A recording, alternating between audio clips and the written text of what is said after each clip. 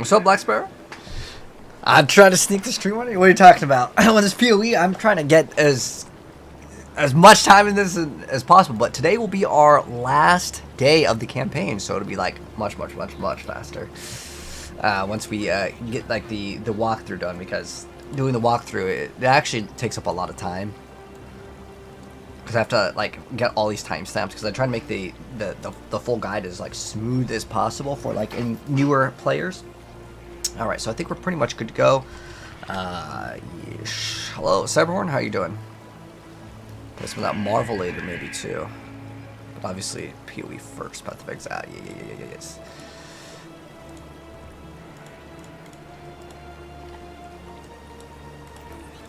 All right, I think we are ready to play. Am I going to YCS Cali in December? Really? Is there YCS Cali? I don't know, man. Maybe. It depends what else is going on in that time. If PoE 2 is out, then hell no, man. But if I got nothing going on, which I'm trying to think what else is in December. I don't know. It depends how good Call of Duty and stuff is, because like I probably wouldn't really want to go play. I really don't like the game anymore at the moment. All right, so let me go grab my notes on our play session over here. Move this a little bit lower. Okay.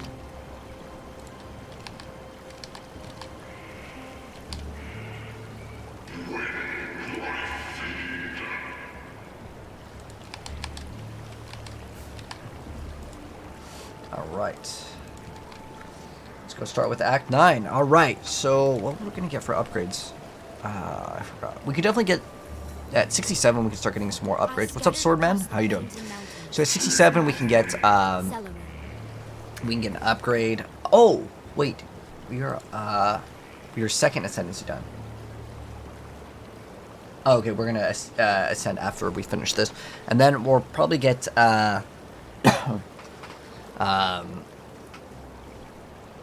we could go for onslaught in a couple other ways, but right now, well, oh, I remember what we needed to do. We were working on getting our accuracy, right?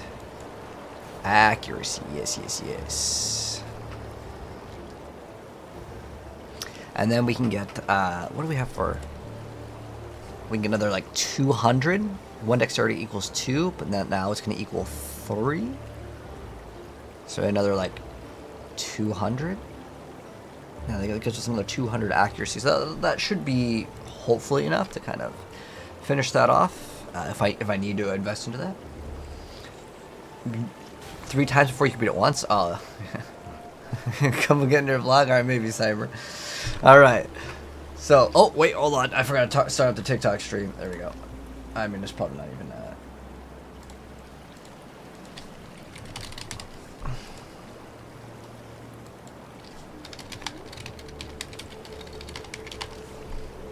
Right, let's go live on TikTok as well. All right, so let's get started, guys, and let's continue our playthrough. So last time we left off, we just got to this act, and what we're going to do first, actually, and I recommend you guys do this every kind of 45 minutes-ish. If you want to engage in the new mechanic, we're going to go see what we get for our rewards, then we're just going to keep on going. This is only going to take a second, but I think this is kind of how the league is designed. You do the thing, and then you go back and you kind of check on your rewards. Let's see what we got. So, shipping, rewards, boom, let's see what we got. All right, so, I mean, we just get everything, and I think that is so cool that you don't have to, like, pick. I almost kind of wish that you had to pick, because, let's see. Well, I mean, there's no point in not taking any of these, like, all the currency items we're just absolutely going to take. Okay, so then we're going to discard all the rest. One of them did have a +1 to level of melee gems. I don't think it's going to be worth anything. Oh, this is +2. All right, let's go take all of these, and I'm just going to list them. For like 1 chaos orb. So what's this one? Corn 100%. All right, let's max this one out. Set sail. Oh, requires cargo. Okay, so we need to max out on the corn on that one. And then, oh, that one's already 56% chance. I always want to see what happens. Like, do we just lose everything? You know what? Let's just see what happens. Let's just go 62, done, set sail, and then on their way. in... Wait, where's the time? Oh, so 48 minutes. It's a very weird number that is specifically 48. Then we can go see what else we can upgrade, if we do have any upgrades. We need more resources. Let's see if we can upgrade the boat, as the boat is the main one that I actually want to upgrade now. No, we can't upgrade the boat. Okay, so we're done with this. Let's go back to Act 9, and let's go finish off the game.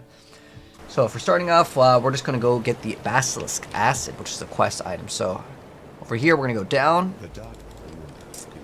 Or is it up? The Blood Aqueduct. No. Go up.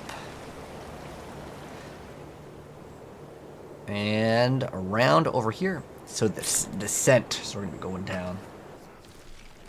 Should be mandatory to put a cost on the item. Oh, versus listing it. Well, in this game, I don't actually mind how they list items. It's only in Diablo 4 where I really don't like it. By the way, is the audio way too loud? I don't know if it reset the audio, because I really felt like the audio is quite loud. But I don't know. You tell me, chat. Can you guys still hear me? Okay. Sometimes when there's an update on like a driver. Okay. Thanks for letting me know. I just didn't know if the in-game audio was loud. Are you sure? You trolling me? I feel like the in-game audio is like loud. What game is this? Path of Exile. So from the descent, we're just gonna go up and to the right. We need to resummon our little golem buddy and keep it going. Oh, that's a lot of damage. Oh, whoa. Oh my gosh, I can't even move. Like, my character is absolutely frozen.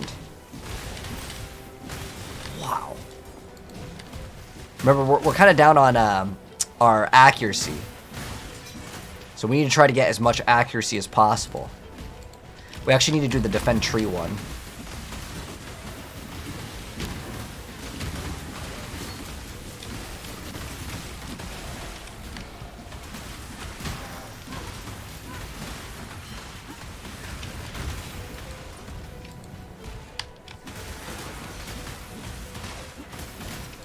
Okay, there we go.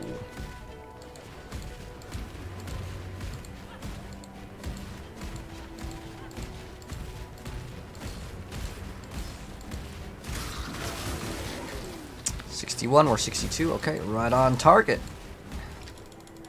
Is there PvP in this game? Yeah, you can do PvP in the game. They used to have a battle royale for this game.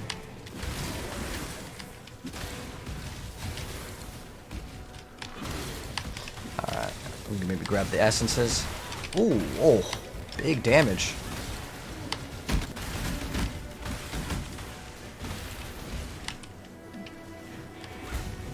I've also noticed our golem's dying like really, really fast. So like, they definitely made the game much harder.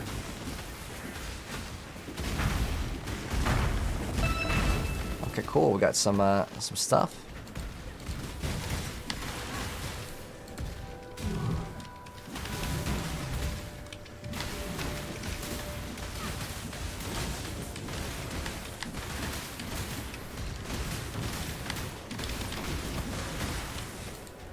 Alright, now going to the desert.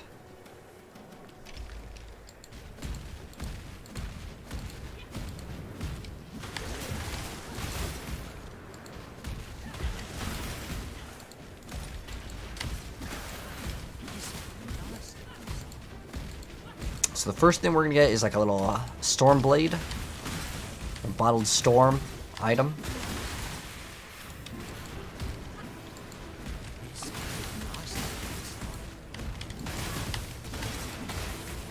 Got to level up, very nice. But once we get that accuracy up, man, our damage is gonna go crazy. So we see the storm weathered chest. We're just gonna click on it, and we're gonna have to fight some waves of enemies.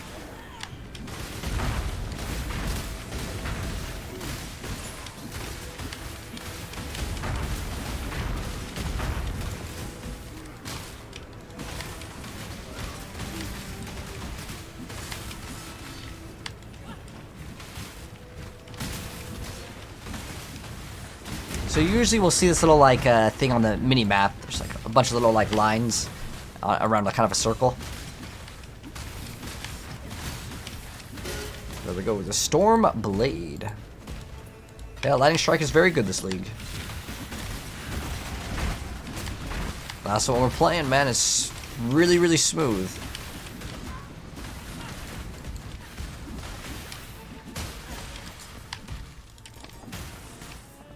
What is it? Oh, I think it's just the gold coins.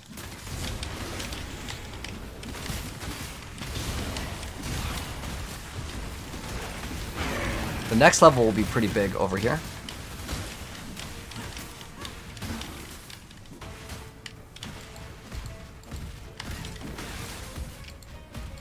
Get the waypoint over here, and we do want to get the waypoint here because there's going to be an area that we aren't going to be able to access, that we will come back later to access. You'll see that there's a little like wall, and we will access that area later. So we want the waypoint at the Vestry Desert.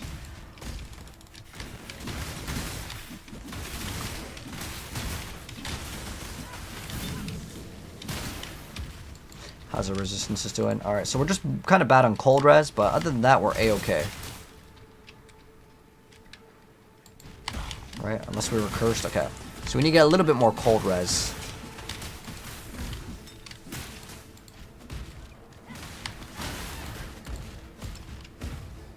And so now we're going to the foothills. We can also put in that 1 point. Remember, we needed to get more accuracy because our accuracy rating is 2659. Oh, are we like... Oh, I think we just reached the threshold now.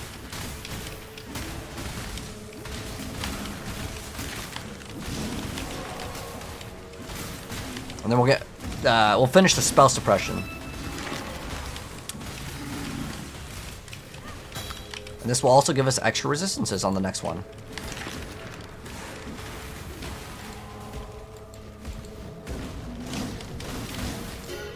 So what we're looking for is the Boiling Lake. We're trying to get something called the Basilisk's Acid. We're going to kill the Basilisk to get its acid. So this next upcoming boss fight, what we're going to want to try to do is don't look at the boss, like, directly. Because if you do, he will freeze you. It's like Medusa. Is this better than Diablo 4? At the moment, I'm enjoying this game more than Diablo 4 because we're kind of waiting for Diablo's new season to start. But we'll be playing both, definitely. No, you actually do get to turn to stone.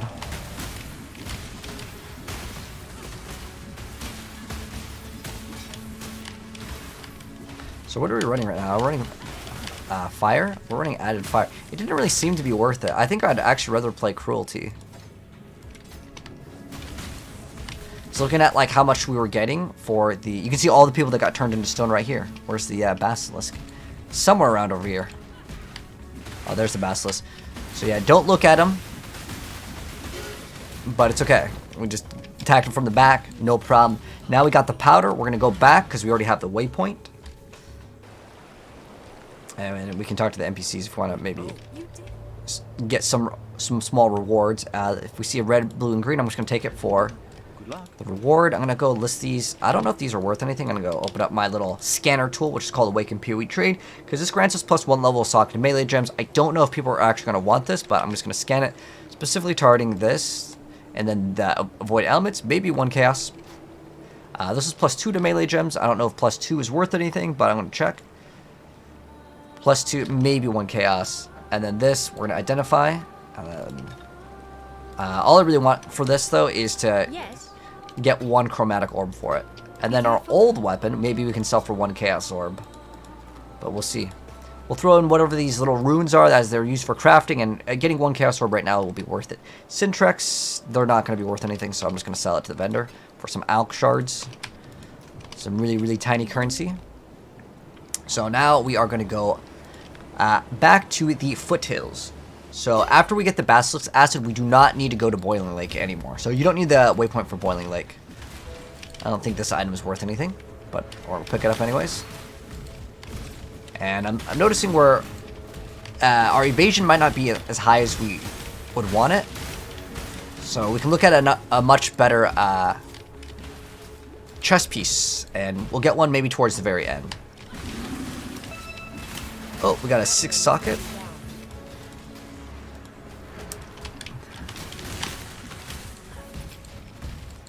There's one of the league mechanics. Which one is it? These ones aren't even that bad to do. Like, it's so fast to do these, so I'm gonna go ahead and just do it real quick.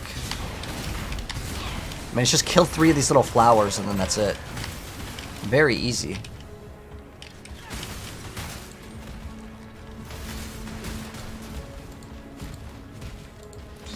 So now we are going to the tunnels. And so in the tunnels, we're going to have a Trial of Ascendancy. It actually tells us there.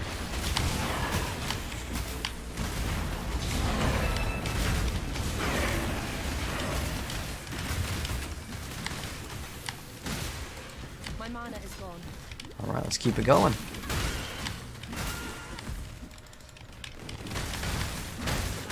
About to level up, and the next level up will be pretty nice because we get more resistances.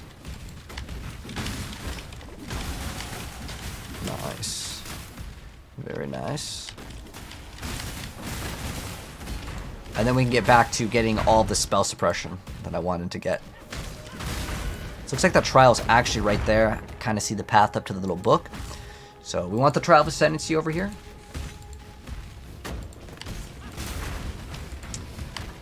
Why are we playing 3? This is not Diablo 3. Cool, we got someone that wants to buy an item, so we're going to go invite them. And another tip is you wait until they join your party to go back. Don't go back immediately, because sometimes people, they have a bunch of whispers, and it just takes a while. So we're going to go ahead and teleport towards him. That he wants is one of these little runes. And so we can go right-click, go to trade. I forgot I threw my chem off for a second. There we go. And then we got one Chaos Orb. Boom, easy. And we can also put that thing in. Get that extra accuracy. And 10 to alt Ellie res is pretty nice, because now our resistances are almost finished. Our cold res is just a little bit off. I don't think this is worth anything, but I'm going to double check. Worth 1 Chaos, maybe. Let's go get rid of this. Just get more Jeweler's Orbs. And we could level up Precision one last time. And I think we're good now. We could also look at other auras if I really needed to, but I'm feeling like I'm really comfortable right now. In fact, we could probably level up Vitality more. We'd probably have a little bit extra mana pool. Oh, you know what? I think we opened up a portal, right? Oops, we need to go here. We need to go back to town. And I'm going to go back through my portal because we were right at the area where we had the Trial of Ascendancy. We just got distracted by the person that wanted to buy your item. But if you don't want to trade, like, let's say you list an item to trade and someone wants to, like, trade and you're, like, in the middle of something, you could just say, hey, I'm doing this. Can you wait, like, 5 minutes? And a lot of times, in the very earlier stages, people won't want to wait because it's not because they don't want to wait for the 5 minutes. It's because more than likely they know that you're going to forget and you're going to do something else. I don't blame them. So now that we've done that, we don't need to go there anymore. We can go to the left side. So we've got the trial done at the tunnel, and now we're going to do 2 different things. We have the Ruler of Highgate, and we need to get the Basilisk Acid, which is this little, like, sack over here, a bile, and turn it into something else.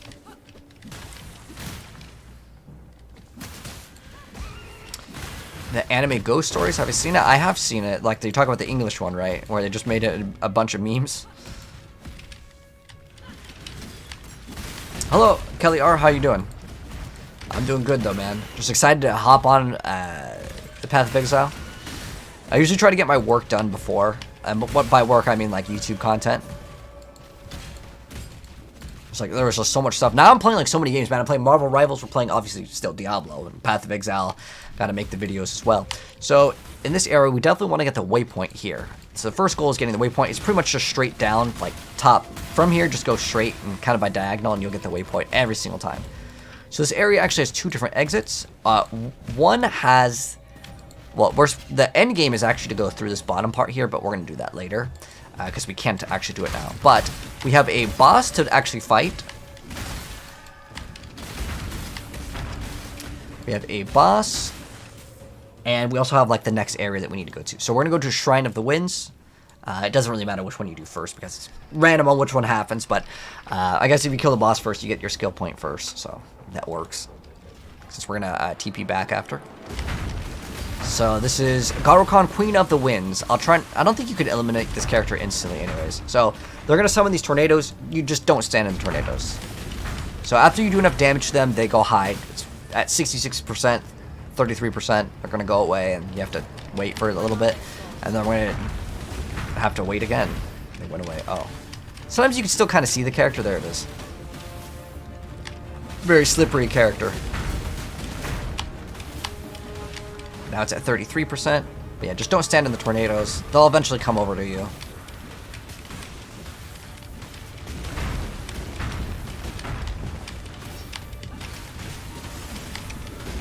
Oh man, our damage is great. Ooh, and then we get the feather, and we're done. Let's go back into Highgate so we can turn in the feather. It's part of the quest reward, and that way we could also use the waypoint to go back. So we're going to grab this, pop this, and since we're already good to go on our accuracy, well, let's go actually outside of town, because in town, you don't have your buffs. So our defense over here, or actually we need offense, so our accuracy rating is 3383. Okay, so we're like good for a little bit. We don't really need to get accuracy. And then we are going to finish off the spell suppression, which is over here. And currently our spell suppression chance is 80%, but we have to subtract 10, so we're at 70. And the reason why we have to subtract is because there's a special thing that on full life we have an additional 10, but that's not a good thing to rely on. To get to 100%, you want 100%, 100%. 100% of the time. Wow, that thing is... Oh, that is out of control for, like, HP on that rare monster. Absolutely crazy numbers on that. Alright, now we go from the quarry to the refinery, so we can take the Basilisk Acid and get its little conversion. And fight another Scorpion boss.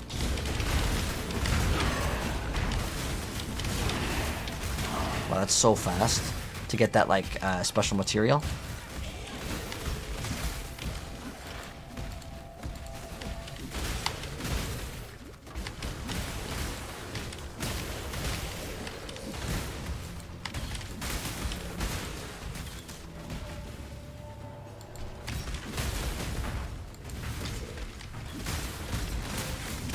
Let's go continue, and what we're looking for is another boss. Now this boss could do shock. I don't know if we have our Pantheon for shock immunity. Oh yeah, okay, cool. I'm gonna recommend one little thing over here. And so we're coming up to a boss. You'll see these little two doors. So one of the bosses that we killed, I don't remember which one it is off the top of my head, but the reason why you have to go back, if we want to change the Pantheon, we gotta do this. So you can see we take additional physical damage reduction and then increased movement speed. I actually like this one for the Major God for right now.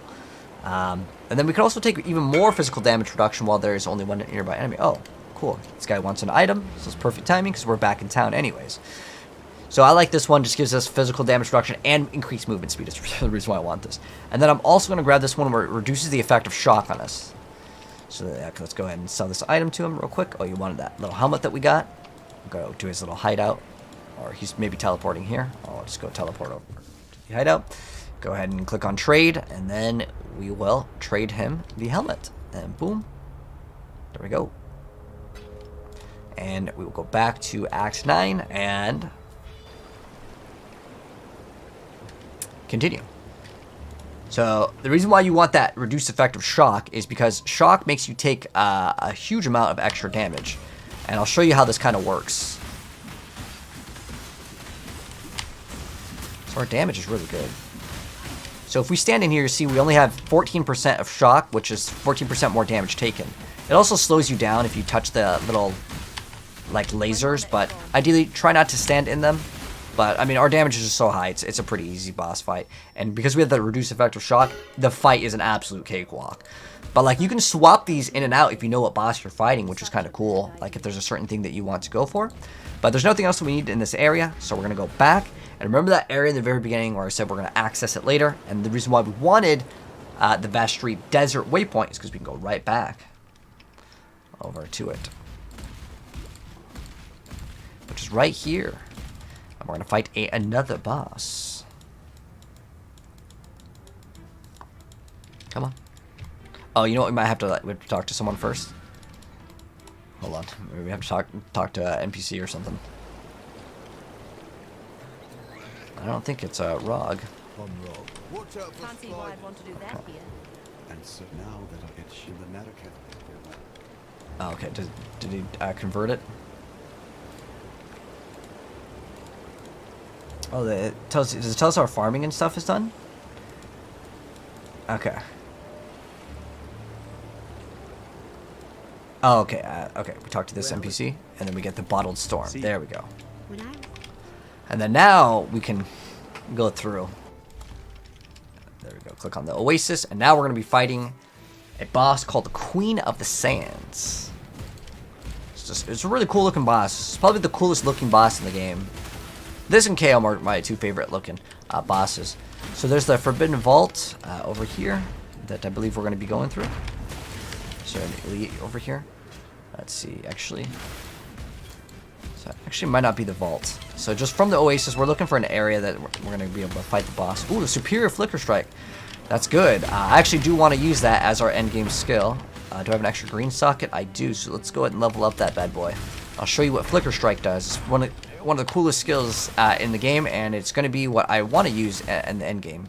So how it works is it just teleports us towards the target. So we can go and... but it requires what's called a Frenzy Charge, and if we don't have Frenzy Charges, then we can't use the skill anymore. It does really good damage. Really, really good damage. But we don't have anything linked with it yet, so it's not going to be very good right now. Because we're going to have to like mix in Blood Rage and a lot of other things to get these things called Frenzy Charges. Otherwise, the skill just, it bricks. It just sits there and does nothing. Because it has a cooldown. Unless you have a Frenzy Charge, which allows you to bypass it. But what it does is it teleports you towards the target. You have no control over how it actually targets the enemy, but it's what it does. So if you want to get another hideout, you can over there. So yeah, from the Oasis, I don't believe we go to the Forbidden Area. It's okay, here it is. It's the Sand Pit, that's the name that we want to go towards. The other area is another like side thing. So here is the boss fight. The first phase of it, at least. But we do so much damage, it does not matter. Wow, that's crazy. So what you gotta do with this boss, the reason why this boss is kind of annoying is you have to wait for it. So it comes out of the ground and it attacks. It's actually a girl with her like body like attached backwards on a scorpion. Really cool design. So you just have to slowly walk, it's gonna attack, and then the reason why you can't just rush all the way through, if it doesn't follow you, then you can't fight the boss. So it's over here now. Coming up towards the end.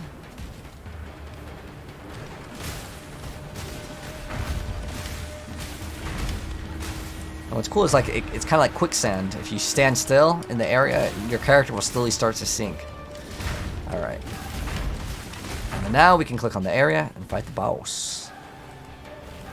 Some of my skeletons, alright. So you'll do enough damage, they'll go away, they'll summon a bunch of ads. But you start to move super slow with the quicksand, which is kind of annoying, but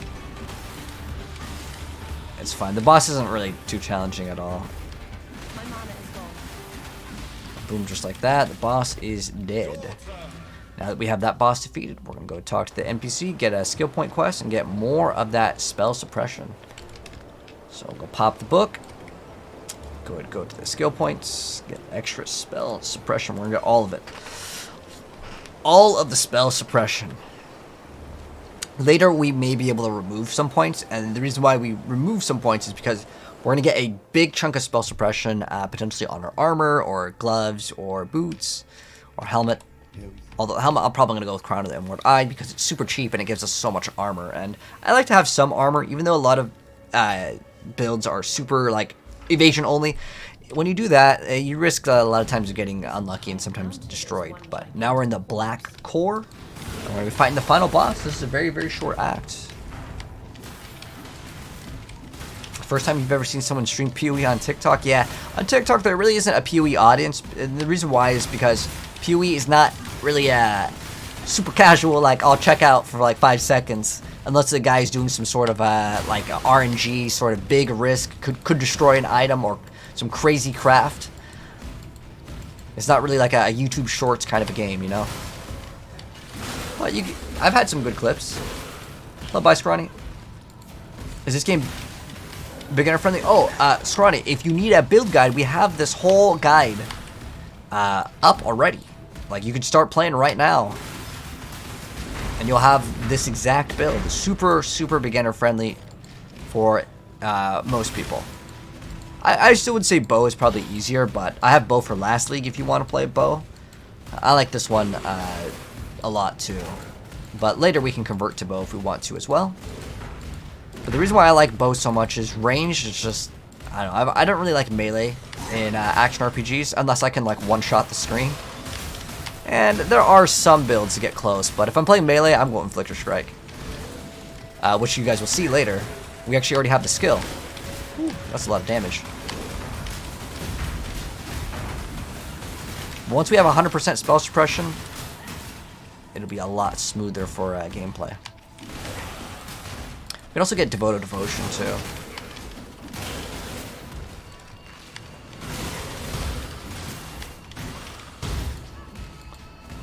Which is level 67, which it is coming up. And we'll pick up that. We'll do a little bit of shopping at the very end over here, because I just want to kind of move through this act. Alright, so now we're in the Rotting Core. And we have another point over here. And we're going to take that extra spell suppression. Also get some other bonus for like life recovery. It's basically useless, I'm going to be honest. I mean, it's technically it is useful, but later... we're not going to really pop flasks to try to survive. It's either we get one-shotted by a boss mechanic that we should have dodged, or we're almost immortal. So now we talk to Sin, and we're going to have to fight triple bosses. So if you remember, these guys, we're actually fighting like their harder versions now. And then they're going to combine into a Megazord. If you ever watched like Power Rangers as a kid, they all combine into some ultimate Omega monster. Which is actually kind of cool. I like the idea of that. The Megazord. Alright. One thing with this boss, our damage is so high we could probably kill her, but when she does her scream, you want to pop a potion, otherwise it's going to do a lot of damage. Let's see if she does a scream. There's her scream. Oh, our damage is so... Actually, we don't even take any damage. That's impressive. I'm just holding down the button. I'm not doing anything else. Genuinely impressed. Wow. Cool. So we defeated one. Now we go to the next one. It doesn't matter the order. You just have to defeat all three of them. That's the only one that's actually hard. And I was very impressed that we just tanked the entire thing.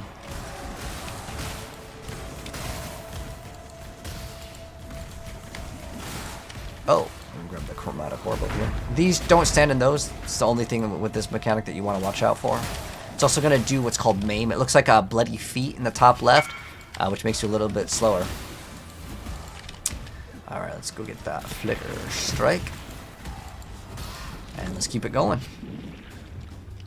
Alright. I'm still running Summon Skeletons. Oh, I mean... Yeah, I still have the Summon Skeletons. There's really no point of using it other than Izaro. It's a really cheesy strategy, but there's a lot of bosses that have a giant slam attack, like Minotaur. He kind of unburrows, right?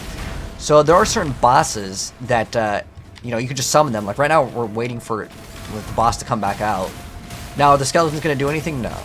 In terms of damage? But they do distract. And it's a huge source of extra survivability. Like a huge amount, especially with like Shaper Slams. It's like free defense, almost. Because like if there's an ability that one-shots, right, and the boss goes away and then it one-shots you, right? Like you can't do anything during that time anyways. Why not? I mean, if you don't happen to have the extra room to add in the Summon Skeletons, don't worry. It's just a strategy I just try to teach people. Just because it is actually like useful for a lot of the endgame bosses.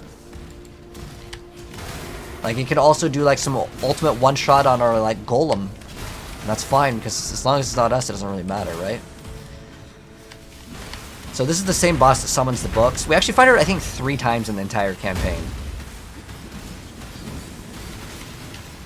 Oh, she didn't summon the books that time. Our damage was good enough. Okay, so now that we've killed all of them, we talked to him. And now they're going to combine all of themselves into the Megazord. Let's go summon our golem buddy. Now we're fighting the boss.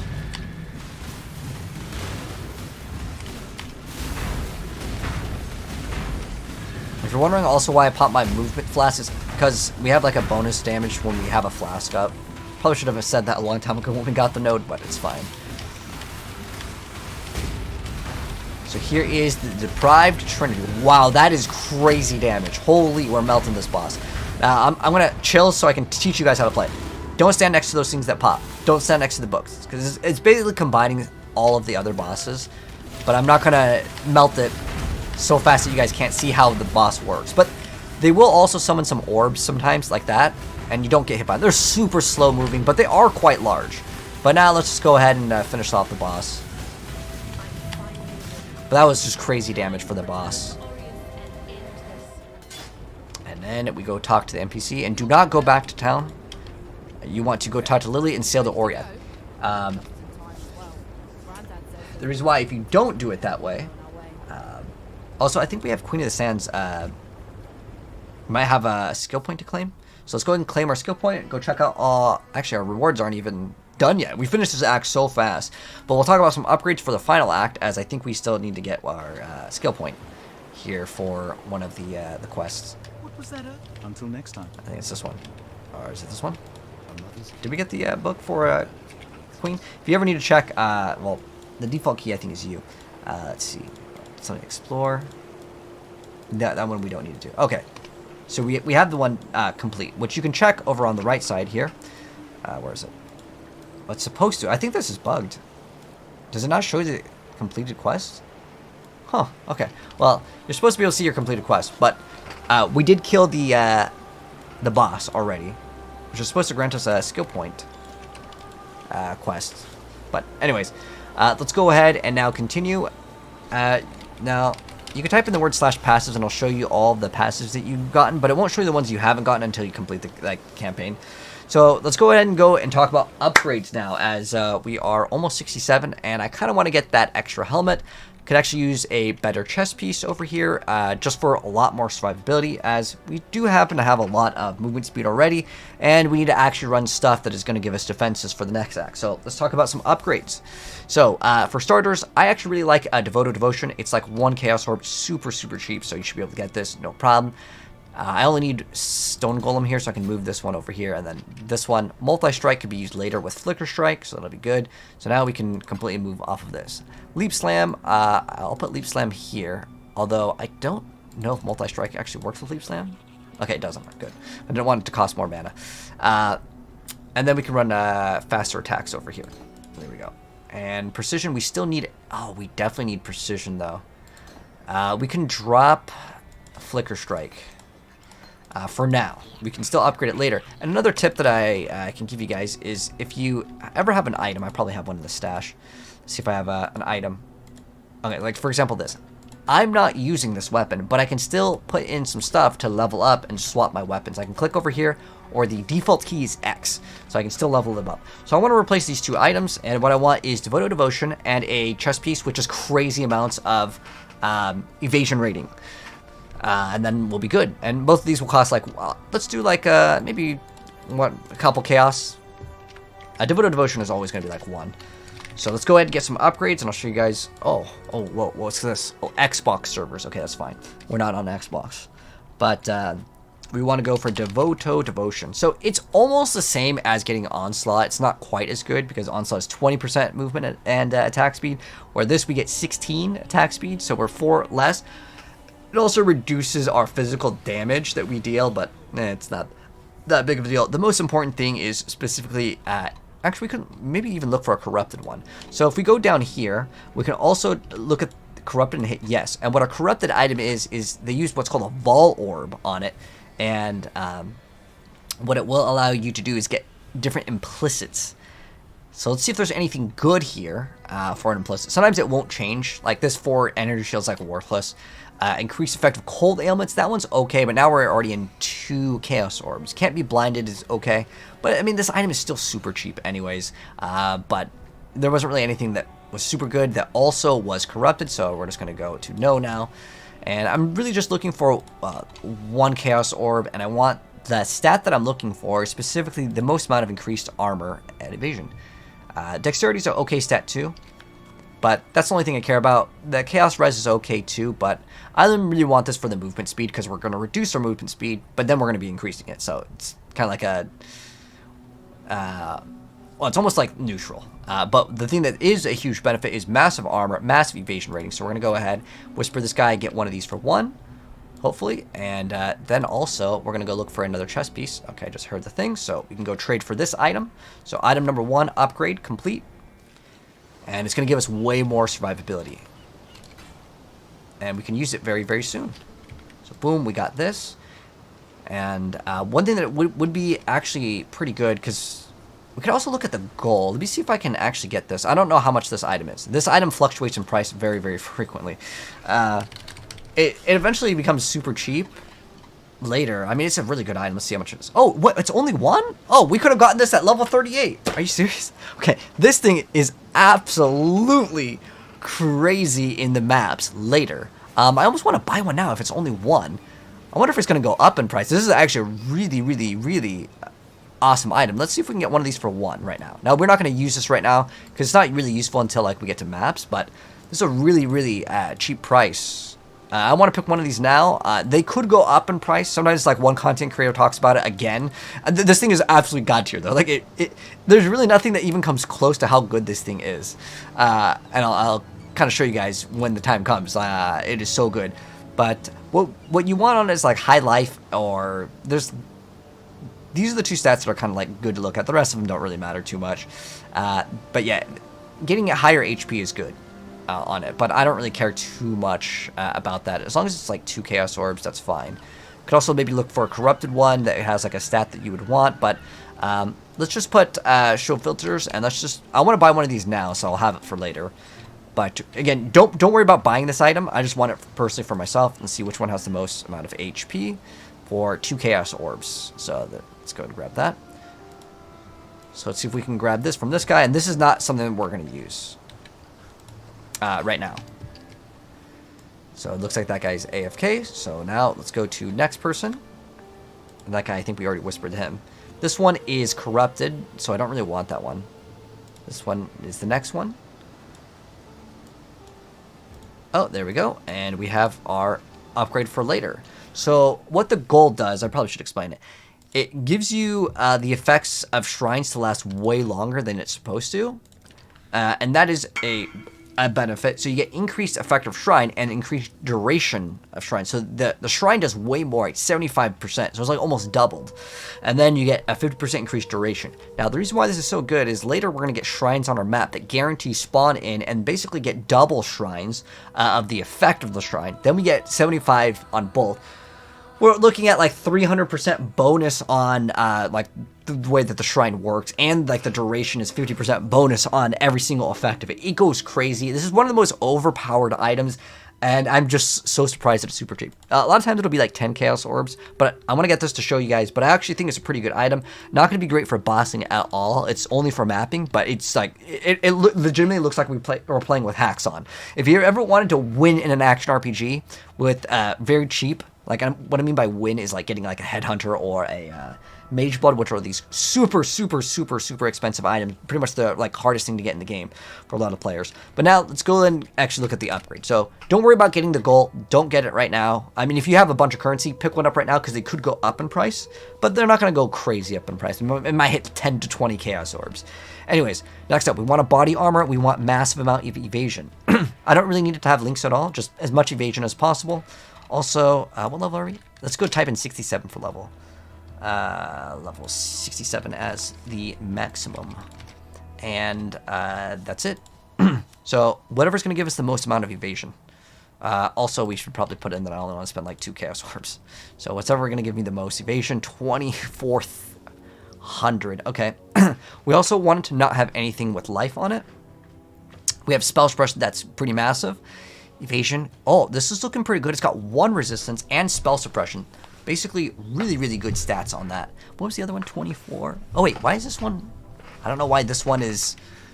I sorted it by this. It's because this actually has a higher base, but because the quality of this one is up, it's probably why. But this one is probably what we're going to be going for. We also have a unique over here. Sometimes it's good to get the uniques just because they give us a huge bonus. Like, the difference isn't that much from the... Oh, this, if we quality this up, it'll be probably pretty close to the numbers on it. But this gives us life, which we actually don't want, a bunch of resistance, but then we have reduced movement speed, but we have increased movement speed per 600 evasion rating. Our current evasion rating right now is 4,000. So we would, to find out what the numbers would be on that, we would take 46, oh, let's just say 4,700, right? And then we do that divided by 600, which would be 7.8. Well, we would actually increase our armor by our evasion by a massive amount if we swapped the other item, though. So we can maybe get, because that would give us 7 movement speed on our current stats, but we'd be getting a massive amount. It almost neutralizes it out, because it gives us negative movement speed, which is bad, but it gives us okay-ish resistance. It gives us okay cold. I'd rather take the other item, to be honest, unless there is something that is much better, because there's like stuff that you can get with larger base crit. I'm thinking about getting the other one up there, though. Let's see if there is a better one, though, because sometimes, okay, this one has regen, so we don't really want that. There's probably going to be a lot of these armors over here, but we don't really want any of those. Let's see. We don't want the one with life. The other one was probably the better choice that was up here. This one right here. So it's only 1 Chaos Orb. Oh, someone's AFK. Okay, so we can't get that one, unfortunately. Let's go reset the search. Sort by evasion rating. What was that guy's name again? Equip something. So yeah, we don't want the one that has regen. We want this one. Okay, I guess that was the same guy. So this one has it has life, but it also has a big chunk of resistances, and it's got dex. This one's okay. You know what? I'm just gonna grab this one, even though it has life, which I don't want, but it's fine. Oh, he's not online anymore. Did the other one have? Okay, we can go for this one. This one actually has dex as well. This is just like a useless stat for us, but it's 1 Chaos Orb. It's fine. We'll replace it later, 100%. Let's see what else we got for options, since this was a little fast one. So what you can also do if you don't want to see the uniques, because I don't really want that item, so I'm going to go to item rarity and go non-unique. And then boom, we're ready to go. If I want to, I can bump this up to 3 Chaos Orbs. It's not going to be like that big of a difference, but let's go. Let's go see if there's anything better for this price. And as you progress, you're going to see a lot better stuff as you add more. Oh, this has an abyssal socket. That's actually pretty cool. Which we can socket something in that. I actually like that. This one's, it's got regen. We don't want that one. We want that one, but unfortunately that guy's AFK. This one, ooh, this one's not bad. It's got 24. It's got 6 sockets in it. No links, but it's got fire resistance, lightning resistance, and it's not bad. I mean, we can have an open prefix for crafting, and I can maybe show you guys some crafting. Nothing on life on it, too. So 3 Chaos Orbs for this one is okay. So hopefully he will respond. I feel like in general, foreign people respond a lot more. See? Like I didn't whisper the other person. Okay, the other one was 1, but what was this one? So sometimes you get 2 people whispering you at once, and it sucks because you're like, oh, I kind of wanted the other one. So I don't even remember what the other one was. That's fine. I'm just going to trade with this guy. Unless the other one was the... Okay, yeah, it wasn't that one. So we're going to go pick up this, and at 67, we're going to be able to use both of these. And I don't know if we're at 45 over here, so let's just go and check out the very final upgrade for our thing at King's March. But I think we have to be at our own King's March. We can't be at someone else's.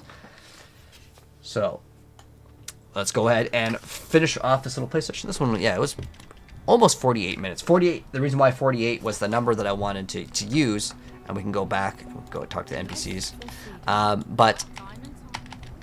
Is because at 48 minutes is where we get to go get our rewards from the ship, and you guys get to see what we got, and then we can just start Act 10 on the next part of our play session. Hello? Oh, okay, so what did we do with this guy? Okay.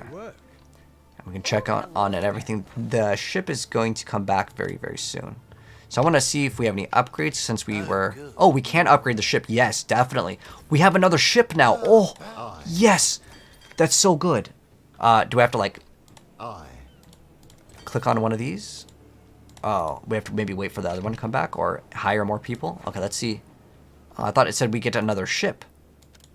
Maybe we have to let this one finish or something. I'm not sure. But we could also look for upgrades on the the ship. We have 2 minutes left, so let's go and hopefully get more crew members since we have more gold. Who would you like to hire? So we're gonna go and look for. Okay, that's a tier 4. Applications. Refresh here. Let's see how much gold we have. The next set. 5,000. Okay, so we want all the ship people.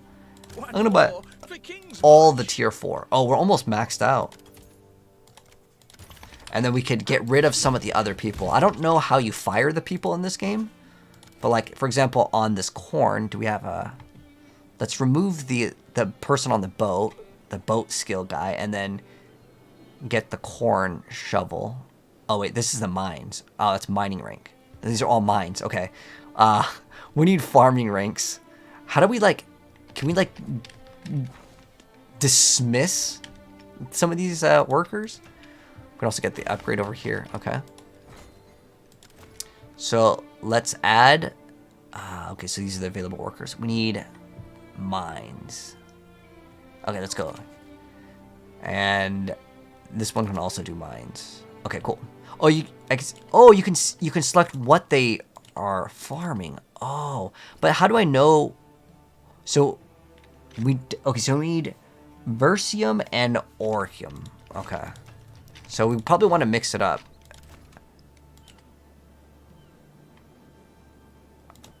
Okay, we can have him do Petrified. Actually, I want all these on Petrified, because Petrified is the one I actually hate doing. That's the tree. The other ones are just way faster to do. Looks like we can't farm this one yet, so maybe it's like another tier, and we're going to be able to get it later. Alright, let's go see what we get. Oh, 18 more seconds on that one. So 18 seconds on that one, and let's see if we have any of the other ones that have upgrades. Oh, we can upgrade this one as well. 2 smelters. Getting into the swing of things. So, do we have these ones like working? What are they doing? Okay, it has the maximum number of workers. Okay, so we're good. They're doing their jobs. Okay, so now the guy has returned, and we're gonna see our rewards. Cool. Rewards. Oh, wow. This one was huge, guys. Oh, look at this. We got 4 Chaos Orbs. I mean, like, everything is good. Everything is good. And we also got a tattoo, which is something that changes on a passive on your tree. Oh, my gosh. This is good. We're taking all of that, man. Holy. Okay, so can we get another boat? Because I thought that was the part of the upgrade. Or is that the next upgrade? Improvements. 4 maximum ship crew, 1 ship. So we need Bismuth and... Orcalum, and then obviously we need gold, but like that's fine. It's not that big of a deal. What do you need? So now we're gonna go send out our ship again. So this one has, this one has 63 corn distance. Does that mean like they want corn or they don't want corn? I'm trying to understand. Crimson iron is what they want, so we're gonna have to give them that, and then let's just give them a bunch of stuff. I mean, I don't know why we wouldn't just max it out. Oh, isn't this the stuff that we... Okay, we need Okay, what is that requirements for it? Crimson, Orchium, and Bismuth. We don't have that. Oops.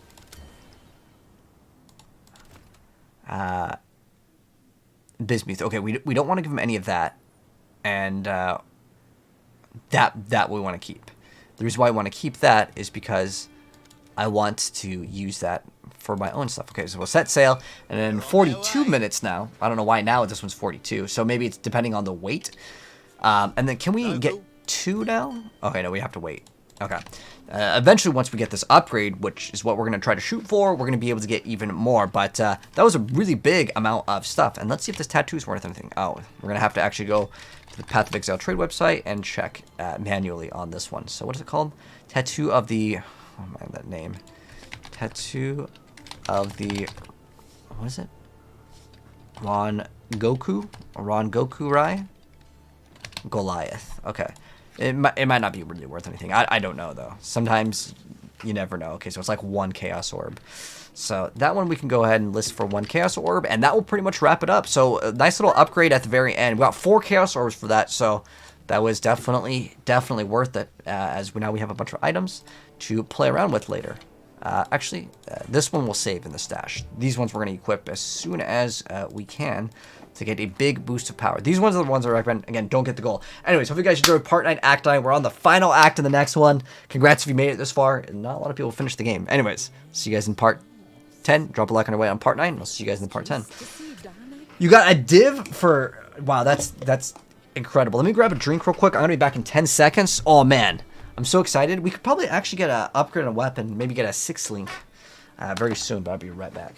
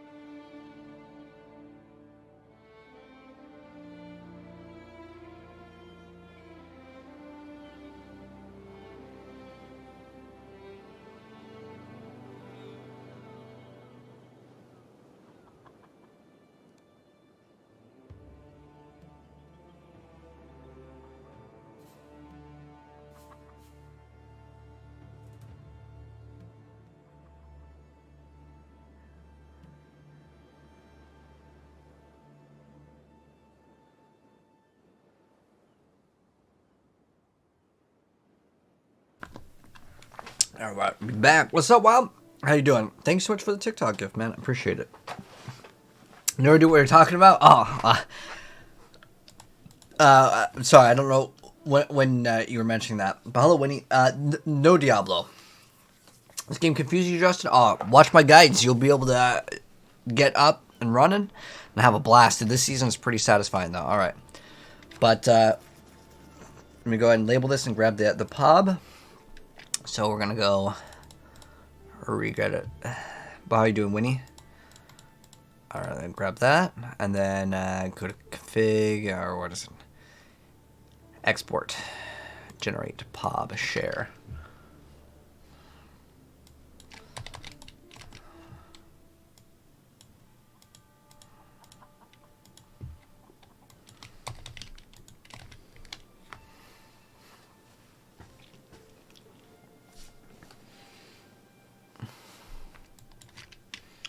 And then we're good for part 9. Yeah. And then we are on part 10.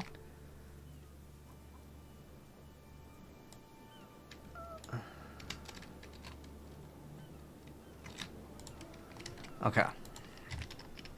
So, welcome back, guys, to part 10, act 10, and this is the final act in the game. It's not the end of the game, because the end game is really where the game actually starts. But the campaign must be completed. So, starting right off, we're just going to go walk to the cathedral rooftop. And we're going to be saving Bannon at the start. So, we're going to go hug the left side. Bannon's going to be getting attacked, and we're going to have to save him. Oh, that's a lot of damage that we're taking. But soon we will not take this much damage. We're going to be so much tank here very, very soon. I'm excited. Alright, so now we talk to Bannon. He's going to say thanks and to say meet us back at the docks, but we don't need to do that till later.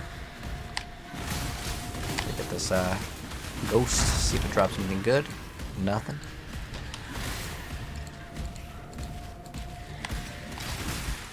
So this one drops, let me double check on what this one's dropping for currency.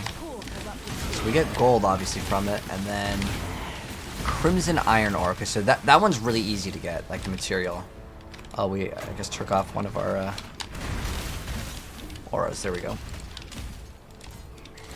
Still leveling up that Flicker Strike for later. If you want to do the same, you can get a Flicker Strike gem too and level it up. Or you can just buy one for 1 Chaos. Eventually, you'll get a level 21 for 1 Chaos Orb. Like, it's really not that big of a deal. There is another strategy of leveling up gems and then selling them, but it's not that big of a deal because it takes so dang long to get to level 20, and for a beginner's guide, I don't think it's even worth like mentioning. it's something where you really need to know kind of what's going to be selling in the market, and then there's like kind of an RNG with it at the very end. So you basically quality it up if you really want to go for the big risk and get big reward. That's a lot of what Path of Exile is towards the end game. It's a lot of big risk, huge investment into seeing if it's going to work out or not. So you can play the game that way, or you can just get guaranteed results, which is kind of like how I like to play the game. I just save up the currency and I get the item. I don't try to do too much RNG, except for like I can craft. I'm really good at crafting gloves because I know like how to craft them, specifically with these Eldritch currencies. And it's another way that if you want to get ahead in the game without playing the game, you can do it. But I just don't find it to be fun to sit in town and just do crafting. But yeah, those are the only things that I really, really enjoy crafting, because I feel like that they're super easy to hit, and you get a lot of money if you are really good at crafting certain things. It requires a lot of knowledge, though.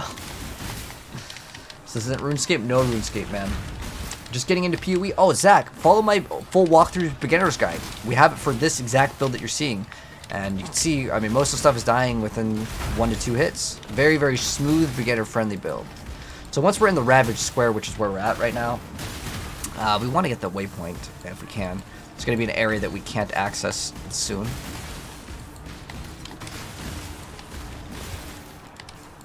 It's going to be like kind of walled off, but we want the waypoint here. This is what is important here. So we get this waypoint. And then what we need to do next is, from the waypoint, we go to the ossuary. There's going to be a Trial of Ascendancy in this area.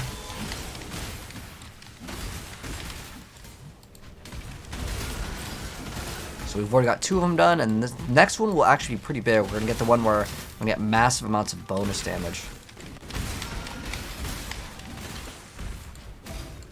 That's for the hideout.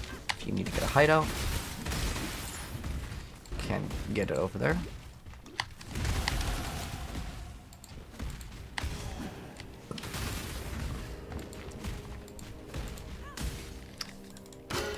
You don't actually need to get this item, but it was over there. We get some some trashy item that he'll give us. Maybe we'll get 1 chromatic orb from it, but it won't really matter too much. Oh, we got hit by one of those. If you get hit by one of those, it slows you down. But we are just 1 level away. Nice. So we have all these done, and that means we get to do another trial. Am I gonna do it right now? Nah.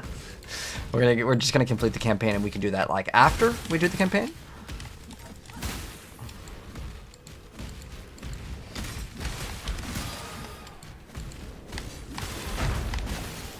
We will always do these ones because we get a big little bonus. What's our actually rating? 3430. Okay.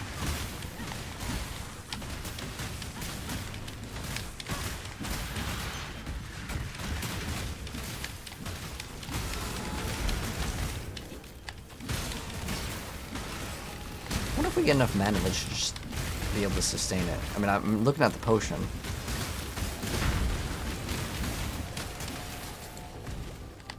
Eventually, it just starts draining too much. Like, you can't keep up with it. Okay. We go to the Forbidden Archives. Now, is there a point of doing this? Not really. But all we needed with that area, by the way, is just a Trial of Ascendancy. So you can get some of these rewards. So since we lost, we're going to be losing out on Onslaught in our helmet, because this helmet just gives us Onslaught 100%. That's all it does. The rest of the stats are garbage. I'm going to grab this flask, so now I have Onslaught. And what I'm going to do is I get to remove, let's say, either the flask over here, let's see what it gives. Okay, well, I'm going to remove the healing for that, and then we can give this to Waylem if we got it. You're going to get it anyways. It's just respec points. It doesn't give you any skill points, so like I said, it doesn't really matter if we grab it or not.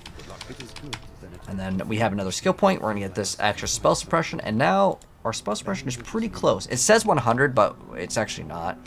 I think we're at 95, so we're going to end up getting 105, unless our item has spell suppression, which this one doesn't have, which is fine. It's not that big of a deal. Another thing we could look at, because the next upgrade that we get will be probably pretty big. We have 25 of these. Watch how much evasion rating that we get from this. Every single one of these is giving us like a good amount. So if we just put these in, you don't have to put these in. I'm just showing you guys kind of how they work.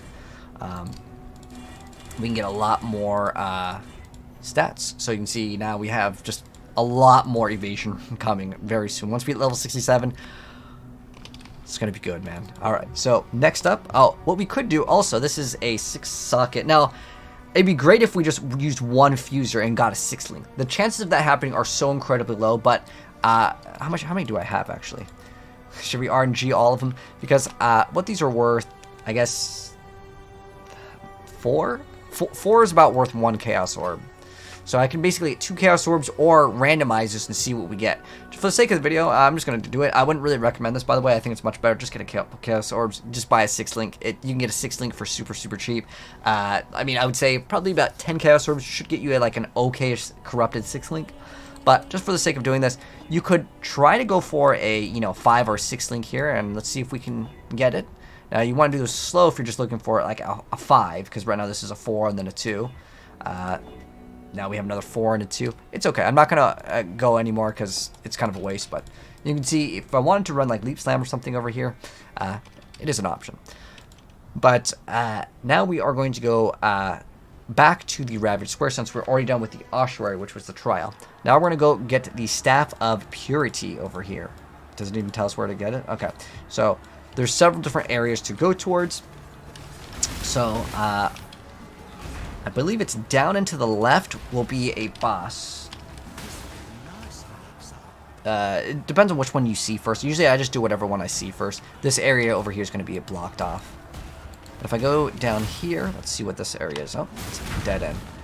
Usually I want to say down to the left is a boss, and we can go do the boss. That will give us a skill point. And there's another area where you get a quest to get a bunch of like gems later. And we could do that one as well, just grabbing a teardrop.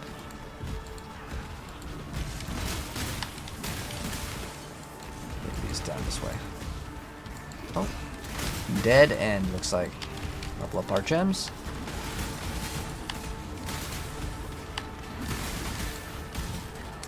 Where do I have the build? Over on YouTube, Abdul.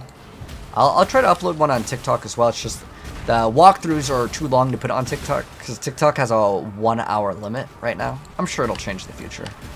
Probably just don't want people uploading full movies. So now we're in the reliquary over here so we can find the teardrop. So this one is an optional quest. Oh, also, we can go over this as well later. But there's a way to open up that thing. You can only open up that once, but you're going to get a reward if you do actually open that up.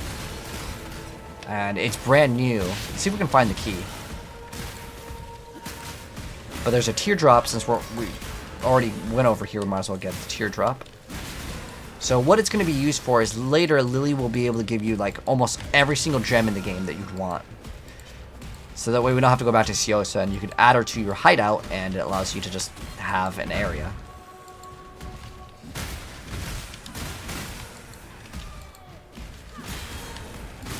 So here's the teardrop. That's what we're looking for. We got the teardrop. We'll give it to Lily, and then Lily will basically have like almost all the gems in the game for us. Excellent. And we also get a belt. While you be So if we go to Perch Time, you can see we can have pretty much most of the gems in the entire game just in town, which is awesome. So now what we're going to do is we're going to use the waypoint.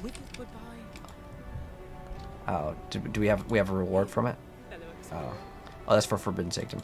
All right, so now we're going to go back to the reliquary and then exit out because it's just faster to do it this way.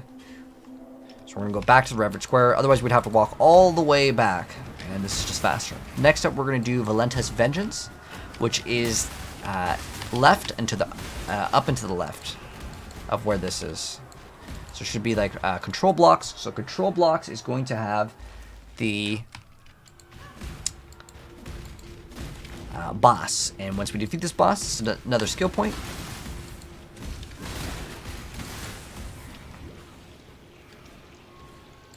And then once we're 67, we can actually maybe swap into Flicker Strike if we can. I'm not actually sure when Ignite is converted into Scorch. I don't know if it counts as doing it. That's something we're gonna have to maybe test out. Look for like a break in one of these if we can. There we go. Just use your mobility skill. Whether you use leap or dash, it's up to you. Or is it 2-gen? If it's 2-gen, we do it. If it's not, I don't really care for it. Rog is actually really good, but you have to know what you're doing. Like I said, it's like several hours just teaching how to craft.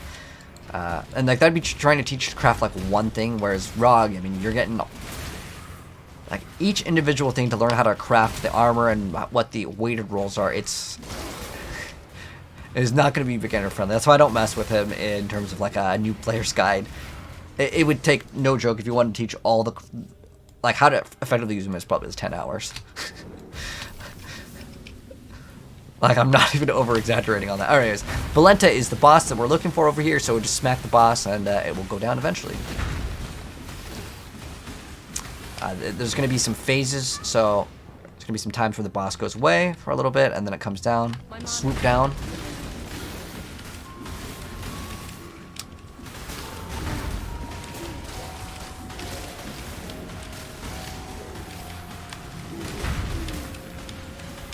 Where is the boss?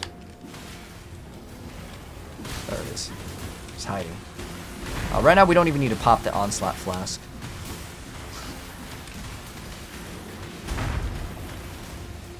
Move out of the way.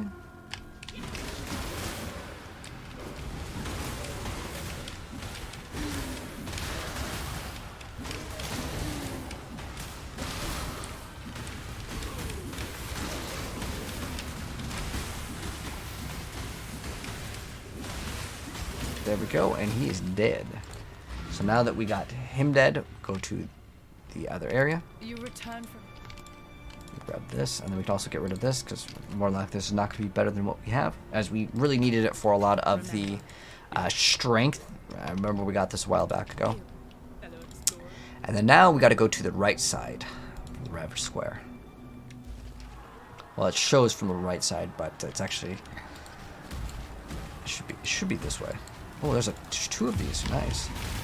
We summon our little golem buddy because he's dying. Now, I'm hoping that we can get that guy to be a lot tankier. Well, this is doing like crazy damage. But later we're gonna get a bunch more stats. What are we down on? Was it? We're 4% off on cold resistance, which is not even that big of a deal.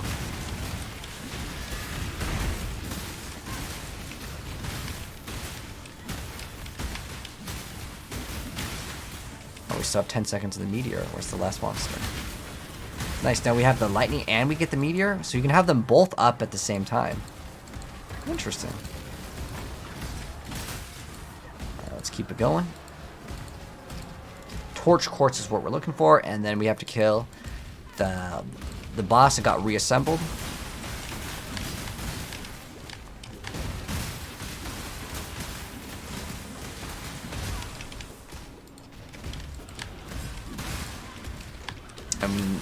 Level 67 is when you can actually equip one of the strongest swords in the game, called Oro's Sacrifice. It's got like 800 DPS, which is pretty dang big. Ooh, almost ripped over there.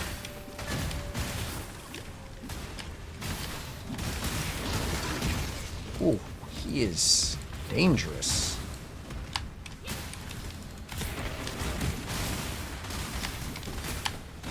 Oh my gosh, that guy was a loot pinata.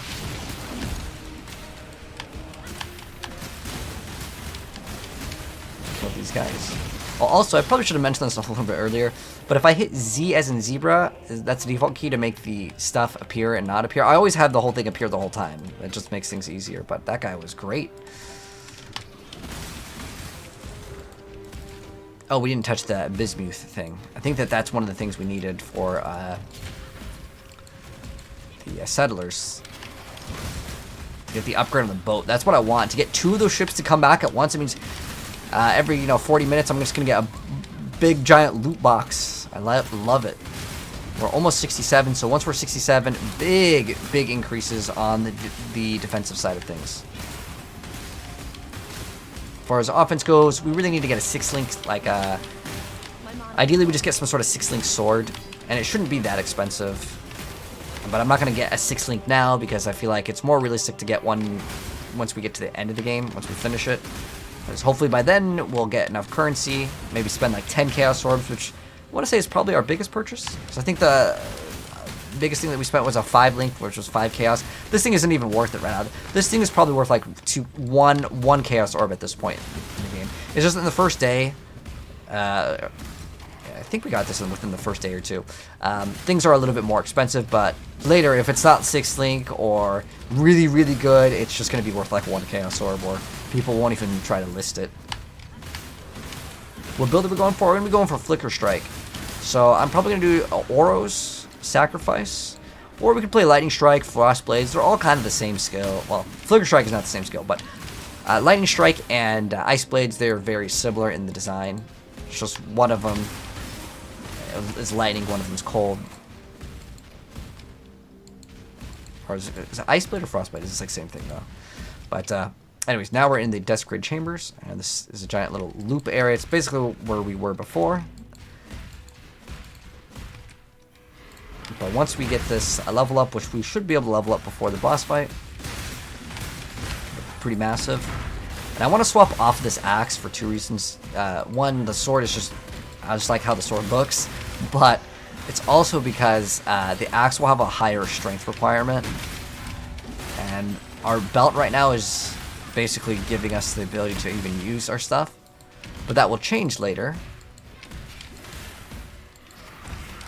because I want to change the belt to have a bunch of resistances, or I could just run Immortal Flesh and get negative resistances in belt. That's actually probably what I'll do. And then I'll probably get way better gloves and rings to kind of match out the resistances.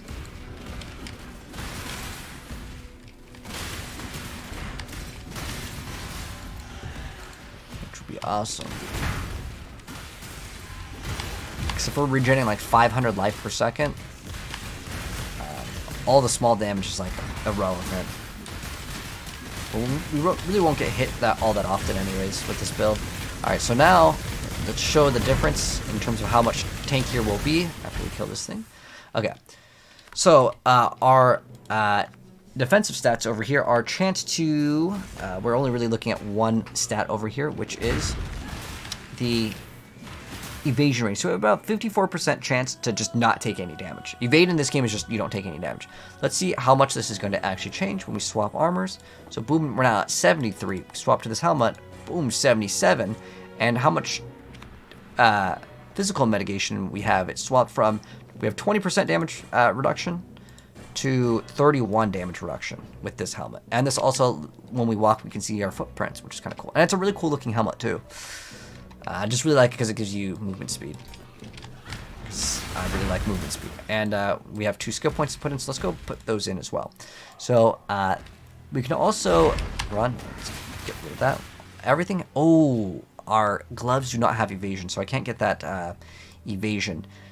So there's a lot of stuff that we can get up here that is good. We're actually just going to go push towards the life nodes over here. So there's like a bunch of life over here, which is great. And we can also fill in these ones eventually if we want to. And then later we're going to do a respec over here, and we're going to remove a bunch of the attack speed because we'll get attack speed in other areas. Let's continue. So we're going to go all the way to the bottom.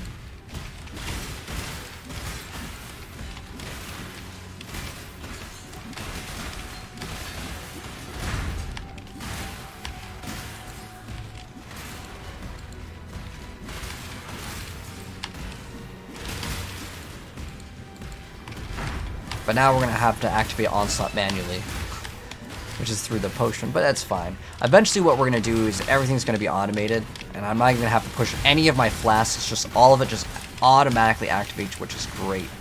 I love it. Let's go ahead and go to this area. So I have to kill Avarius the Reassembled. Okay, here we go.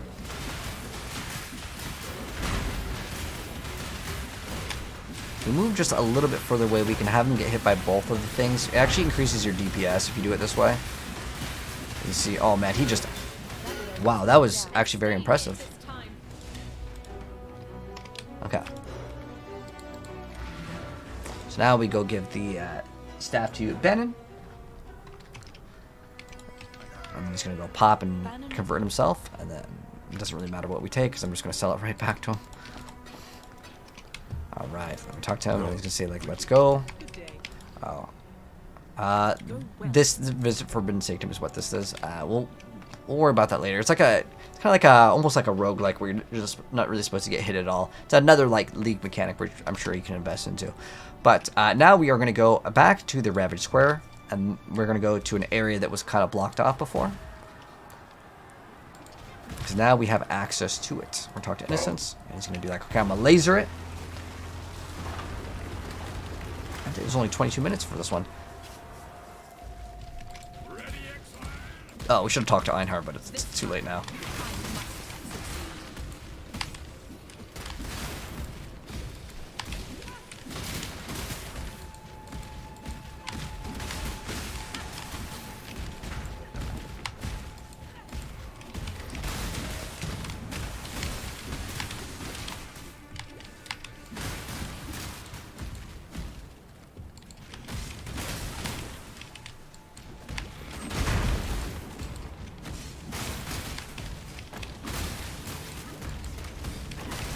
My mana is gone.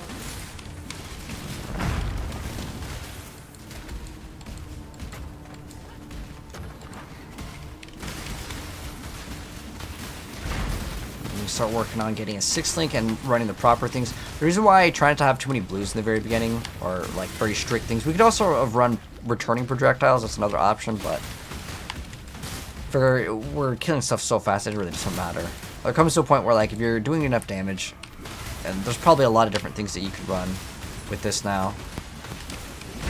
In fact, in a long time ago, like it was Expedition League, they like nerfed all of the gems, so they kind of equalized them. This thing's gonna take too long to kill. It's because it's an Einhard beast, and some of those just have way overtuned HP. It's not really important to get that kill.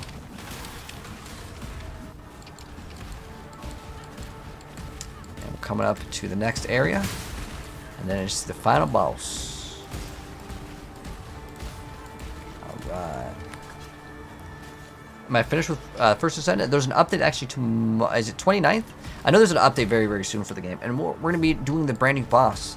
Like, I've already done every single boss in hard mode in that game. So, we pretty much finished the game. But there's going to be an update soon. And we're going to come back for the update for sure. You there, local. Like, it's not like, sometimes as a content creator, it kind of sucks. Because, like a new game will come out, I'll play it, and then they'll be like, did you quit Diablo? And like, no, bro, it's just a new game, man. Like, the new PoE came out, oh, dude, he quit Diablo forever. And it's like, no, when Diablo comes out with something new, we'll be playing Diablo. When Path of Exile comes out with something new, like right now, we're going to be on this. So, we're never really finished with certain games. Like, I'll always come back to, like, other games if there's, like, a new update.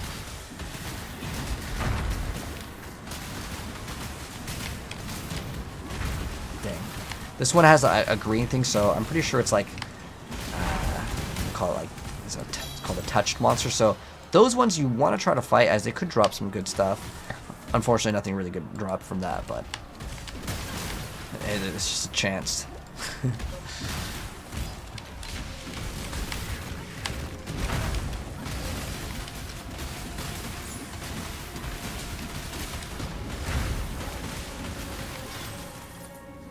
Got a bunch of gold for that, so that was good. Alright, we are at the final moments. It shouldn't be all dark like this. I don't know what the heck's causing it.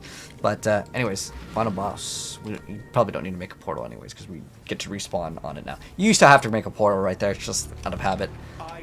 Did they change this? Is this brand new? They made this whole area dark? I've never seen this. Could be because we activated the thing and made it all dark, but nonetheless, this is the final boss of the campaign. And we are doing crazy amounts of damage to him.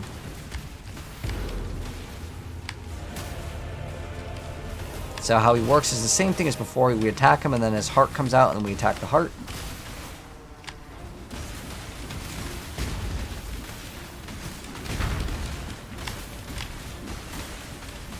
Then he'll put his heart back into his chest, and then we attack him, and his heart pops out again.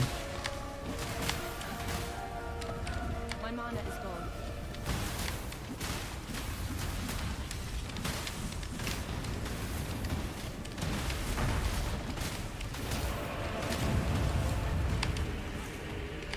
So, dang, it's really hard to see because everything's all dark. Like I said, it's probably not supposed to do this. I'm gonna see if this resets the colors, because I don't think that you're supposed to fight the boss like that. It might have been because we touched the little mechanic. Maybe it's their new color palette. I don't know. But it's usually not like this. Because the stuff is like very dark red, unless I'm colorblind. I feel like it's very difficult to see. Don't stand in any of those. It'll do damage when he does this little clap attack. Don't stand in the fire. That move can be a little bit dangerous. We just got lucky and just didn't really take too much damage.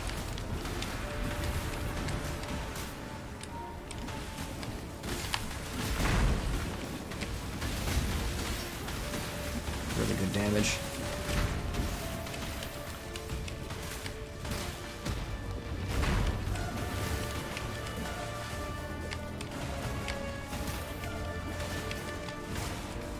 How much regen are we getting with this? 100? Okay, that's not too bad. We should probably just run, like, what would have been smarter, actually, and then we could just run Immortal Flesh. Oh, you know what? We needed the strength for our item, though. So that's actually a non-option. I'm gonna say we could just run something that gives us a bunch of resistances to all elements. It's like Purity of Elements. It just gives you a bunch of resistances. And then we just run Immortal Flesh, and then we are good to go. We can also look into swapping to Flicker Strike. Stand right here. We're good. No problem at all. Easy boss fight.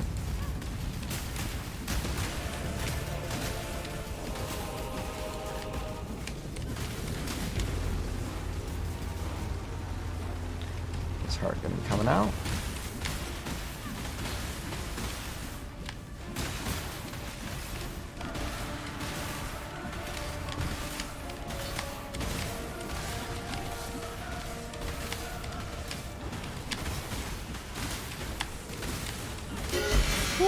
Got 2 items. Oh, is that a new ring?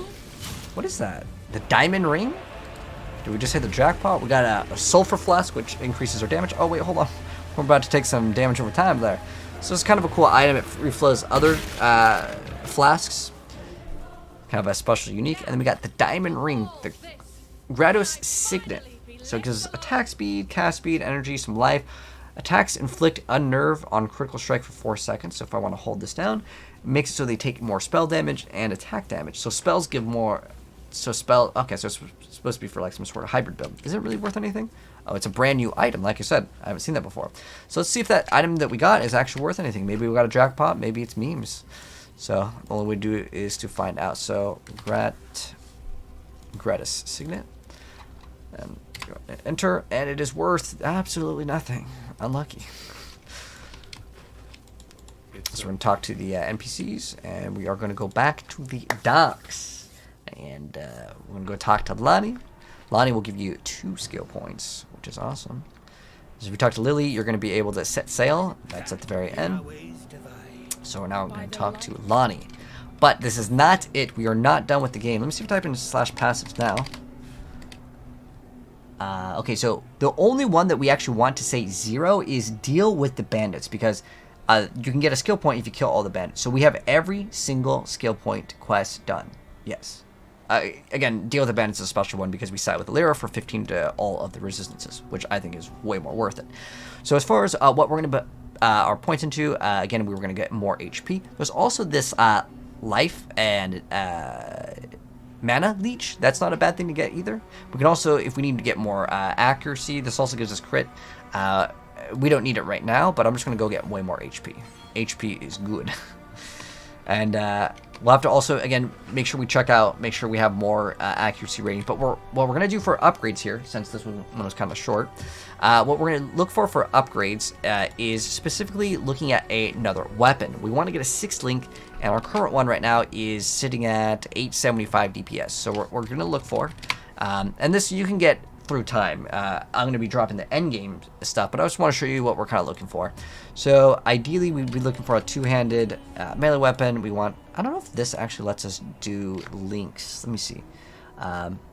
First, what we're going to do really quick is I'm going to grab my character. So how I give you guys all of these, what I do is I grab my character and I make sure we get all the passive skill tree. And then I go to export. I'll show you guys kind of how this tool works. You don't have to have this tool. It's nice to have, though, if you want to share your build with someone else. So we go to export, and we just go generate, and we go to share, and it's going to give us like a little link, and we can copy and paste this. And then there's two of them, I actually use both. So I use POB, POBIN and Peewee.Ninja. I like that Ninja's website a lot more, but people like the other one as well. So now what we can do is we can go to items, and let me see if I can go trade for the weapon. And can I go for, okay, so can I go for 6 links? And then let's say I have like 10 chaos orbs and see if we can even get anything. So for 5 chaos, I can get a axe that will give me, oh, it's corrupted, which is really bad.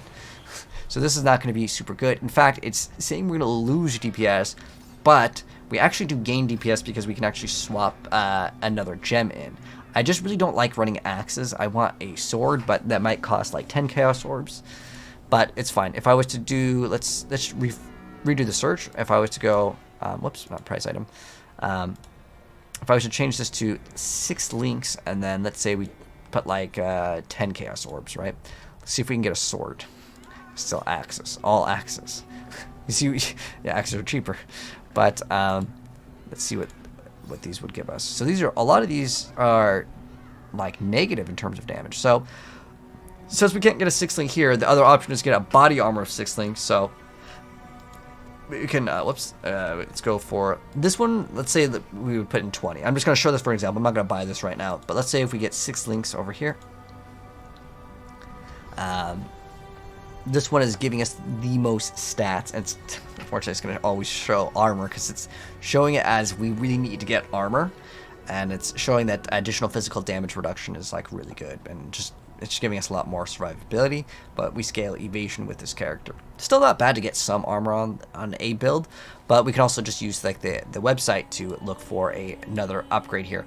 The reason why is we would probably benefit off of not getting a 6 link. So what we could do for the weapon here is we can just look for any weapon, and what we could actually look for is Oro Sacrifice too. That actually wouldn't be a bad idea. So I can show you guys kind of what I would want to go for, which is a brand new build that we just need to swap out basically 1 gem for, and I'll show you kind of the performance of what that looks like if we can get that up and running, which was the Flicker Strike skill. So that item is called Oro Sacrifice. Actually, it's probably super cheap. I can just go pick up 1 just to show you guys how this works, as I want to show you guys kind of what we plan to actually go for. Like I said, it's a really, really cheap item. We might be able to buy a 5 link one that just dropped. Let me see. For 40 chaos, no one's going to buy it. Alright, so let's just go and... Oh, that's right, because this is tied to our main source of damage. We could do... Let's just go show it off. So it's a super cheap item. Let's put 1 chaos orb in it. Let's just waste 1 chaos orb and just get a whatever one. So we're just looking for the highest DPS, and then we're just going to whisper them. So the reason why this is so good is it gives you Culling Strike, which means if the enemy is 10% or under, it's just going to instantly delete the enemy. You have 20% chance to ignite. You get a good amount of attack speed, and the DPS on this weapon is pretty dang high. So we're going to go whisper this person and see if we can pick one of these up. And I'll show you how this thing works. All right, there we go. He's probably super happy that someone actually wanted this thing. I actually like the item. I think it's pretty cool. But it's not what I would consider very meta. It's just very cheap too. So I like it. Really cheap item to give you the frenzy charges. And you'll see kind of how this works once we get it.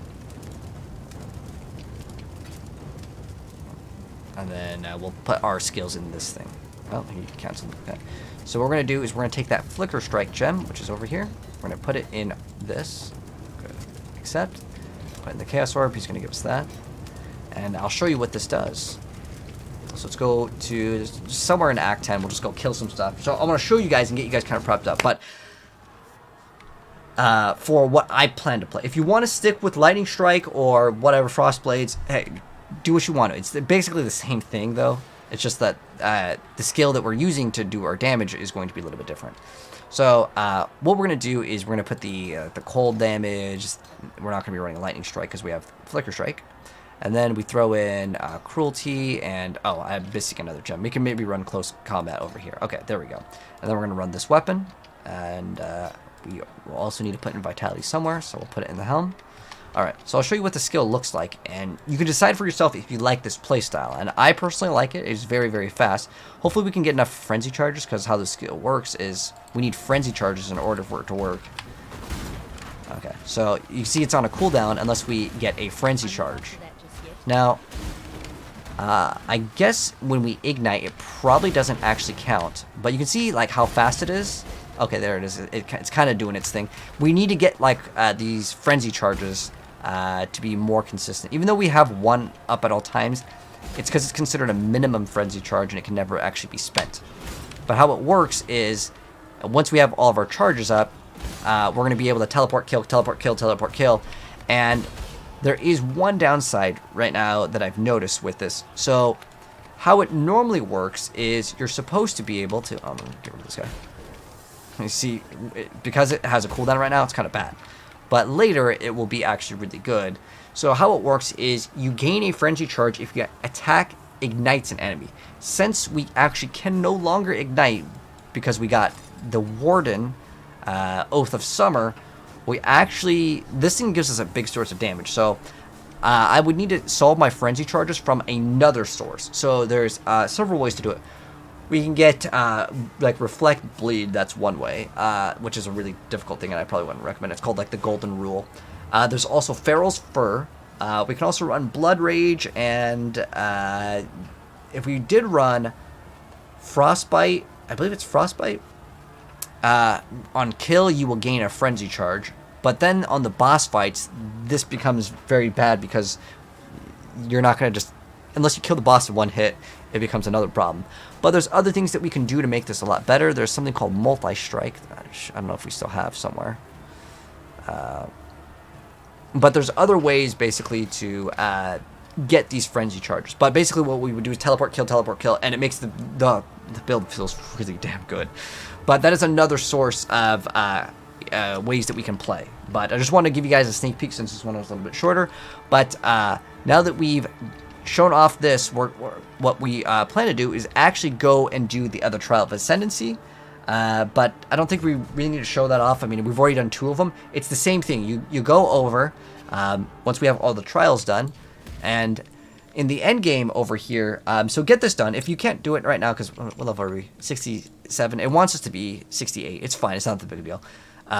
So you could do this, but I want to show you guys the end game, and I'm going to reserve that for like the end game video guide in another part. So what you can do is, if you want to, you can try this. If you're unable to complete it, don't worry. You can level up a couple times, then come back. There's no penalty. If you fail it, you wasted a little bit of time, but that's not that big of a deal. But ideally, you want to get this done, and then what we're going to do is we will get this, the Avatar of the Wilds. But like I said, it's the same exact thing. It's got all the traps, and you want to take it slow. That's the thing we've already done before. So do that.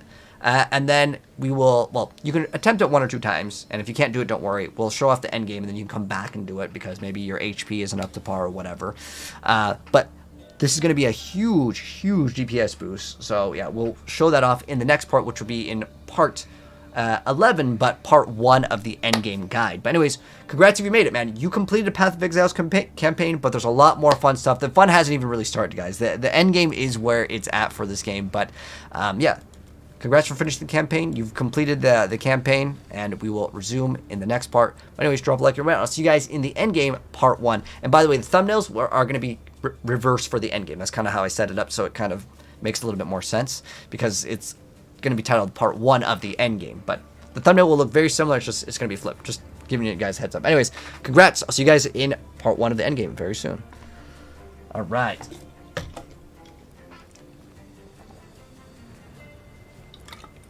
Ah, man, I'm so excited to get the end game. New season, yes. What's up, Kelly?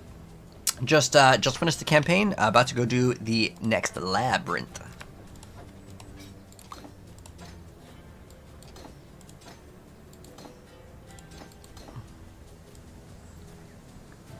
Oh, where's the lightning strike? Yes, lightning strike.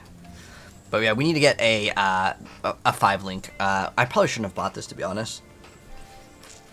What is this DPS again? 875.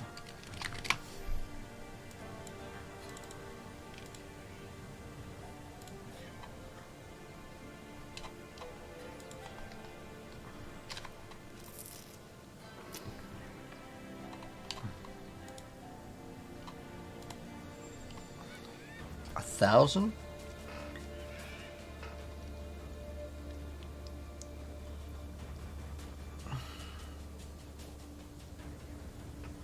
Wait, what? Wait, does it actually count both the damage though? It's a one-handed axe, but it gives...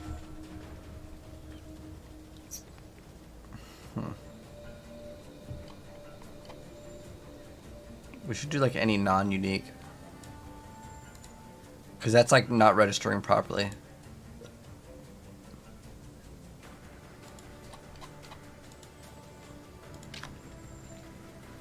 No. Wait, what is our damage right now on this? 875. 875 is pretty high.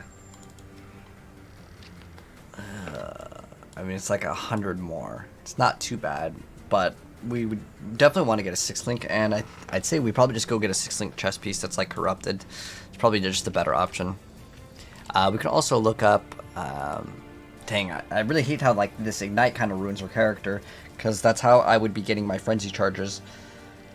Oh. We could also do crit. That's another like source. How do I want to do this? It's like there's no way I don't want to play Flicker Strike. I love that skill so much, and it actually like makes the game feel so good. But then if we play that, we lose out on a bunch of damage. So the option is to refund these two, and then we can get the Oath of Winter.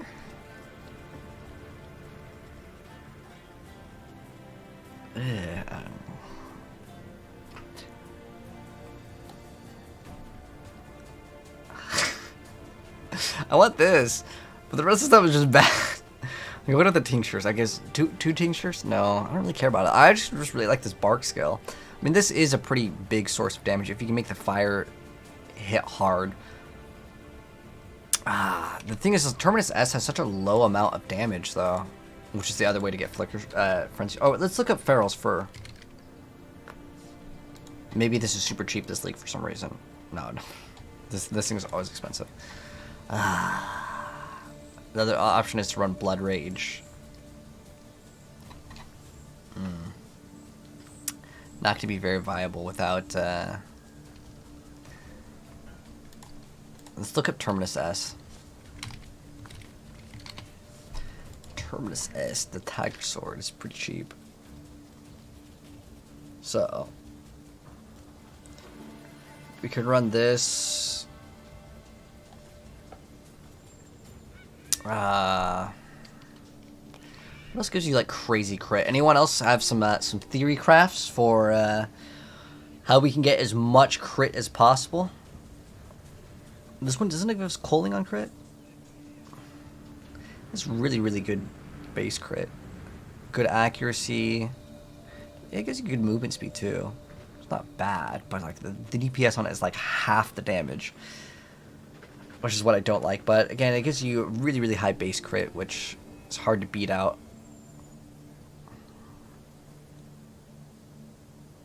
It's really low on the damage.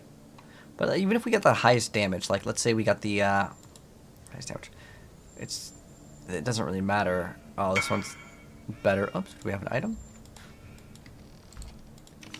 Okay, we have a guy that wants to buy an item. Good.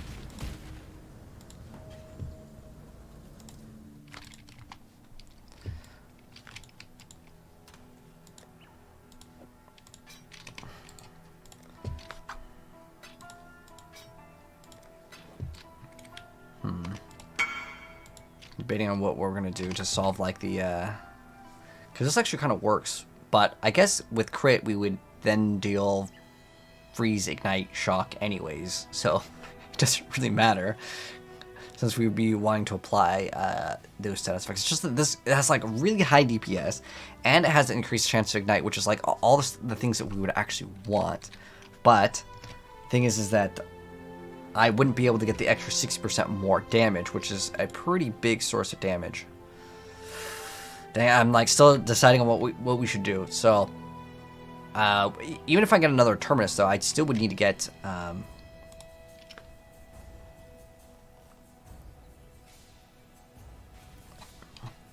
what's the DPS on this? This was like 400. I just want as much crit chance as possible. So this looks like 5, 184. Isn't that like that's like pretty much bottom roll. This one over here is 5. But then we would have to get rid of a lot of the accuracy. We'd have to actually do a lot of respecking. Let's just keep what we have right now, I would say. And as far as the axe goes, we can keep the axe. I wanted to try to push for more damage, but the other way we'd push for more damage is to get a 6 link in the chest piece. Let's check that out.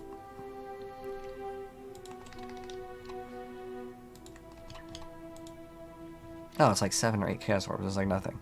But I want to try to get something that has a decent amount. Evasion rating. Oh, that'd be great.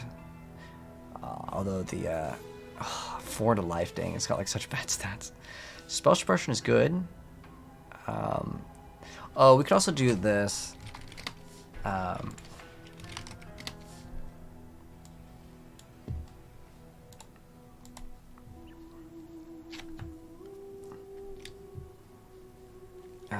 Let's go to Lightning Strike.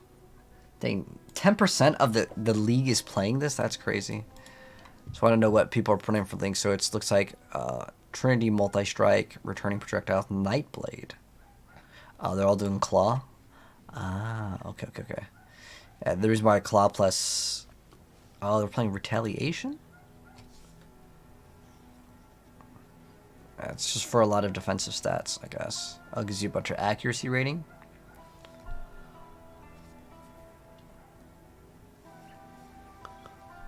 They're all going claws. It's just probably because it gives you good leech and it's pretty good for sustain.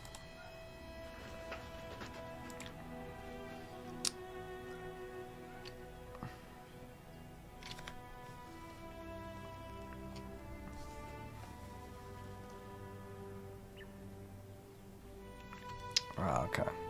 So yeah, we could go claws as well, but I'd rather just play teleport Flicker Strike.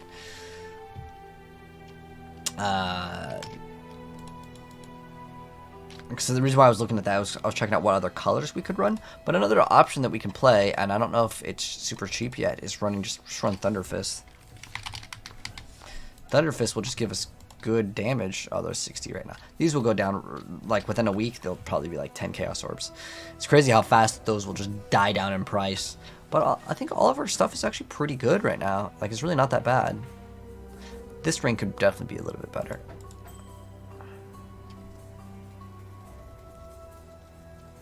Yeah, this ring is actually pretty bad. Other than giving us intelligence, it's not really ideal. It requires us to have int. Oh, for this one. Okay. This could use an upgrade too. But overall, things aren't that bad.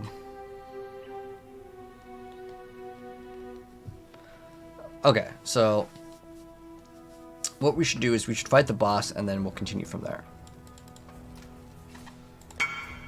Oh. Another buyer.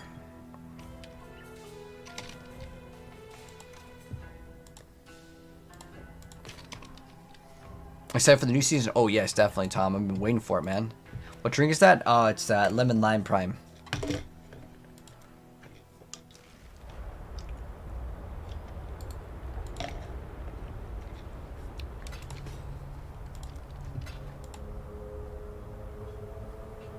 Okay.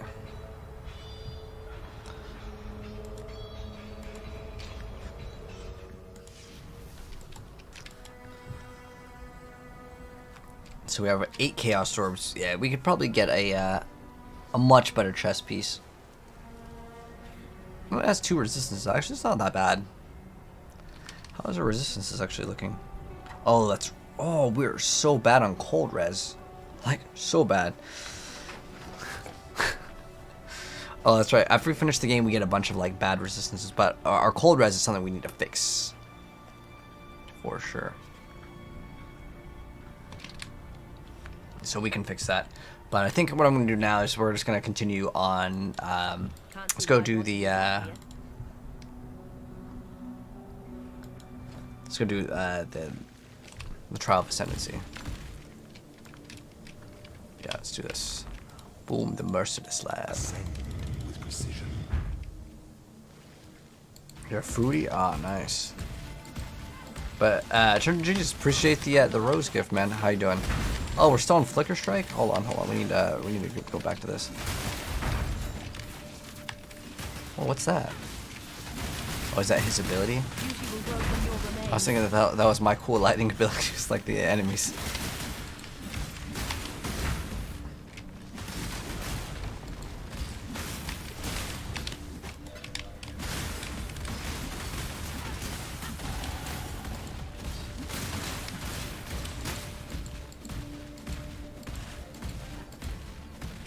A locked door merely encourages curiosity.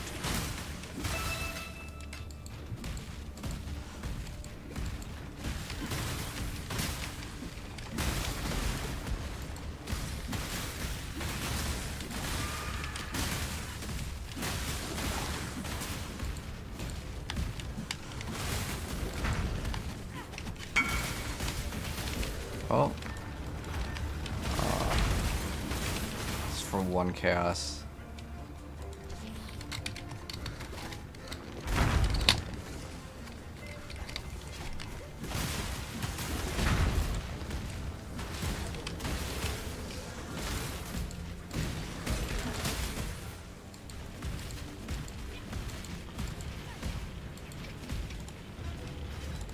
Where there's a golden key, there must be a golden door. See if we can find a secret.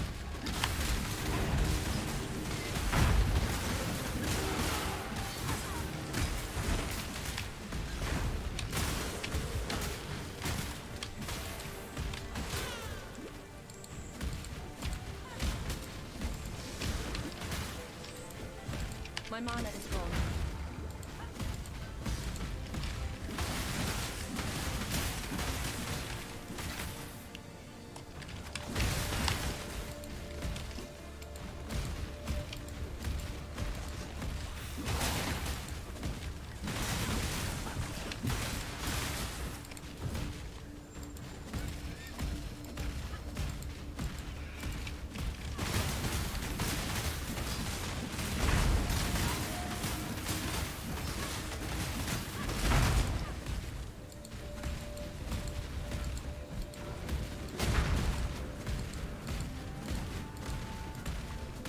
I think we were getting more HP, right?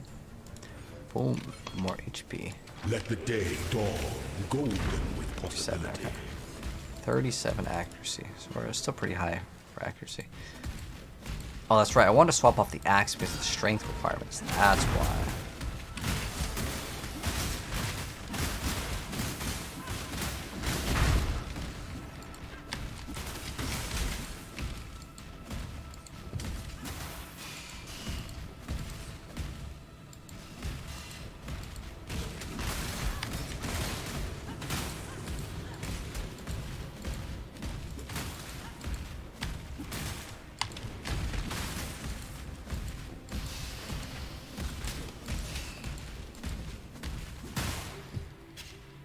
Let's see how much damage we do.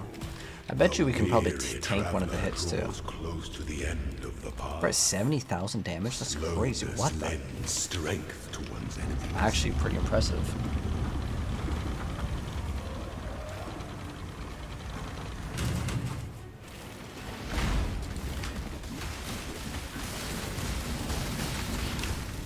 Such resilience. Damage is just really, really good. Do I play Warframe? I played it like several years ago. I haven't played it recently. Suffering and time.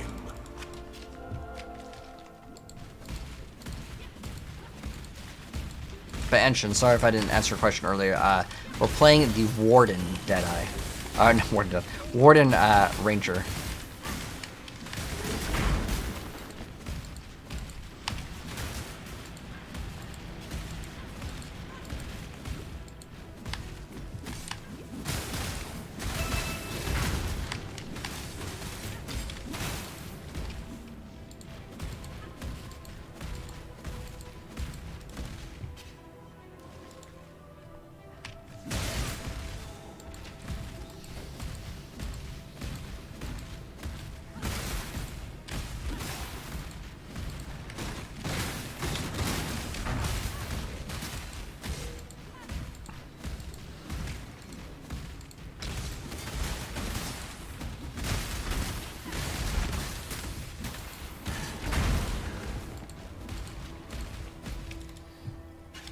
just basically like one-shotting him. It's crazy how good this is. The Emperor strikes without hesitation.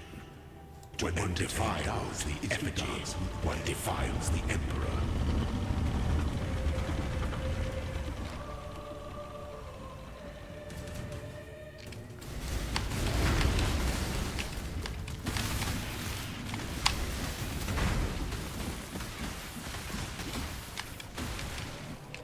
By the goddess, what ambition!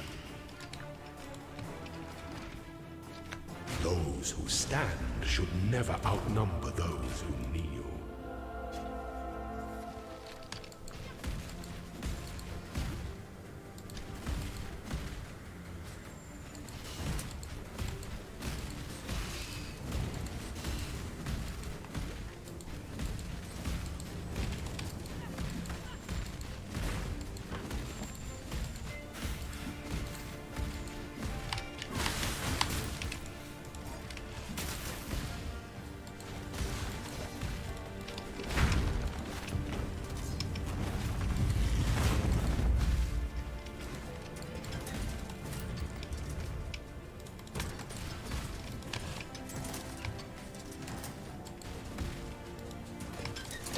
But it's okay that we got that regen.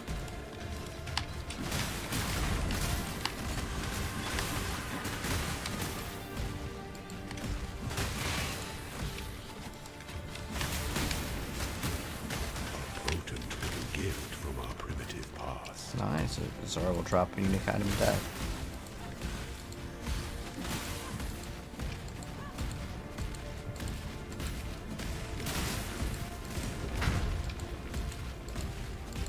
Unless we rip to him first, Kappa. It's not gonna happen.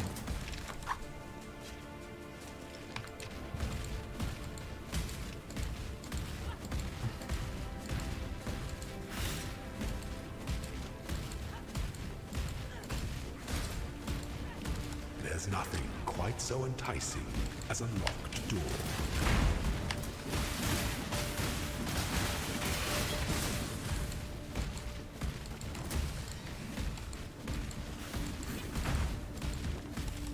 What's the last one then, right? An aspirant can afford to be promising.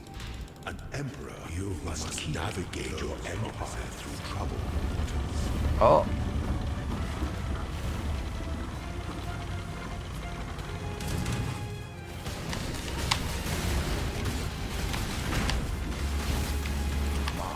Is to act.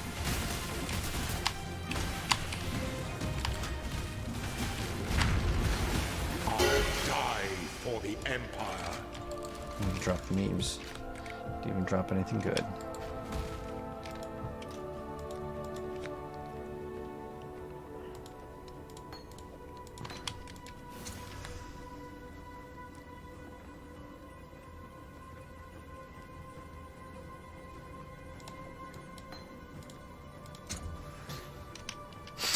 Was not worth it. Oh, that was so not worth it, man. Holy.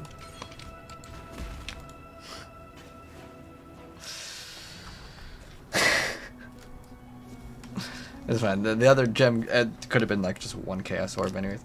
This is the Pee-wee 2 is not out, Chris. Innocence, farewell. May do Ah. Alright.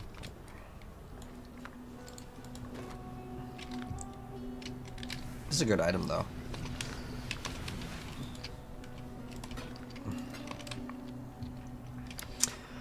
Alrighty, so let's go ahead and start off with the end game of Path of Exile. So right after you defeat Kitava, you're going to be sent right back to the docks.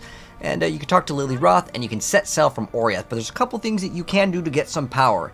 If you have done the Labyrinth Trials, you can also do your third lab, but also talk to Lonnie. She's going to give you a book that will give you 2 quests. Another thing that you definitely want to do is type in /passives. Make sure that you don't have any of these missing, with the exception of Deal with the Bandits, because if you side with one of them, then you get whatever bonus. We're going to go talk to Lilith and then go to set sail from Oriath. So this is the beginnings to the very end of the game after the campaign. So what we're going to do is we're going to wake up, we're going to talk to Helena, and we are going to be doing some maps. And so if you've acquired any of these maps along the process, you can now finally use them. Now you can talk to the NPCs if you want to. And we're going to go all the way around. Let's see, it's this way. It might be right here. Oh, there we go.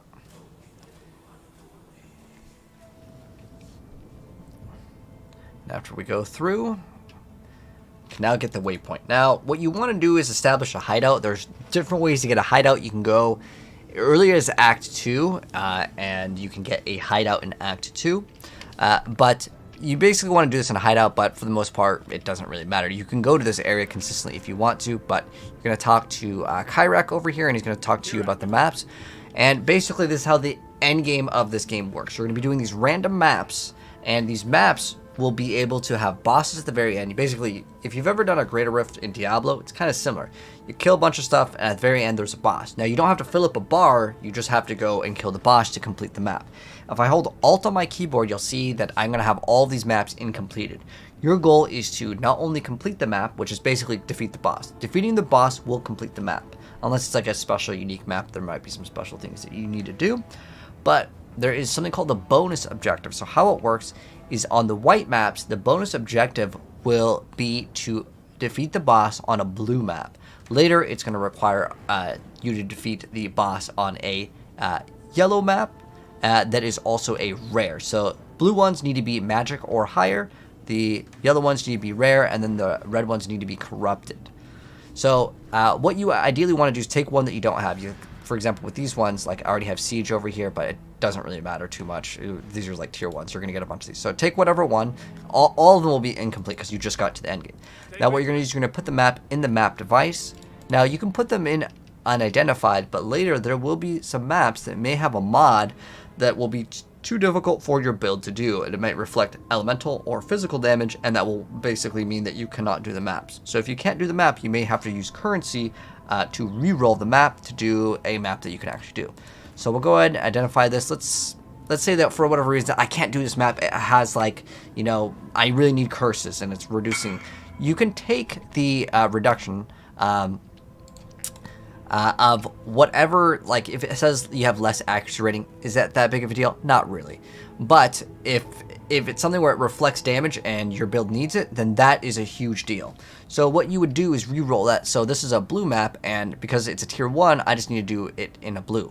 So I can take this Orb of Alteration, and I can right-click on it and put it on this. And now I have a different set of mods. So maybe, you know, this one's better for me. Whatever the case may be. But in the very beginning, you can take it to a map device. Now, what you ideally want to do is create your own little hideout, but you can just use this if you want to. It doesn't really matter. So you take your item, you put it in here, or you can just hold control, and you can click on it, and then you just hit activate. And what that's going to do is open up the map. And you've probably acquired a few of these as you progress, but if you didn't, don't worry, I'll show you guys how to get some maps as well. Your goal is to get to the end and kill the map boss. That's all you do. And you're going to do it multiple times, but you should kill the enemies along the way. Don't feel like you have to kill every single enemy, but on the top right, you'll see where it says how many monsters remain. And ideally, you kill as much as possible. But don't feel like you have to fully clear it. I wouldn't really worry about it, especially earlier on, unless you're running really dry on maps, and you can try to clear them out a little bit more, but don't worry about full clearing them, especially earlier on. Later, it's more valuable if you heavily invest into the map. So we'll do like 2 of these maps just to give you guys kind of a rundown of the idea. And we just go to the arena and we fight the boss. We're going to go and pop our buffs over here. And we're going to go defeat the boss. You'll see it's going to tell us to talk to Commander Kyrak. But the most important thing is now we have what's called an Atlas passive skill point. So if I click on this, it's going to open up a brand new skill tree. Now, I know it seems kind of overwhelming, but this is how the end game works. Now, it depends on what you want to go for. There's all these little mechanics, whether it's like the delve or these little things that you click on. It's up to you. One thing that I really like as a beginner, like suggestion, is getting shrines. This is always going to make your maps easier if there's a guaranteed shrine on the maps. there's a lot of these that you just have to read, and I don't really want to make this video super long, but you have to decide for yourself which ones are good. If you want to know what I think is the best one for beginners, strong boxes, as long as you have immunity to freeze and a flask, these are great. They're really easy. There's not too much to learn. You click on a box and you spawn monsters and you kill them. It's like pretty straightforward. Whereas there's other ones, like if you want to do expedition, you have to make sure you don't hit like the monsters are immune to cold damage, and maybe your build only does cold damage, right? So it kind of depends on what you're going for, as I want this video to kind of serve a purpose for all builds, not just the one I'm playing, which is like right now we're using Lightning Strike.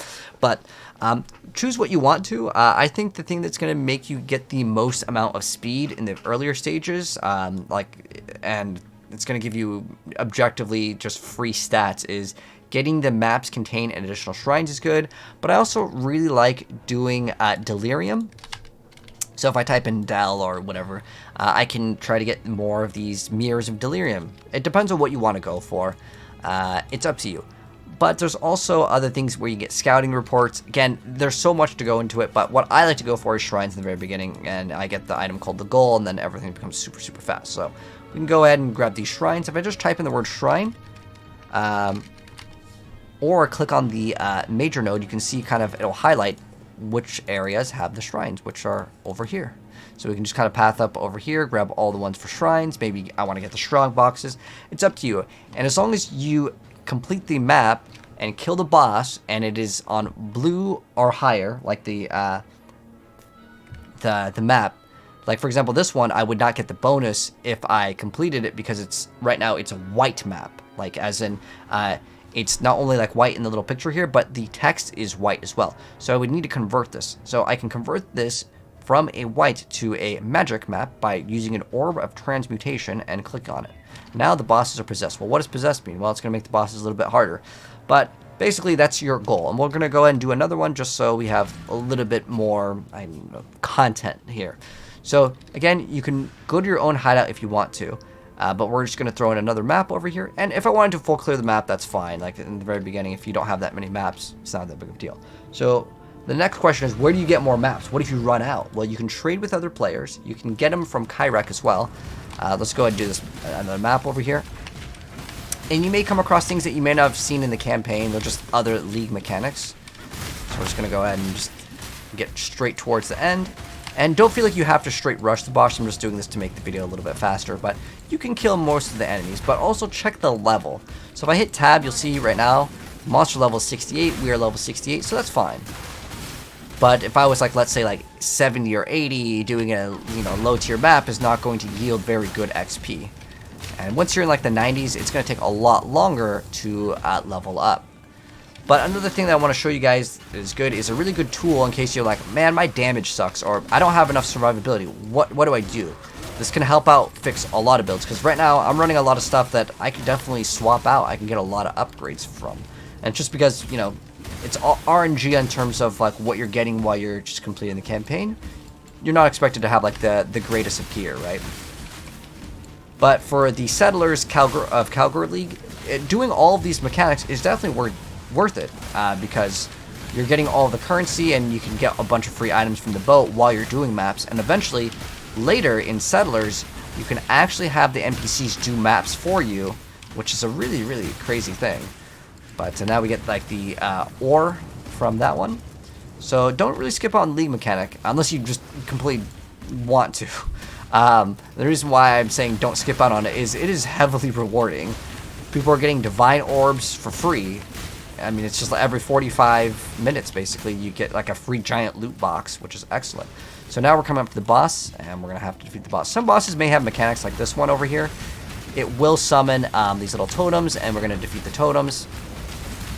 Just like in the campaign, you may come across some bosses that are familiar, and you're gonna find some newer ones as well. So we'll go ahead and, oh, we died. So it's totally okay if you die on certain maps. Now, one thing that does suck, and you're gonna have to re-walk through the map if you do die. Now, you can make a portal right before you fight the boss, or you might have to just walk all the way from the very beginning. And it happens sometimes. It's not the end of the world. If it happens, it happens. But we're going to go back, and we have to do the big, long walk of shame, but we died on purpose, 100%, just to show you guys why you want to, before the boss, you always want to make a portal unless you're like, oh, my build is super, super good. You have another option, though, if you want to run Cast on Death portal. Otherwise, you're going to have to walk all the way back. So, my suggestion is right before you go to the boss arena, throw up a portal. And you don't have infinite tries. You get 6 tries to defeat the boss. But if you die, you got to walk all the way back. We got a map from the boss. Cool. And now we also have the Atlas skill point. Now, dying in the end game, in the earlier stages, it doesn't really matter that much, but later it definitely matters as you're going to be losing out on XP. So we also have another Atlas point, and we're going to start moving towards the shrines. That's, again, what I want to spec for. And then later we can change it if we want to. You can also get refund points, just like in the regular skill tree. Now, another thing to mention is over here, I can hit Atlas. So the default key is G, I believe, but it's just over here. Where is it?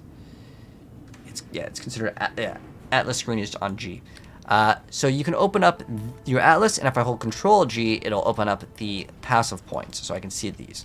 Now, if I open up my regular Atlas, you'll see I completed these, and you'll see that the bonus is checked in. If I also hold Alt, it will show me what cards can drop. And so the cards, how it works is you're going to get a bunch of stacks. So let's see if it shows it a little bit better. Oh, it doesn't really zoom in on it.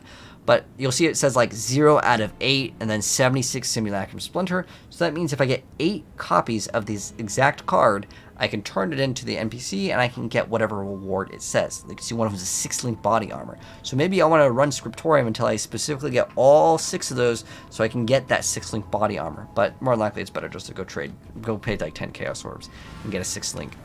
But basically you want to keep on doing maps. And it's kind of hard as like a walkthrough guide to kind of show you guys all of them, because how it works is maps generally, there are some exceptions, where they will drop adjacent to it. So if I needed this map, Tropical Island, I would keep on doing whatever is kind of got these little dotted lines towards it. Can't see why I'd want So to that's do what that you'd here. want to actually try to do.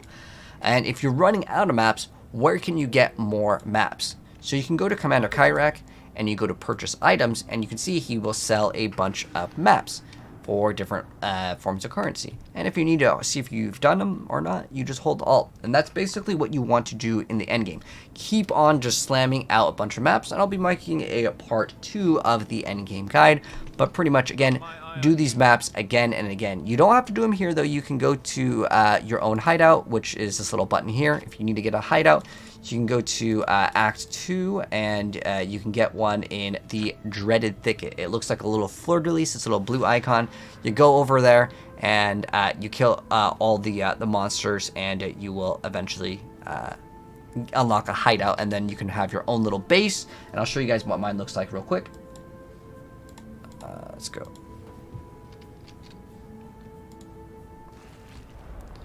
So we go over here. All right, so here's what my hideout looks like. You don't have to copy mine, but there's a bunch of different ones. You can go on websites and download hideouts, and you can kind of customize them. It's all free, by the way. So you can see I have a stash over here. I have like different NPCs. You can set these up by clicking on this little thing over here. When you talk to Helena, you can access your own hideout. And you can see how many portals we have. Once we run out of portals, there's no more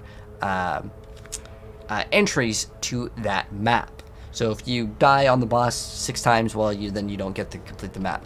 But basically, yeah, you just want to slam out a bunch of maps, and you can add different NPCs. If I go to edit, we can do import, export like the map. We can add music. We can do different little decorations. We can add utility, which are basically NPCs. So I can put the NPCs in my map. So I put most of these in here already. But if I want to remove or add the NPC, I can put them over here, and now I can move them over here. If I want to rotate them, I can kind of customize them to like fit whatever I want to go for. And once I'm done, I just hit this, and now the NPC's here. So you can add the NPCs to maybe talk to for, like, you know, you want to put in the divination cards or whatever thing that you want to. So basically, your main goal, keep on slamming out a bunch of maps. You'll eventually go into the yellow maps, and the yellow maps you want to do on the rare or higher. And so if you need to do rare or higher, that's going to be Orb of Alchemy. Or if it's already blue, let's say I needed it, okay, this one's already yellow, but let's say it was blue, I may need to use a Scour Orb to reduce it from a blue map or I can use a Regal Orb to convert a magic to a rare. It depends on what you're trying to go for, but that is another way where you can re-roll the maps to whatever you need. But your main goal also is to maybe get more power, right? And I want this video to be good for all builds, not just the one we're currently playing, which is Lightning Strike. And we actually need to do a lot of upgrades on our build.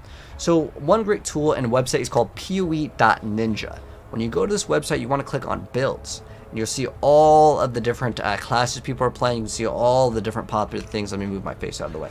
So you can see everything over here. You can see right now, one of the most popular skills is Lightning Strike. If I click on Lightning Strike, well, maybe I want to check out which one I'm playing. You can see there's 34% of people playing Deadeye over here. So now it's only going to be showing Deadeyes that are using Lightning Strike as their main skill.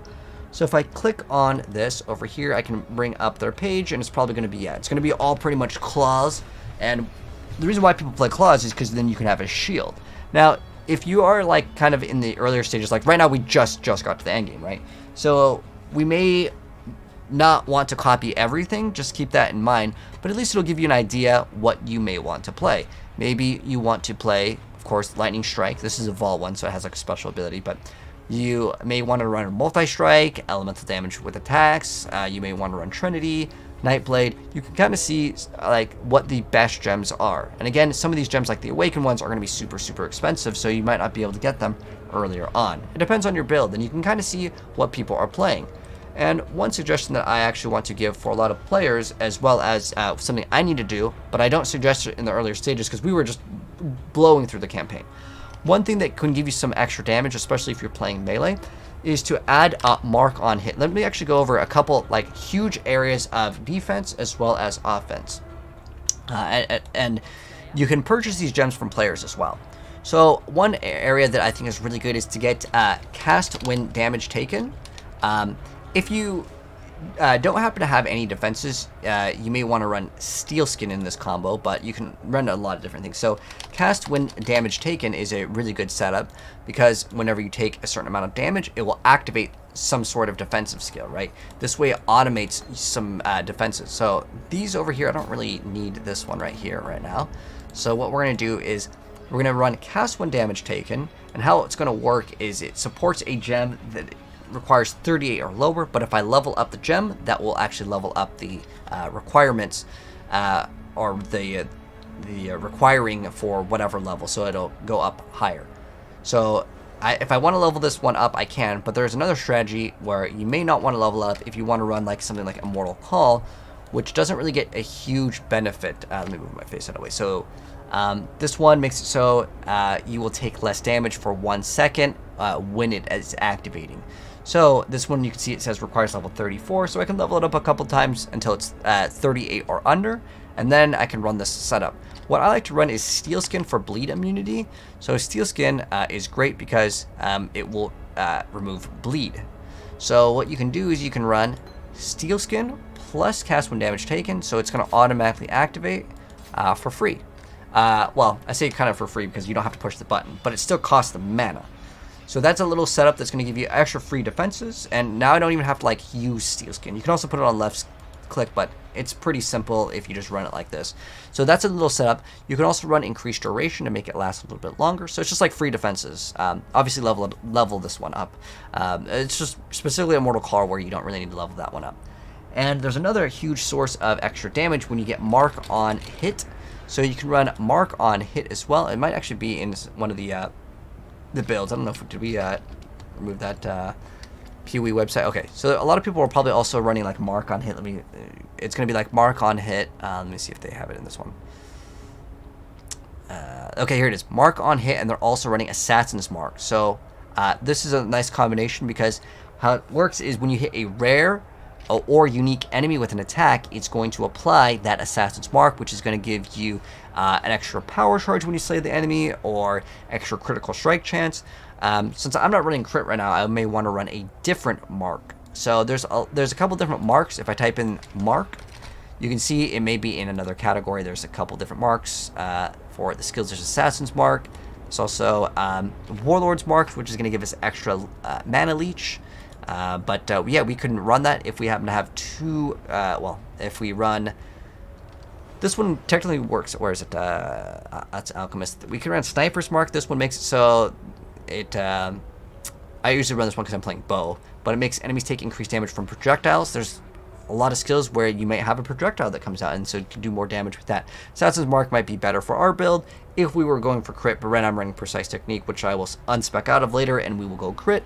So we can consider running, let's say, for example, on the setup, if I was to have a blue and a green, because I don't have one at the second, but I would then run the same thing that the other person was playing, which is Assassin's Mark. But since I don't have it and I still have a projectile, I can still run Mark on hit, and then I can also run Sniper's Mark, and then it will work with the other projectiles, so it's going to make them take a little bit more damage. So there's a lot of ways where you can increase your damage, and then also you can look at getting different auras. See, he's doing cast 1 damage taken, he's running a life tap, so it uses life tap. What that does is uses your HP instead of MP. So remember how I was saying it costs mana before? Now it's just going to cost you HP. And then he's running Molten Shell. Molten Shell is one of the stronger ones in the game, but it does not give you bleed immunity. And for beginners, this might have... Okay, so he's running this to get rid of bleed, but it's another source of just allowing stuff to be automated, because it makes things much easier. Because if you take a high physical hit that applies a lot of bleed, and you're not fast enough, you might die. So doing this can work. It's not bad at all. It's just that I like to be as beginner friendly as possible, and that's why I recommend Steel Skin to remove bleeding, because then you don't even have to push the button. So it's pretty easy. Another great thing to look for on amulets and rings is non-channeling skills have minus mana cost, and then everything is essentially free for your skills, so you never run out of mana. But just checking out other areas of upgrades is always good, getting your flasks up, and then just checking out what other people are playing, as I just got to endgame myself, so we're going to have to do things like we need to run returning projectiles and getting other gems, and just kind of check out what other people are playing that are playing kind of your similar, like maybe the class that you're playing. Maybe you are playing a Slayer and you're like, I want to play Lightning Strike Slayer, or maybe you want to run, I don't know, Flicker Strike Slayer. Whatever the case may be, look up PoE.Ninja. It's one of the greatest tools that you can use for the game. But I know there's kind of a lot of explanations there, but keep on slamming out maps, man. Your whole goal is just to complete the entire atlas. Do you have to do all of these? No. Do you have to do every single boss in the game? Not really. Your main goal at the end game is to try to look at what do you want to complete. Check out the challenges. There's a huge list of challenges, and in fact, all of the things that we have right now on our character, these were from previous leagues, and I got all of these cosmetics for free. You can get a bunch of cosmetics for free by just completing the challenges, and they show you what the rewards are, although it's going to be really tiny. So if we go to the challenges over here, you can see it's a very tiny picture, but that's what you get. Those are the rewards, and every X amount that you get, like this one, you get a rune character effect. This one gives you a finisher. This one gives you a portal, and this one gives you a cloak. This one gives you a weapon effect. So those are things to kind of look forward to, and just click on them. It'll tell you kind of what you need to do. If you don't know what the heck some of these are, just Google it. It'll be a lot easier than trying to find out in game. But anyways, that's going to go ahead and wrap it up for part 1 of the end game. Again, your whole goal, just slam out as many maps as possible. If you need maps, again, Kyrak is your friend. Also, trading is your friend. The best way to trade is just go to the Path of Exile trade website, and then just type in whatever map that you need. So there's a category, I think there's a map category, isn't there? So you can go to map tier, you can look at the exact like area level, whatever you're looking for.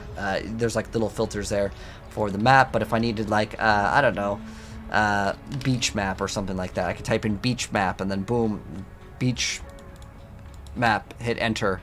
You can see I can buy this for 3 Chaos Orbs. But again, don't try to start off with the red ones. Work your way up from the white ones, but make them magic rare so you can get the bonuses and complete your atlas. Again, my suggestion would be just in the very beginning, I think the most beginner friendly one is probably like shrines, because it literally doesn't make it like harder. Like some of the other stuff, you take strong box, you freeze, and you die, and it's going to be painful. Anyways, that's it. Just keep on slamming out maps, and I'll update with like a part 2 guide of the endgame for not only our build, but yeah, we're going to need to get a 6th link. We're going to need to get like the proper gem set up here, but we're basically 1-2-shotting everything anyways right now, so I'll worry about it when we actually need to get more damage. Anyways, that's going to wrap things up for part 1 of the endgame guide. If you guys enjoyed it, drop a like on it if you're new here and you want to see a follow-up in the future. Sub, turn on that bell, and I'll see you guys in part 2 of the endgame guide. Alright, so let's go ahead and continue.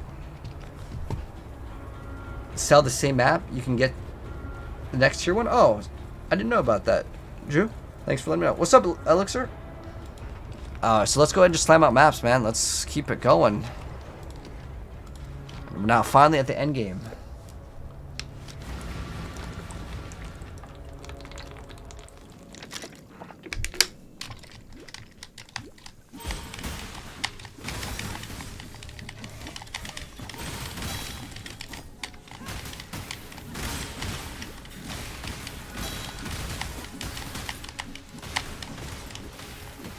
you can sell the same map? Like, how many maps do you need?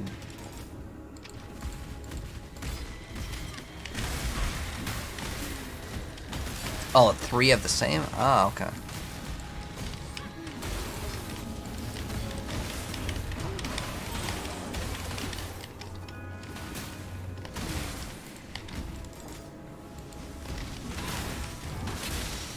Yeah, I don't think I could play this build anymore. Like, knowing that I could be playing Flicker Strike at this point. But that's going to require a hefty swap, to be honest. Oh.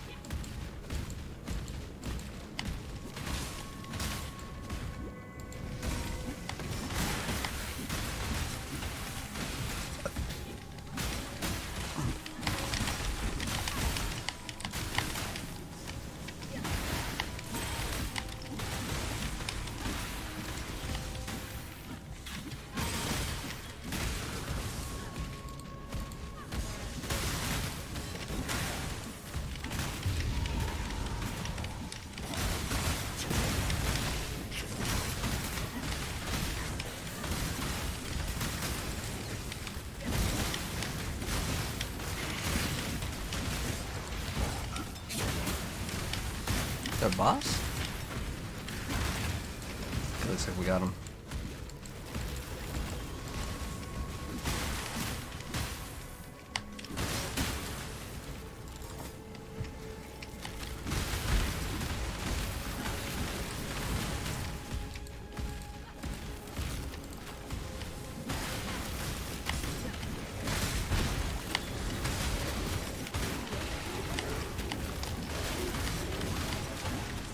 This thing does take a while to build up. This is called Unbound Avatar? Okay.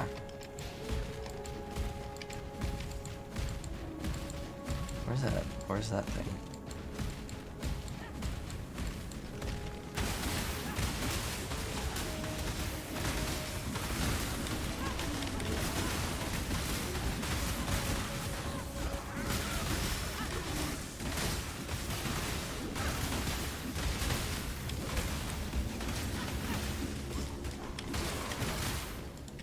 Go on.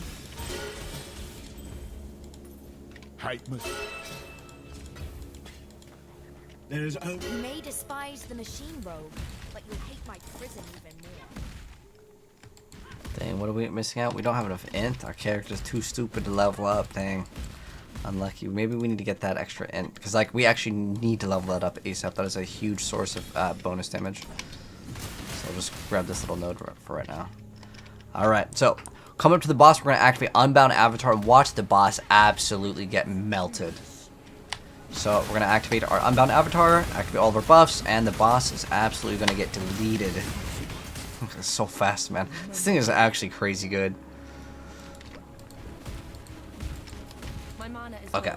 so now we have the extra passive point. We're going to be getting the bonuses. So let's go ahead and do a little bit of open, because I wanted to sell. I listened for like 1C, no one wanted them, so like we're just gonna open them ourselves, man. All right, let's go for it. So this is a big RNG time. All right, so hopefully we're gonna get something good off these stat decks. Let's go. Reign of Chaos, no good. The Tower. Oh, I don't know about this one, Cap. Nothing good.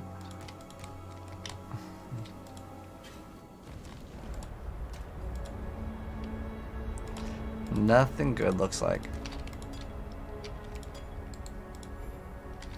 I'll take the Veil Master. Some of them Unveil them items for me. What do we got?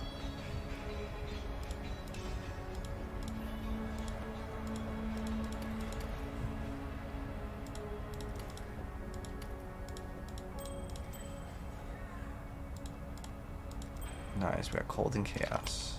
I actually like getting any of those. Those things are great to get in the very beginning. Good, good, good, good. You don't like this league? Really? Oh, you do not like the, do you not like getting the free, like, rewards? Or what don't you like about it? Like the whole Farmville? Aye. Rewards. Woo, look at all that, dude. Like, look, this is nice. For me, at least, I feel like this is great. It's like 1C right there. And then, like, all this currency. Oh, man, it is great. It's just like every 45 minutes, we just get a free loot box. What do you need?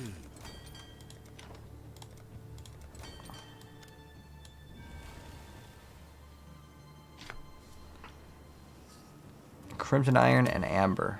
Okay. Oh, wait, what? Oh. I don't have any of that. Wait, do we have the ability to upgrade this? Oh, no, we need that one.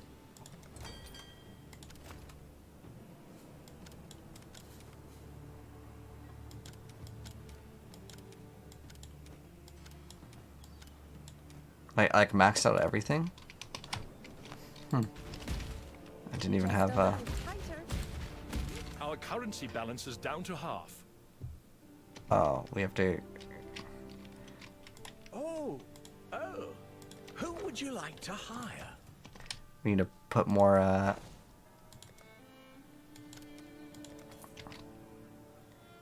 So we have to spend 400 per hour. Oh, okay.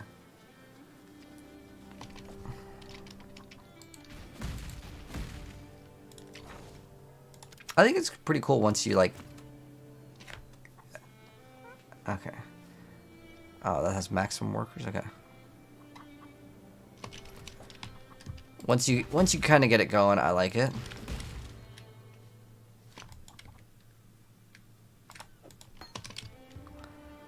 Let's go exit. I wish the little waypoint was in the middle, but really that's about it. So I think I want to go crit, but I think I need to get a lot more levels to make crit more viable because. So let's say we get Assassin's Mark, Terminus, S. Cause I want to play Flicker Strike like right now. Like I want to insta go it. We have 12 refund points, but the only thing I would refund is like Precise Technique and like probably these. Could refund those as well. It's not that bad. Refund those 4 because we need to get a lot more crit. We could actually refund all of these. We could drop this.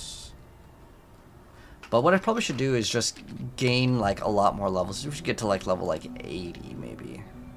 That probably will be smarter. You don't like the melee meta? But like, to be fair, melee has been bad for so long. I think that it is totally fair for it to be good. Because it really has been pretty bad for a long time. So yeah, we're gonna run Flicker Strike. We can get a Diamond Flask too. And then I'm gonna be done with the tinctures.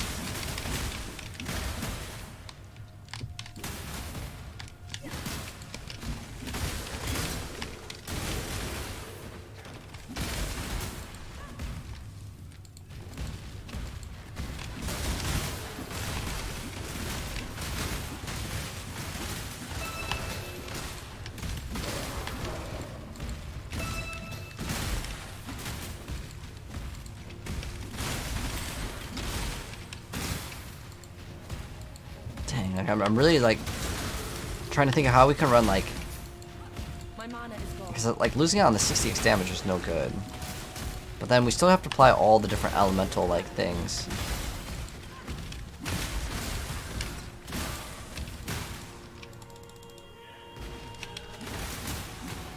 Click and hold. I have no idea what this is, but I'm assuming it's making it harder and harder, and I'm totally down to go all the way.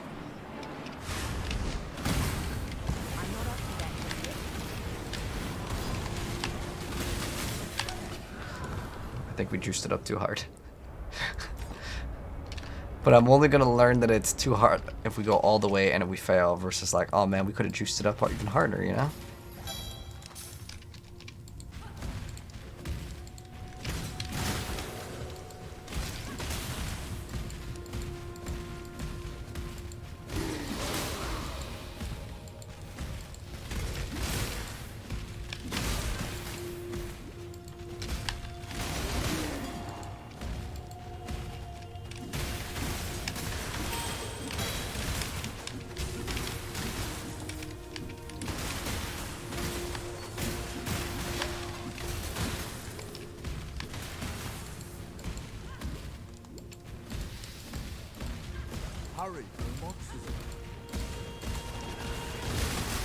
Wonder if those monsters go away or they expire.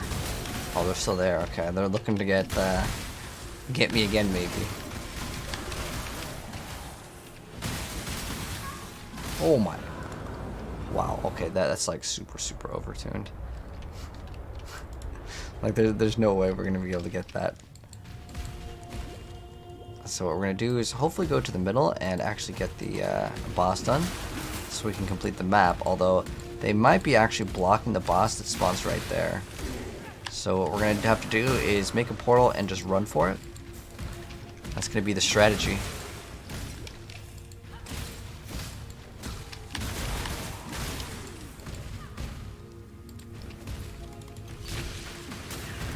Oh, I think I just actually made them even harder.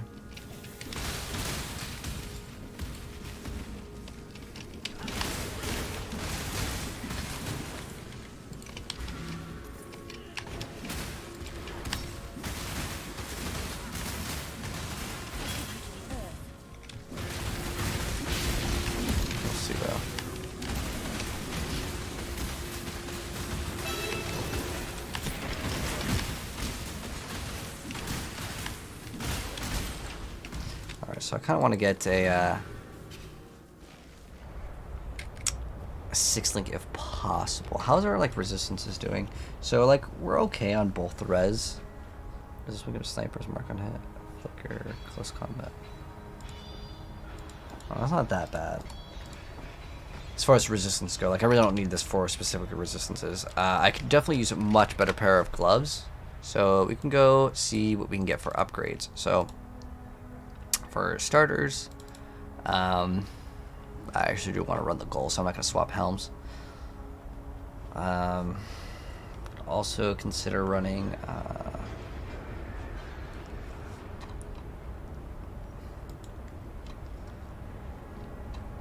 actually kind of want to run one blue. Well, let's just do 6 links, and then I want to have at least 1,000 evasion.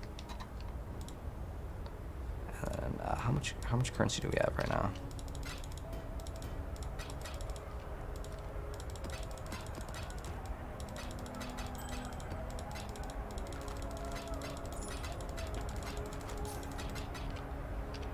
Let's go see how much does an annul sell for right now? 6, okay. So that'll be good. And if you have anything that's listed for more than like 1 chaos, I'm just gonna lower the price. I don't think there's anything else that's listed. Like, well, okay, these are like pretty garbage. I don't think anyone's gonna want these at this point.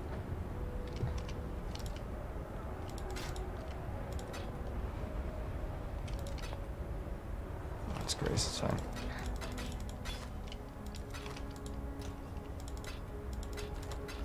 Okay.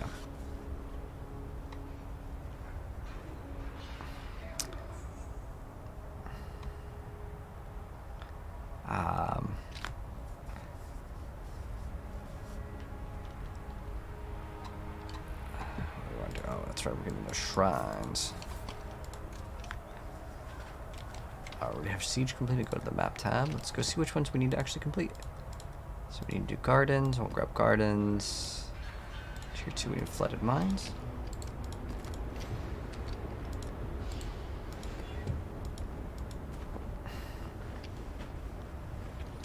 Oh, that's right. We're looking for a 6-link. I wanted to get a lot more damage if possible.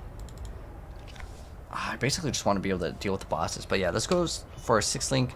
And if we run Terminus, we can go for a couple blues. I ideally want at least 1,000 evasion. which this one does give us. Did I put like max? Oh, that's right. I didn't check how much we had. So we have 42 chaos orbs. We actually have a decent amount of currency. Let's just do 20. I probably wouldn't even spend this much, but let's see. Ideally, okay, this could be pretty good. Unfortunately, though, it's corrupted, which makes things very difficult for re-rolling. So I don't really want to get a corrupted one. But spell suppression is really good. This one would be maybe okay.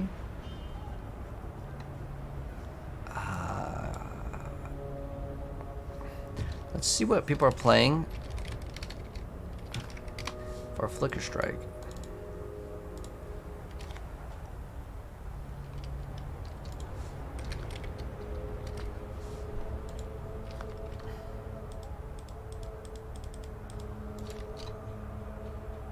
The rank Terminus.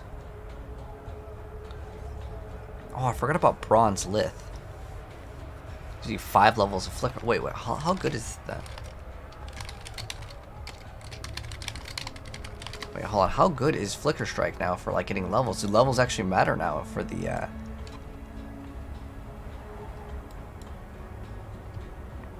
Wow, that's a pretty big chunk. On 100%. Holy, so levels are actually good for melee now. Holy man, that's another 100.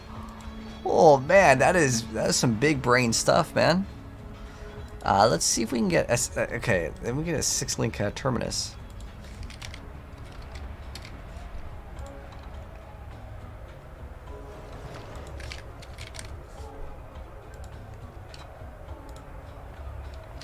That's 2 divines. Okay, so it's not cheap yet.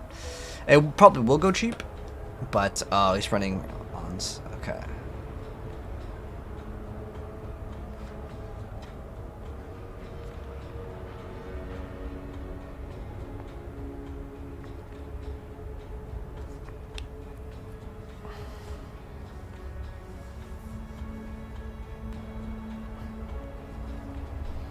Yeah, we could probably use a lot of those, and we could even get like extra crit. Like it's not even that bad, perhaps, to get the this one that has a lot of blues. Because usually I'd run like close combat, but it's also this is actually pretty bad. For 20C, I think that's kind of bad.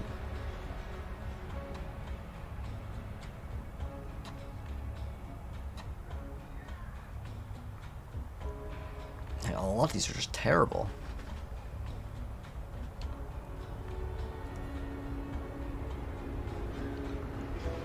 Let's just look.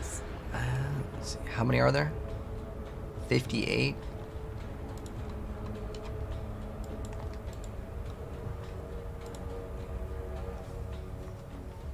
That's pretty bad.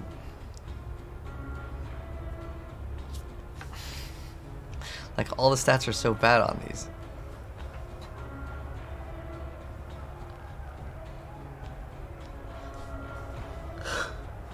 It's really bad. Like the worst thing is like most of them are actually still corrupted, but like it's early on in the league, so there's probably not that many. I'll still be on that game, Joey. The update comes out pretty soon. This one gives me 100 life, and it gives me fire res, so it gives me like 1 resistance. I actually wouldn't mind getting this if it just wasn't corrupted, man. Ideally, I think we just want 1 blue just to get the increased crit on it. I would be willing to. We would need like 4 Vol orbs too. That's gonna be kind of RNG, but it's definitely one of the better choices as it gives us. Oh, it gives us strength too, and 1 resistance. Unfortunately, it gives us +4 to life, which actually, yeah, that's unfortunate. I might actually go for that one though. Spell suppression's great. This one is a pretty big risk though, because I mean, I need 1 blue. Actually, we just craft the 1 blue, and then like if it's green or whatever, it doesn't really matter. I'm just gonna go for it. It's kind of a risk though.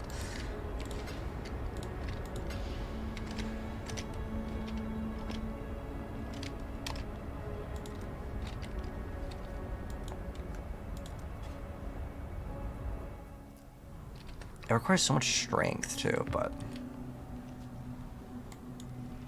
yeah, how am I gonna get that much strength? I didn't even think about that.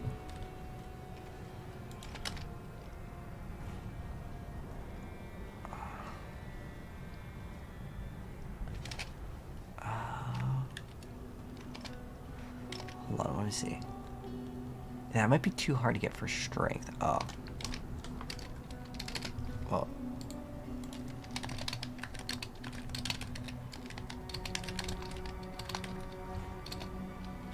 Okay, my bad on that one. It's just way too high of a requirement of strength. Like, I wouldn't be able to realistically use it.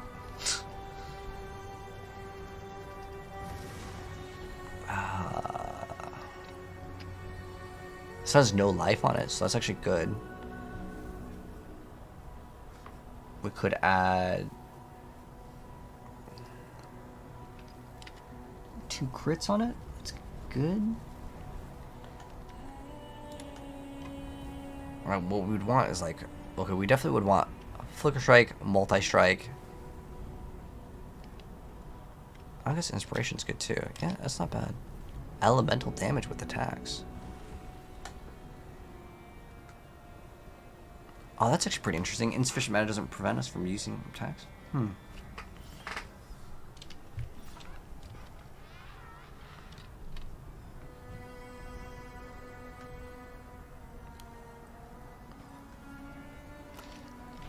Let's try out this.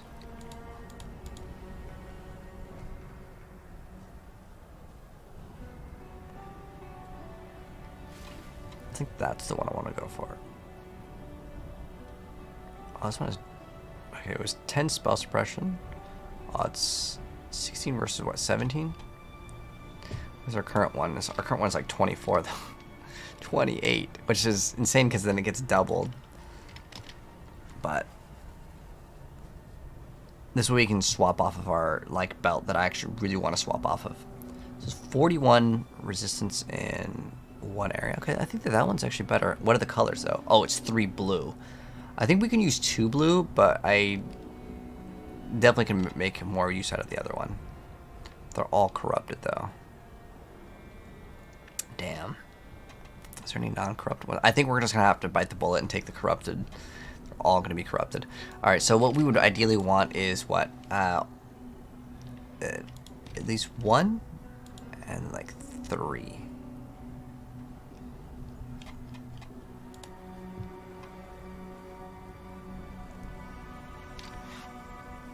Like, we could definitely make use of that one as well.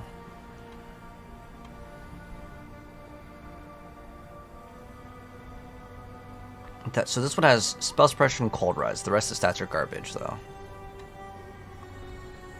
That's 38 life. That's bad. 100 life isn't bad. 2 resistances for 20. Was the other one more red? Oh, did I put... I didn't put 2 blue, right? Okay.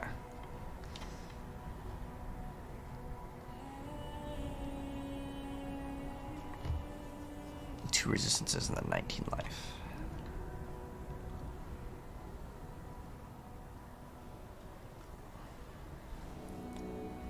Oh, it requires so much int.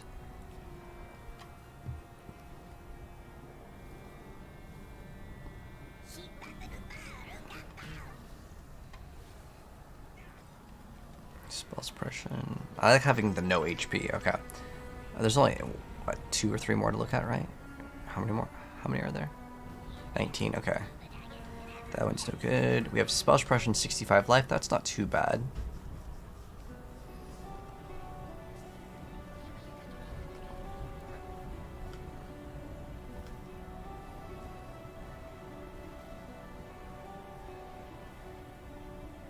Spell suppression is not bad. I wish I had 1 resistance though. It's all corrupted, right? Okay.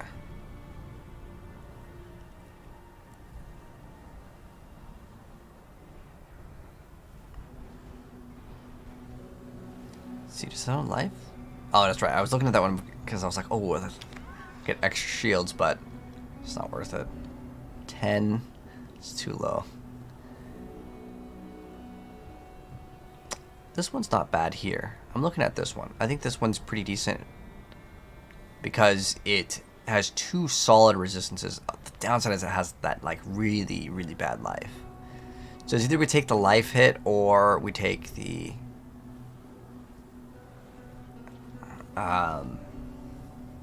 Oh, this one's actually not bad. Hold on, okay.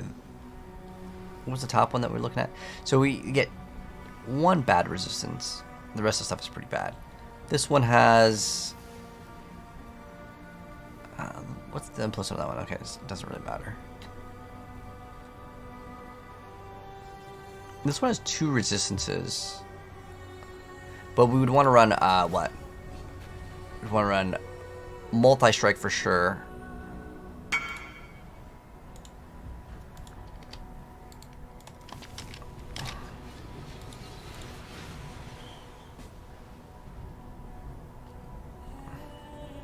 I guess we can get the crit damage. This one's really not that bad at all.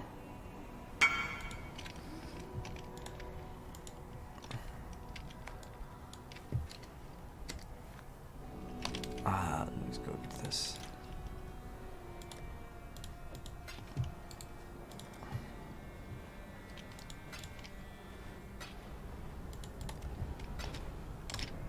Okay, so it looks like that guy was AFK, so we can't get that one anyways.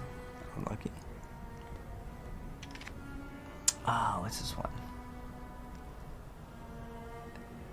145 life per second is kind of nice. And this one's only 11s. And this is just a stepping stone anyways. Ah, it doesn't have any resistances, so that kind of sucks.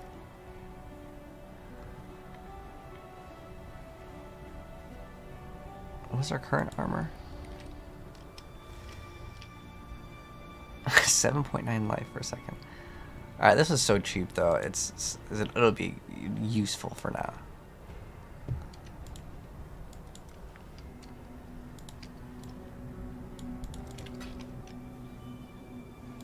Okay, so let's go to his hideout. Welcome back, Black Sparrow. Welcome back, Kappa. So we're gonna get a new chest piece already. I probably shouldn't have even got this thing, but I could maybe sell this for like 3 Chaos Orbs, which is what we paid for it.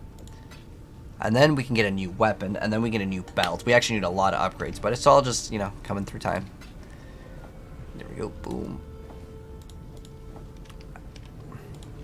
I want to see if we can actually run Flicker Strike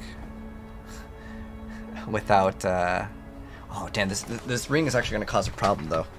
We need to get a brand new ring, and what's... Okay, so what I want to do is, where's Flicker Strike? Okay, so Flicker Strike. Oh dang, which one was this one?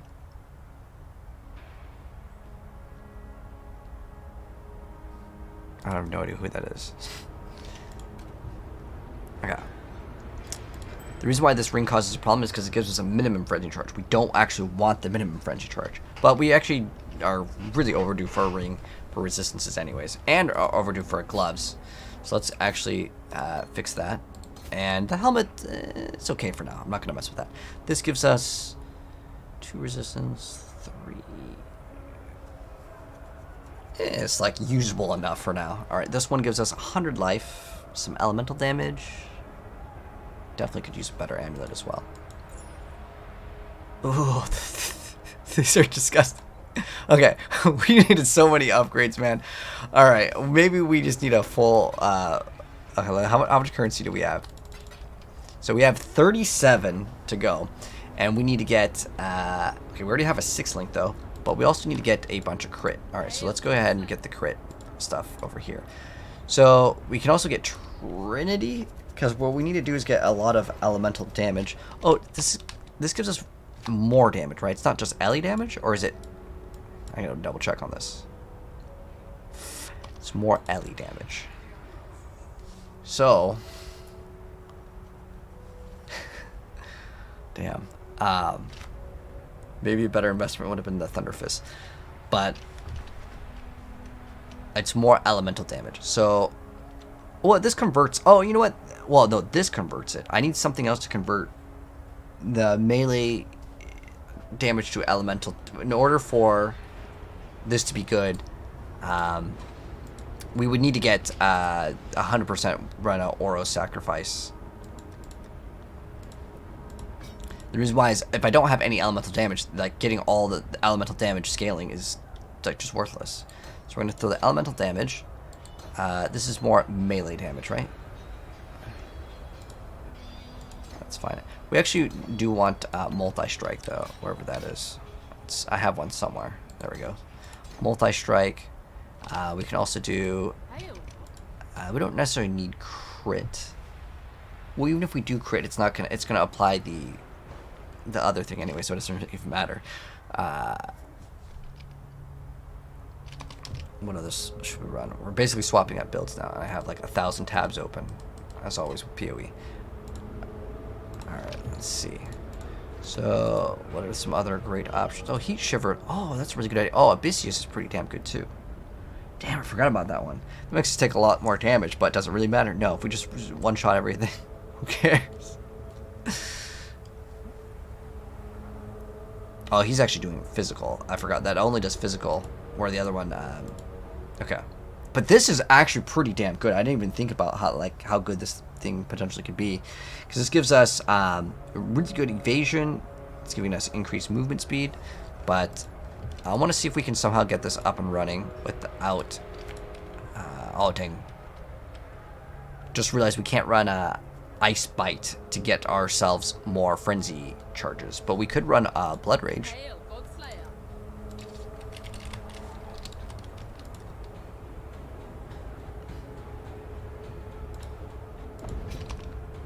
Oh dang, it's taken as physical. That's no good. How bad is Blood Rage? Oh, we're good.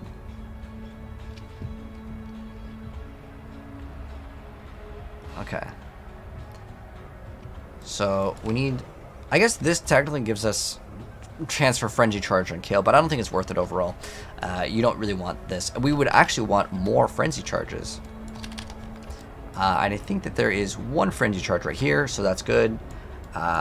We actually could stay Precise Technique with this strategy, actually. Alright.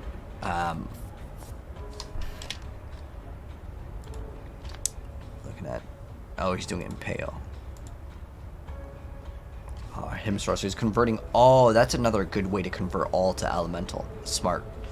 So, no, that's actually really good. Then he's running Heat Shiver. But I probably want to run the Goal for a while. Just flat cold damage, increase Elemental. He's running Aspect of the Cat. Dark Ray Vectors. I hate these boots so much. And the only thing gives you is like a Frenzy Charge. The rest of the stats are not really that great. I don't think they got like buffed at all. Nah, I don't think I'd run that. That is a really good idea. Oh, and it has implicit of max Frenzy Charge. That's pretty damn good.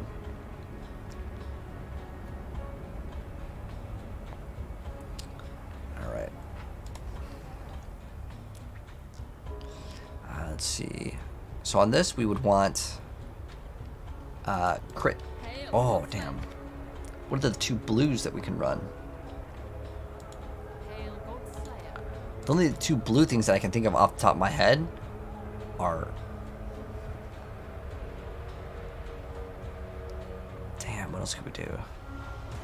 We don't do physical anyways. We do... This is bad.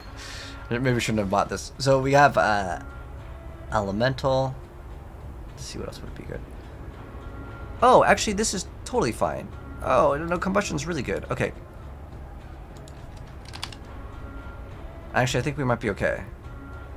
Isn't there two, like, fire ones?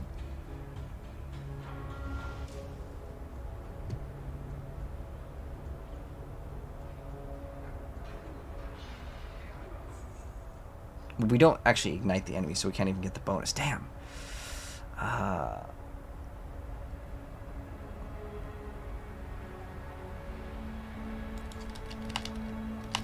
What other things give us Elemental? I guess we can maybe run Trinity?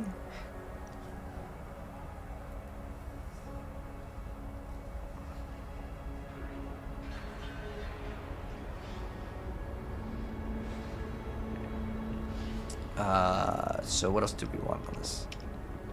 We have Multi-Strike, and then Inspiration is normally like okay, but I can't fit it in here. I guess Ruthless? Oh, Elemental damage with attacks. Oh, I already have that.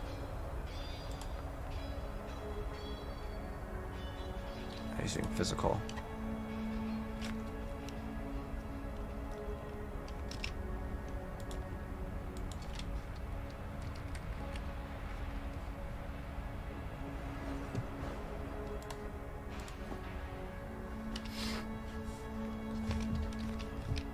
Okay, so let's see how this performs before I decide to kind of commit to playing with this.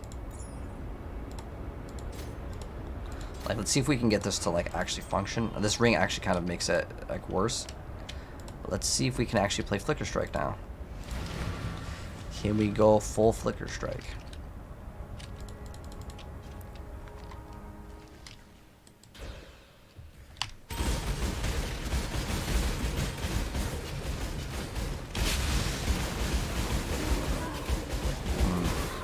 Not enough damage in my opinion to make it like really good, but we have to level up all the gems, remember that.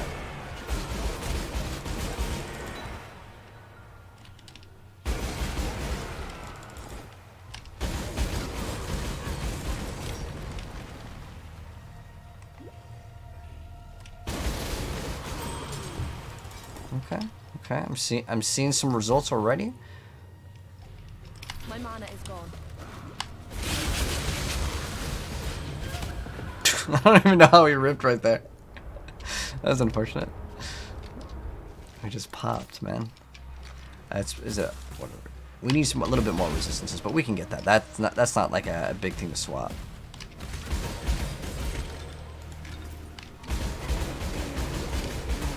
Oh, we're doing really good. Like, this is a 60x more damage.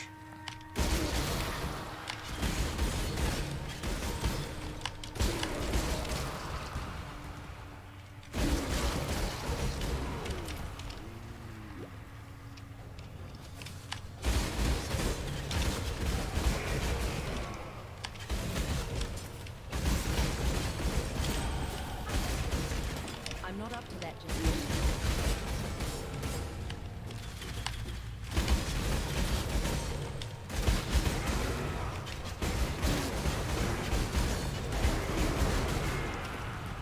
Okay.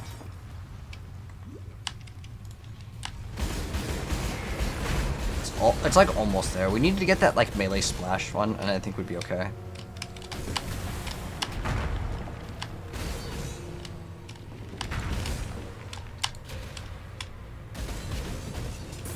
Okay, it's not too bad.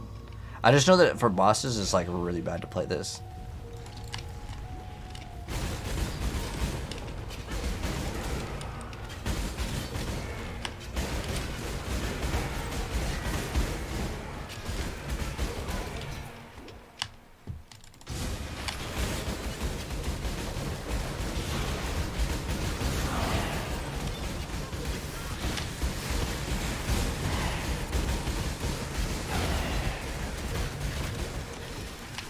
This really sucks when you're like completely out of charges. I hate that so much. But the other way to solve that is to run a Doedries, and then that will just give us max charges instantly.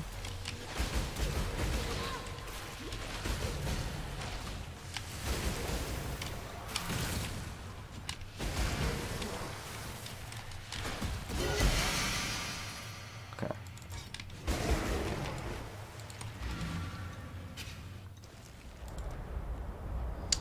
Alright, so another Frenzy charge would actually be pretty big. Genuinely, that will be a massive difference. So that'll be step one. The other steps would be to get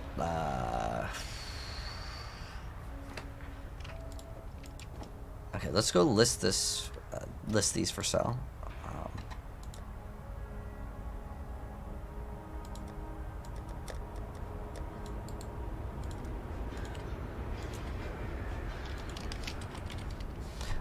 So let's remove. Oh, we didn't even run our sniper's mark and stuff.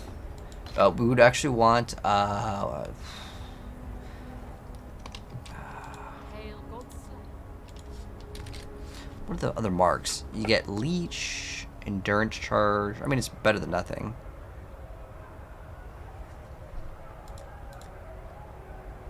The only good one is probably Assassin's Mark, right? Grant life and mana when killed. It's not gonna really help out though. Dang. I guess the leech isn't really that bad though.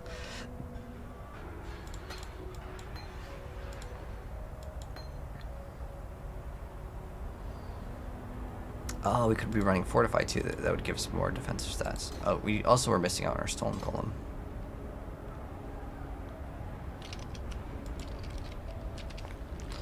Activate our Stone Golem. But yeah, I want to replace these rings, the amulet. Let's see what's going to give us the most for this. Oh, what does this require? 70 more strength for which thing? Vitality? Is that it? 70 more strength. That's a huge amount of strength to be able to just get. So ideally we can get... Can we get 70 strength on gloves?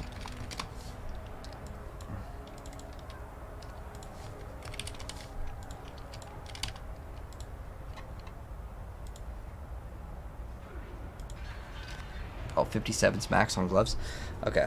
The reason why is like I would rather just solve it in one area versus like having to get it in a bunch of different areas. So let's not get. Let's see, what does this give us? That's like all of our strength right there. But then we have like a lot of bad stats on it, so we could probably replace this. So we have 37 Chaos Orbs. Let's try to replace everything right now. All our boots are super bad. So let's go look at boots. Boots. Oh wait, item card about boots. And what do we have on ours? 25% movement speed. Okay. So 25 movement speed, and then as much resistances as possible. And we're gonna solve our resistances like this. Let's go 3. Where's total resistance? Is it 100?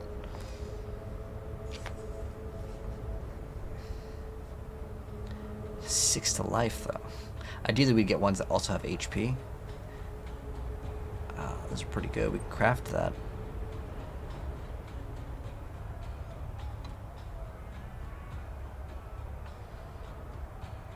Ideally we would have evasion.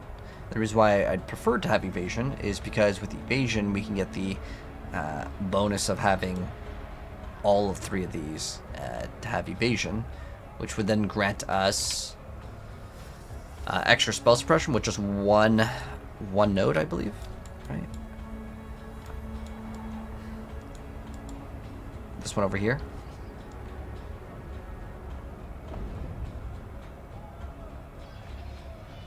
No, it's not there. It's like a defensive one or something. Oh, it's Evasion Mastery. Is it one of these?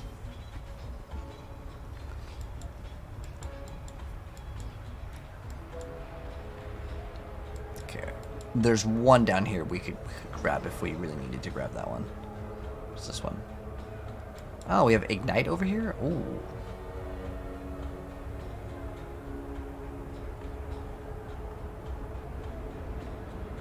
Oh, we have all this Ignite, so we can instantly apply all the bonuses. That's a good strategy as well. I needed to get it. But I feel like we have enough, because we have Multi-Strike, which hits 3 times anyways. And we have, what is it? 20% chance to Ignite, and then another 20. So we have 40% chance to Ignite. And every single time we attack, we're attacking 3 times, so that's like 120%. So that's enough for me. I think that's good. There's also something I really wanted to anoint, which was melee strikes deal splash damage to surrounding targets. I think that can actually make the build way faster. The other thing I was thinking about getting is Impulsa, because I really like how that works. And I'm curious to see if that item is expensive this league.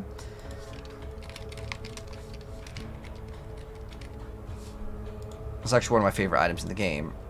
Oh, it's only 5k. Oh, it's so cheap, man. It's so cheap. But obviously we want it to be like 6 link, and then I'd have to get a 6 link in order for it to be like good. So we could take it that route too. I know how we just got this thing set up, which kind of makes it kind of like a waste, but like we're not able to really one-shot things super fast right now. So either way though, we're gonna need to improve on this. So that'll be something that we could get. We could just get like, we just play Impulsa, and then we could just one-shot, move back, one-shot. I I think that will be good. Do you ever get tired of gaming? Not really. Well, it depends like what game I'm playing. Like there's always new games to play though, so not too much. Let's see. This unfortunately only has 6 HP, so this is 94 resistance. I guess it gives us increased rarity. It's definitely better than what we have right now, though. Yeah, let's just grab this. This is 2 Chaos Orbs. Hopefully we can get this. This guy? Yes, nice. So we're going to get this off of him, and then we're also going to shoot for maybe a better belt?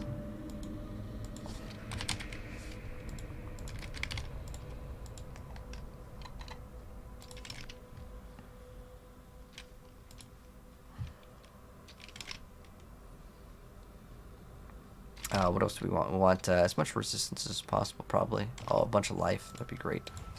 Life.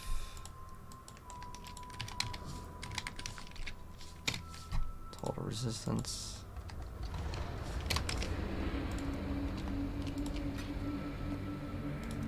Nice. There we go. Swapped that. We're going to have to do a lot of, like, moving, but the first step is going to be to get all of the gear, and then we'll do all the moving of stuff. I definitely want to get improved items overall. But I need to get resistances solved first. And, yeah.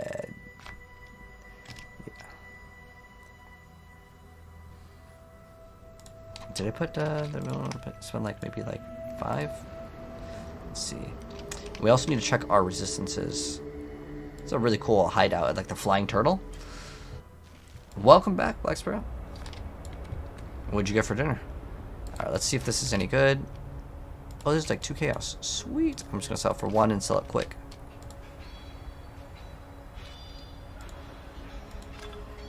Alright, so let's see what we're looking at for resistances. Oh, I hate that. That like makes things much more difficult. As well, you know, I'm gonna remove this anyways.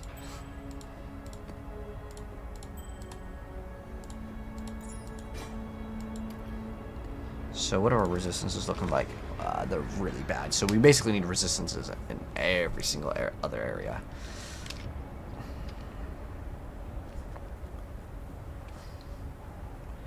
So we need as much resistance as possible. 4 Chaos Orbs, bunch of strength. Ooh, there's like not one bad stat on that belt, man. That's a really good belt. Strength. 40 life, and then it's giving us 70 res. This is 87.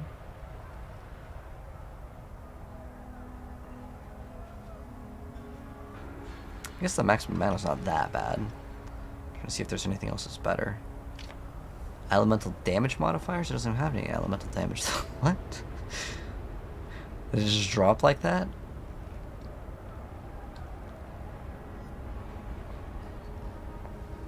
Let's go for this one over here.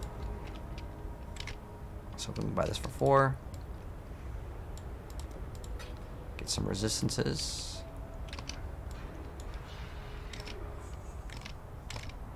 And while we're waiting for him, we can look for the thing with the amulet. So I want it to have a very specific anointment because it's going to cost way too much to get it because it costs gold. It's called Tribal Fury.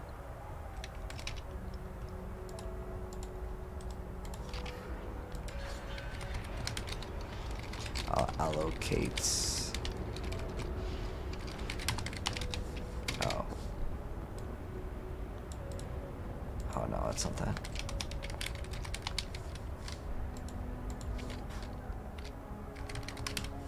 Tribal Fury. Let's see if there's any. Spell damage, nope. Ooh, life is good. And that was it. So we got strength, dex, lightning. Lightning taking us cold. Oh man, these are really bad. Increase cold. 10 strength, 1 energy. Okay, that's super garbage. Okay, that's actually usable. Regen 2% life per second. Okay, usable. Not really anything good, though.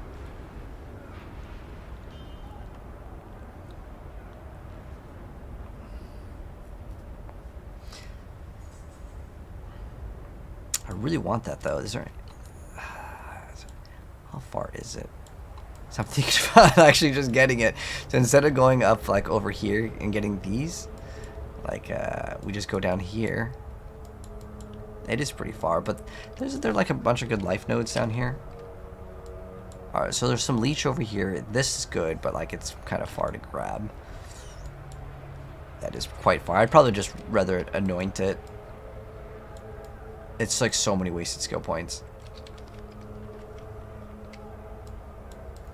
But I mean, we could grab like the increased life level. Let's see what else is here. This is not bad. We can actually go over here. So that, what else do we have? Increased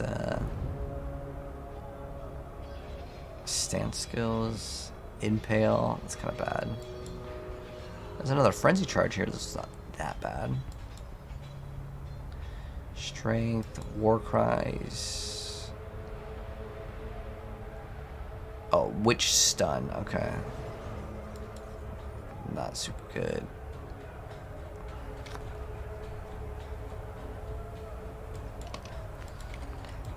Alright. So I guess that guy's not going to respond on that one. Let's see. See if that guy is back. If not, we can get the next one. The difference is it's another 12 resistances. But after that, though, oh, cool.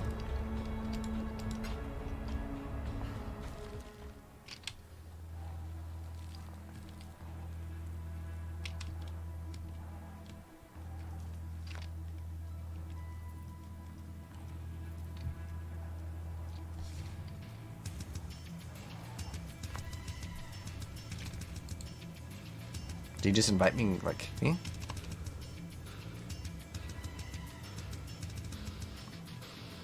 I'm kind of confused.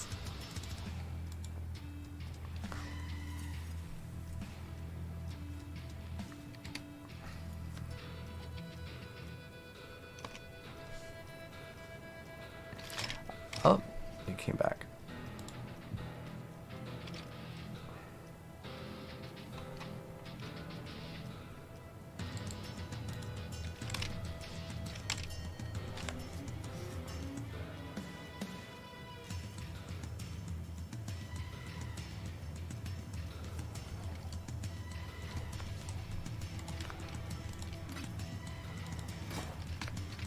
There we go, we got that item, and then now we're going to open up this. Okay. Are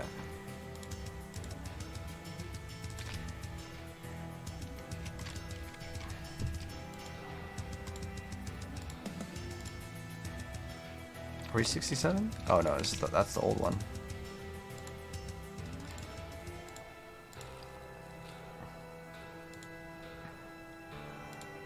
So we need to search for a much better amulet. Let's see what our resistances are actually looking like right now, though. So we need to get fire and cold. Fire and cold resistance is what we want to shoot for.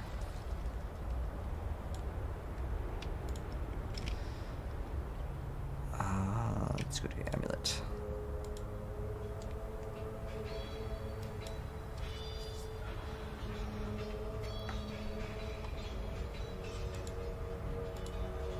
What did not actually work? Okay, here we go. Minimum endurance charge and kills, some life. Okay, I don't think it's registering our actual skill. So we gotta go to skills and then make sure Flicker Strike and enable that.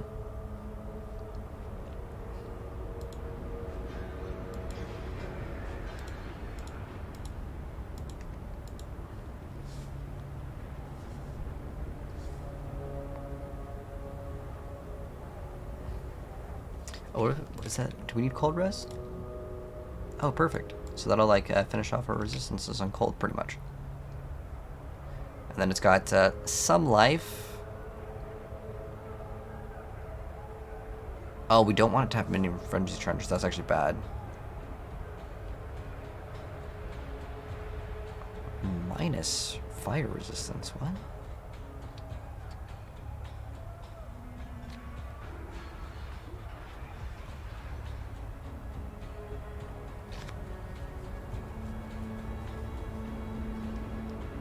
I feel like this isn't even that much better than what we have currently, which is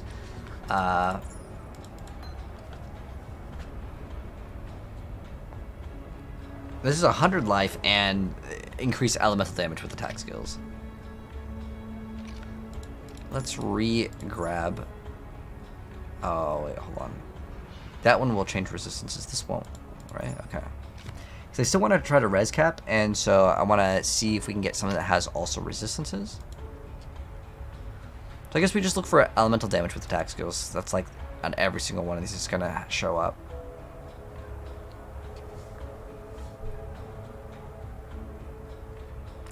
So we want life, elemental damage with attack skills.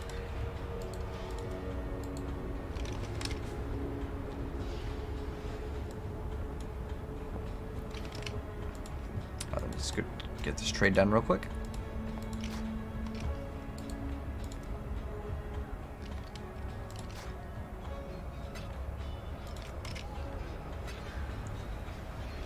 We don't want anything that has frenzy charges though. It gives what, 50% elemental damage attack? Oh, actually, it's like it's even more, and it gives us 39 strength too.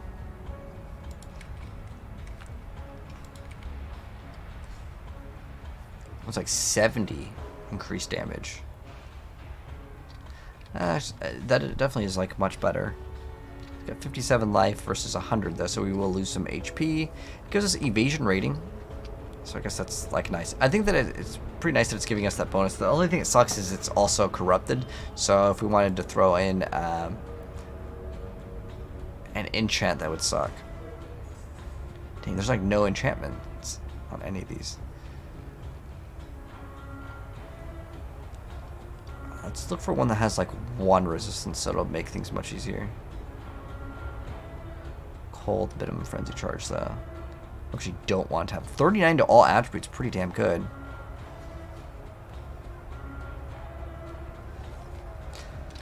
It's got a pretty good amount of damage, but it adds physical damage against us, and that's not good.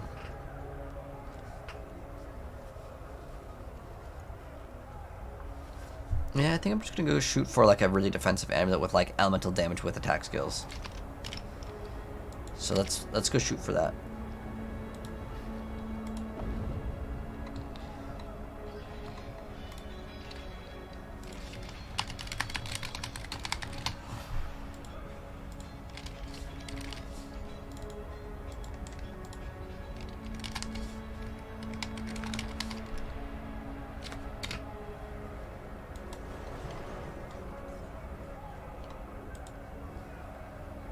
I would also need to go to amulet.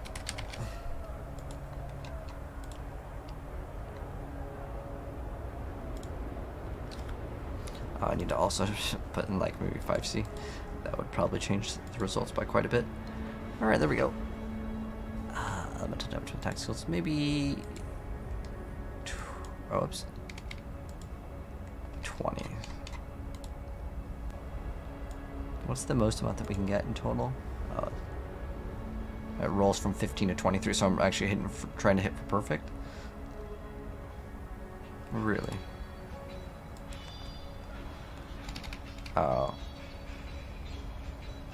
We'll just do like fire damage.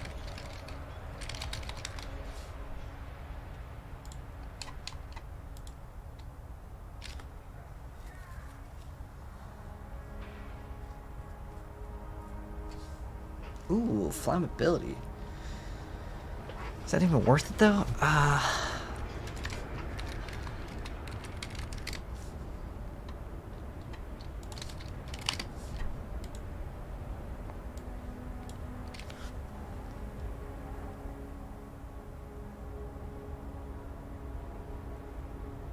It's It's not bad. So that's up to 36% more damage. 36% more damage is pretty damn good. And it gives us some damage, gives us some attributes. Is there any other good stats that roll on this? I mean, it has some life. It has some fire res. What's our current fire res? Do we need fire res? We do need it. That will res cap us on fire. It'll give us some HP and like some damage. Now, if we can get one that is enchanted, that'd be. Oh, what do they call enchanted in this? I forgot what they call it. It's not veil. What is it?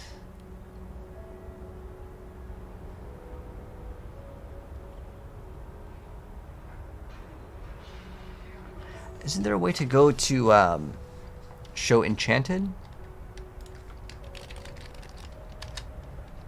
I think can you just do it like that? Oh, that may work. I'm not sure. Okay, we can do enchant and then hit any.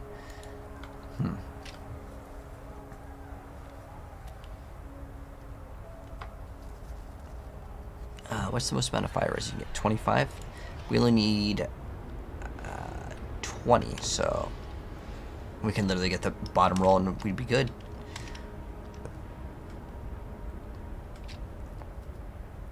And then we just run flammability and cast it as an aura. What? Gotta double check what maddening and presence is.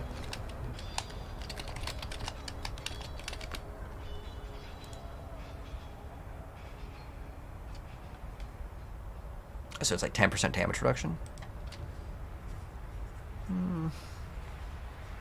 It's the most amount of damage that we can get added. I don't really care too much about that, to be honest.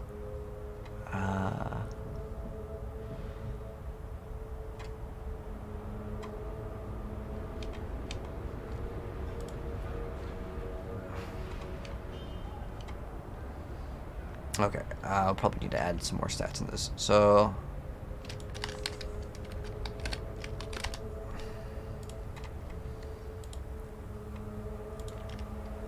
oh, not total resistance. We want resistances.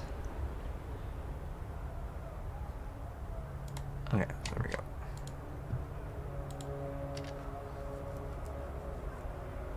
Dang, that's a pretty crazy thing. Can't be chilled. You're completely maxed out on cold res. Oh man, that is a huge amount.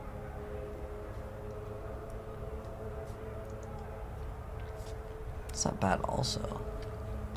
Dang, if it was just 20 to fire it, then the other one was 40, we'd just res cap off that. That's really not that bad at all.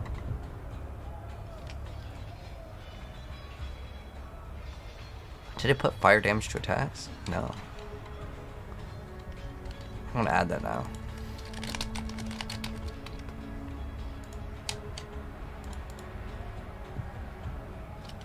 Alright, so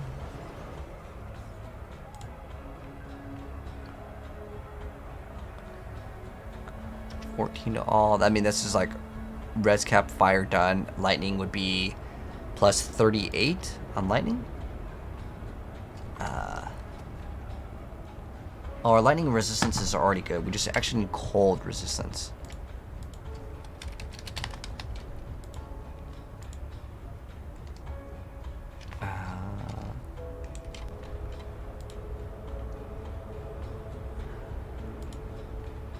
I guess we could have just done this.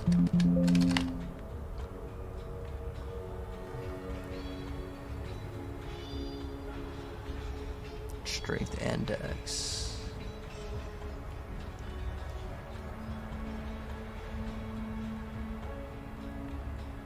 Lightning and chaos res? Ooh. How much lightning res do we need? Oh, we don't really need that much. Does it give us fire res too? Oh, that caps us on fire res and gives us life. Oh man, this is like, that's probably what we should shoot for. Actually, we could just type that in, put 20 fire res, right? And then as far as cold res, what do we need for cold res? We actually need a lot. So whatever, 33, what's that? 43 cold res? Let's see if we can actually solve this. Like instantly with just one item. That'd be great. How many items? Okay, there's only 4, so I can just sort through these and then we're done. 100 life, that is quite great.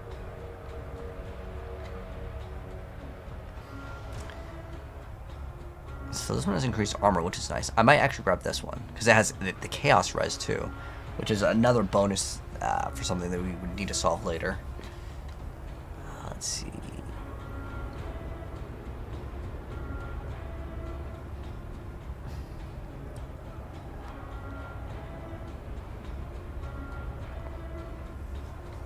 Do we even need Lightning Res?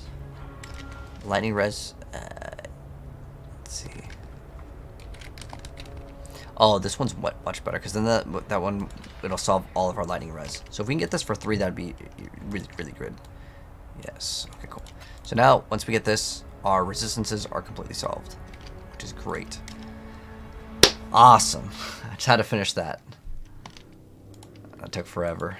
So once we get that, everything else can be just all DPS. All DPS.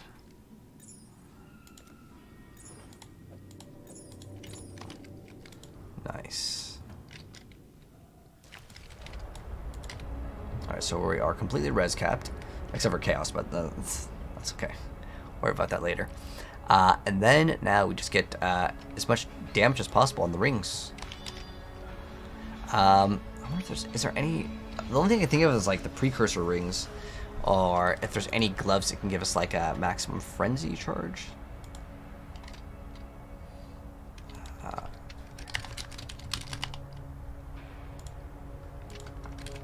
I'm pretty sure it's implicit though, but I don't know if there's anything else new. Ooh, oh, they're divine. Okay, that's it's gonna change some stuff. Okay. Okay. Next level, we're gonna get one more frenzy charge, but ideally we try to get as many frenzy charges as possible. But I feel like with 4, we could maybe sustain. We just need to activate Blood Rage. We should also actually try to see. Oh, ignited by skills. Ooh, that might not be super good for us. But yeah, we need 2 other rings.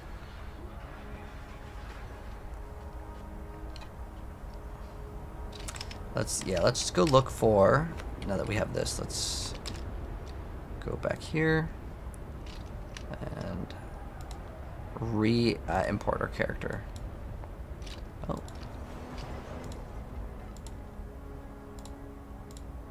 Oh, we have to re-import this.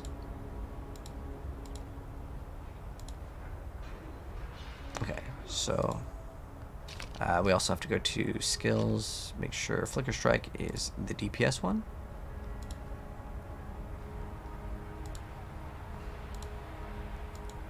How many Chaos Orbs do we have total right now? We have 29, so maybe like 10?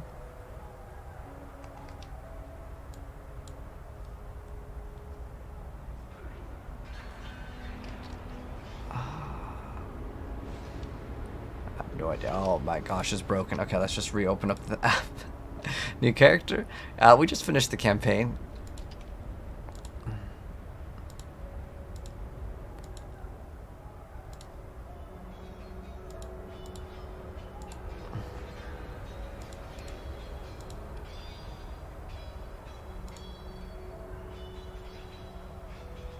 Oh, okay, I guess we maybe need to update.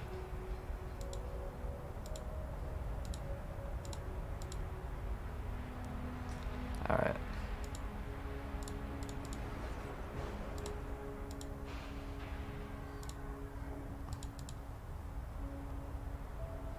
Oh, did we not import the items and stuff? And then skills. Okay, that's our full DPS. Items, okay, trade. Now, hopefully, we'll be okay. So, what we need to look for is gloves.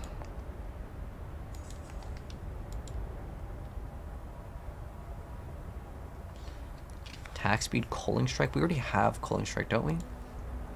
Oh, no, it's only Culling Strike against burning, so it actually doesn't work. Just these genuinely look so bad, though. It's because we have a bunch of culling at DPS.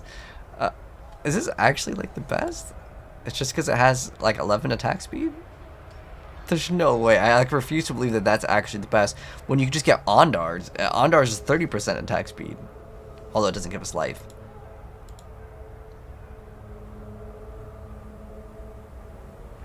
But yeah, I mean, Culling Strike is a pretty good stat to have. It does have strength, which is nice, because then... Wait, doesn't this have strength too? Oh, because I'm going to say we can actually run a good belt then. I'm thinking about this, man. Like, Culling Strike is a huge source of DPS.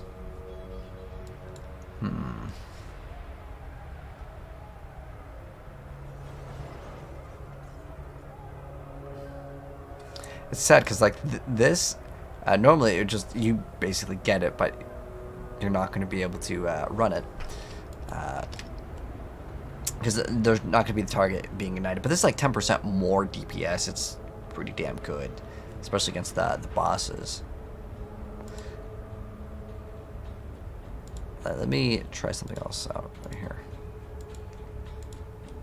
See what else we can grab. Lightning damage to attacks.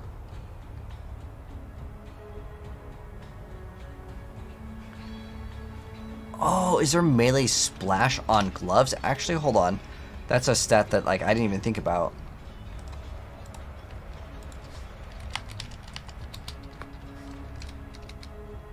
What is the correct wording on it? I didn't even think about that. Where is it? Deals splash damage.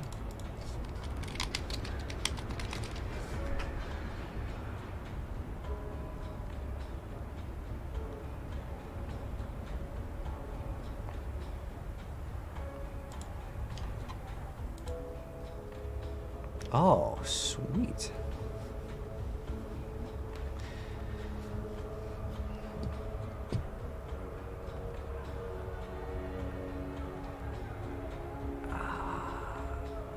Thinking about this, just for faster clear speed, I think that this is good because like how else are you gonna get it? Let's look for a corrupted one.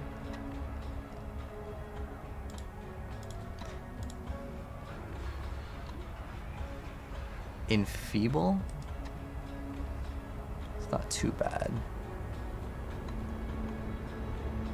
Attack speed is probably pretty decent, actually. Oh, 10%. Wow. I'm down for these. This one gives us a bunch of strength too.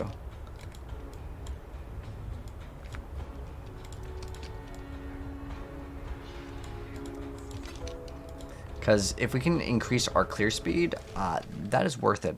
The other idea that I had was to get a bunch of lightning damage and then run Impulsa.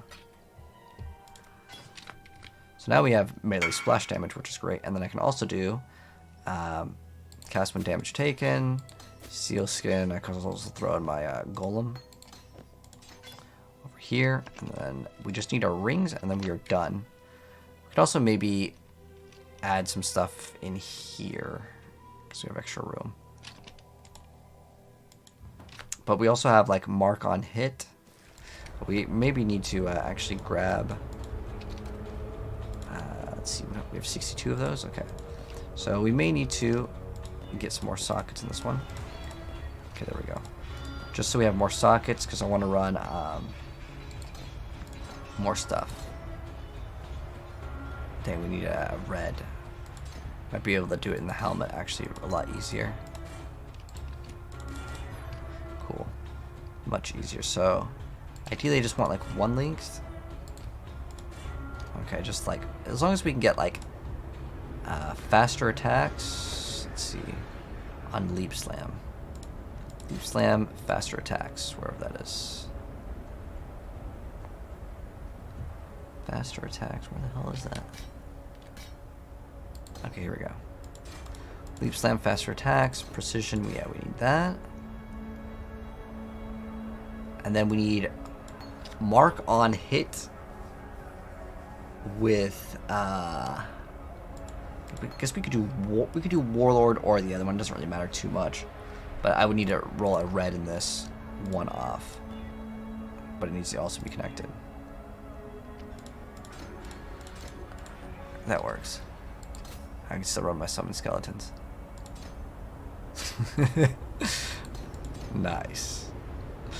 And then we have no spot for our vitality, but we might not even really need that. Because we have some sort of leech now, which will be great. I think we're good.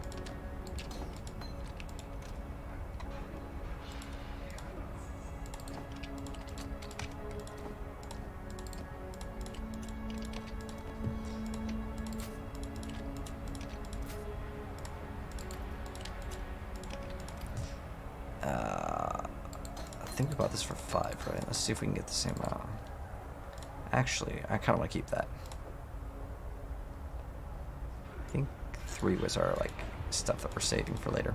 Okay, so now we just need rings and then we're done. Sorry, I know this is taking forever, guys, to get back to the actual gameplay, but like this is part of the game too. All right, let's go get the rings. So we need 2 rings now. I think we can spend 10 each, right, on the rings? Oh, yeah, we can.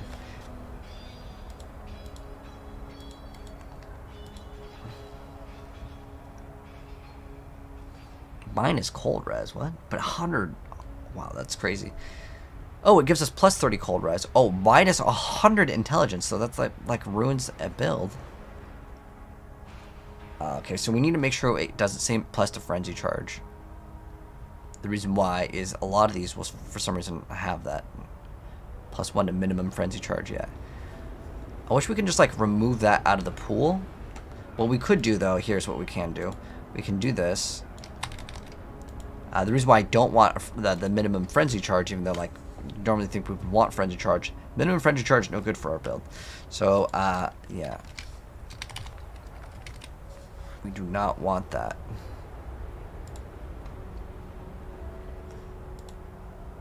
So remove that and then just go sum, and then it should show the best.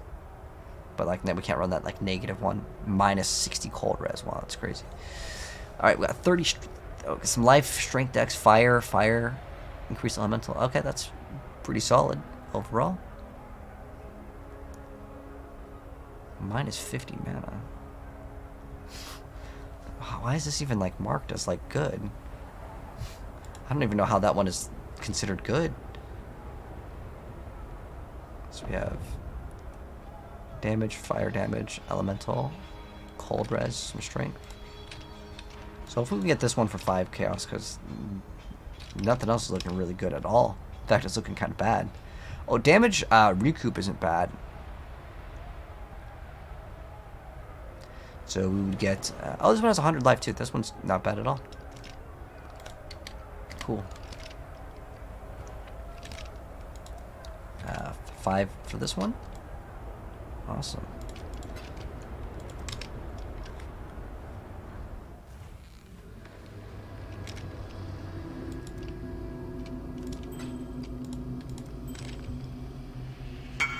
Fire damage, increased lightning, elemental, and then 2 resistances. It's just really giving us fire damage. Oh, it's like 50. 50, it's like actually over 50% fire damage, and we get some more. And we got pretty good life on that one. Actually, that's not bad at all. That's only 5. Well, that one's good too. Alright, let's go to this one. This one is just 5 as well, and then we'll get right back to playing. Cool. So we'll have a lot more HP. Do I have a TikTok agency? Are they worth it? You got message from them? So they can be worth it. Because they'll give you but it depends on like what they're offering for their deal. So check out what they're offering. I'd say that would be something to take a look at. Because like they'll promise you they'll give you a bunch of free gifts and you can get the free gifts or whatever. But if they're like looking for like a percent, so there's something called like a multi-channel network, and you want to watch out for those, as those like siphon money from you, and they're most of the time not worth it for YouTube at least. They'll tell you they'll deal with like copyrights, but like usually when you ask for help, there's a lot of companies that'll just completely ghost you. So they'll say like, oh, we'll promise you all these things, but they won't give you it. When time comes and you ask them for something, they're not there. But they're always there every month to take your money. So I'd be very cautious on it.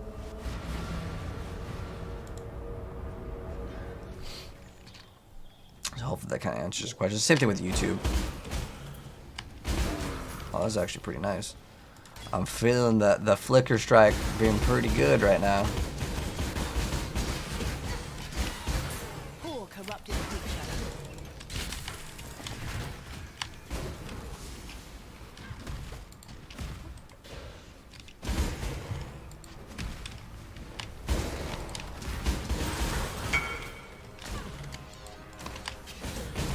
My mana is gone.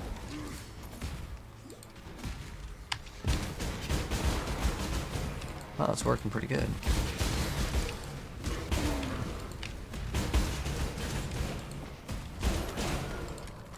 Wow. I'm digging this though.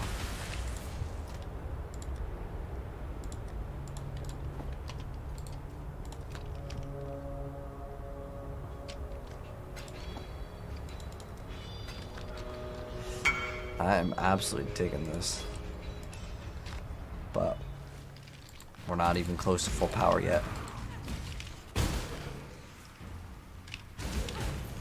So I'm pretty sure we can also buy just a level 20 Flicker Strike. What is our Flicker Strike at right now? It's only 5%. Hold on. Let's just go buy a Flicker Strike because it's actually a pretty big damage increase. Because you get this right here does that. The damage is 330. We can get another 100% damage by just getting a level 20 Flicker Strike.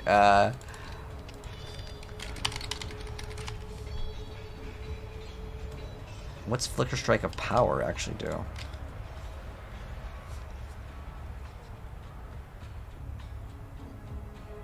The buff grants 20% movement speed. That's not really that great.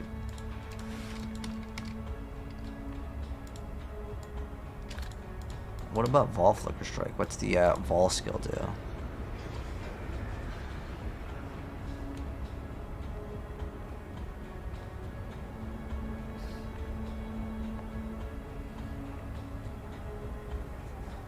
What the heck? I kind of want to see what the heck this does. I've never seen it, so.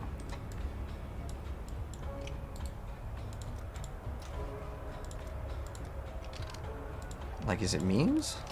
It says it doesn't even do damage, so like, I don't even understand how it's supposed to work.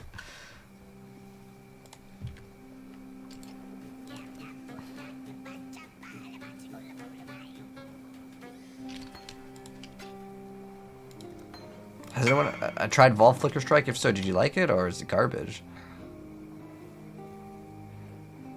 Dang, this build is looking like it has too many buttons to push.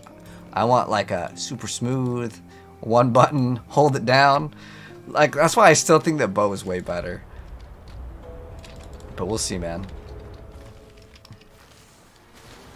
Oh, we don't even have the correct thing on right now.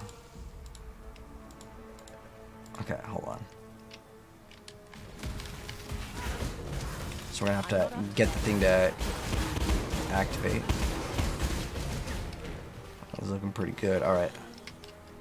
Oh, let's see.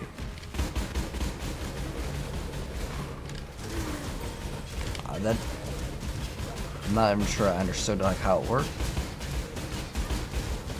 It's just Flicker Strike again.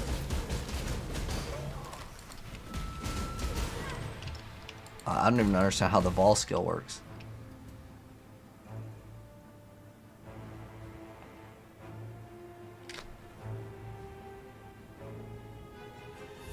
I'm guessing it just activates Flicker Strike 25 times. I could just hold it down myself. Like, I don't see the point of it.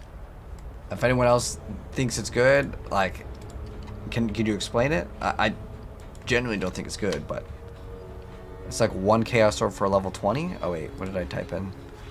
Oh, the requirements. Jump level 20. Okay.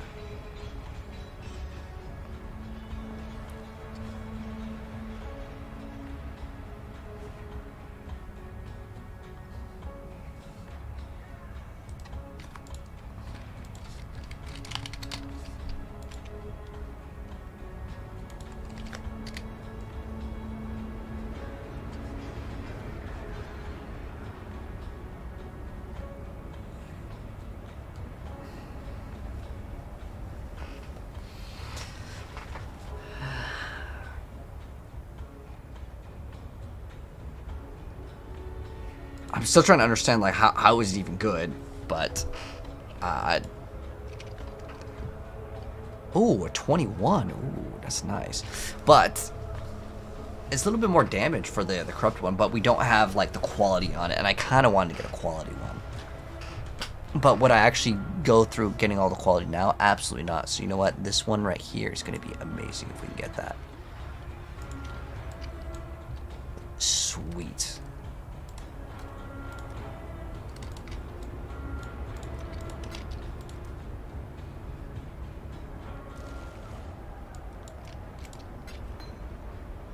Oh, we need to be level 72. Unlucky. Alright, 72 it is then. Oh, we're gonna go back to our hideout. Which he has the same exact hideout. What's up, largest? Alright, let's go.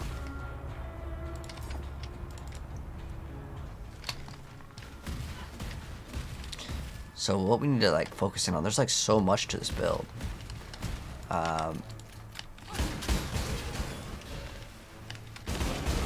The next level, the next 2 levels will be actually pretty big.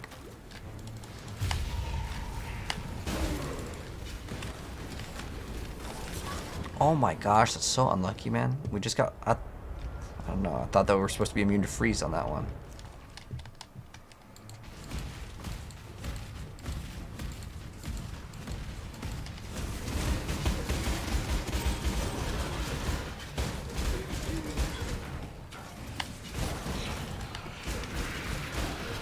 I'm not up to that just yet.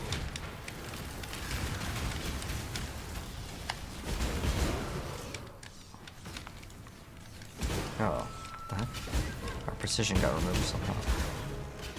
Where's our vitality too? Did we forget to put in vitality? Oh. Well, we could definitely throw in another aura, that's for sure.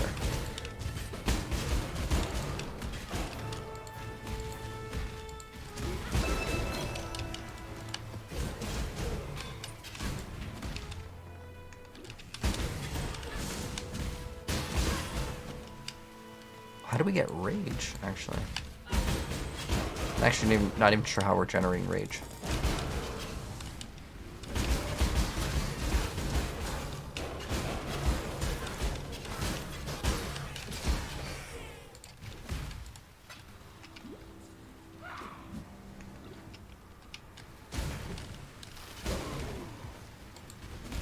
Yeah, we need to add a lot more auras to this build. I think this build will be way better with aura, like more auras. Alright, let's try the boss. So we're gonna have our ability to get way more damage, and look at the boss, dude. It is just melted, man. I only have 1 aura on, which is literally just precision, but it's looking pretty good.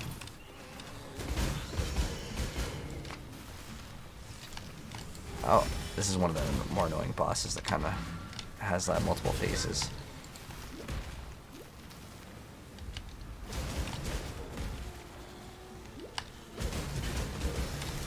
Oh wow, it's dangerous.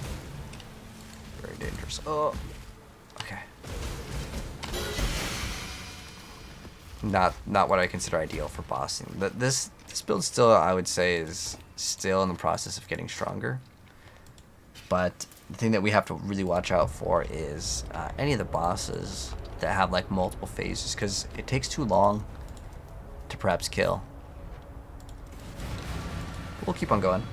What we should also add to the build, I mean, we could definitely get, we're already res capped.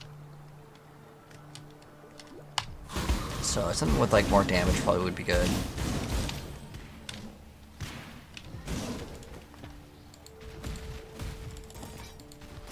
But yeah, 72 is where we're going to get a lot more damage.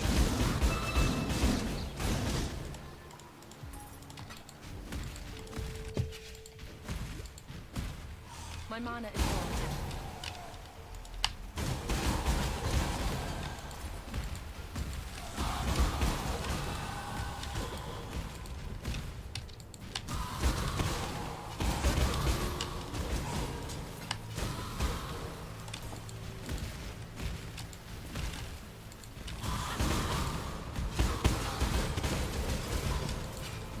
You know, the melee splash is like pretty much good enough, I would say.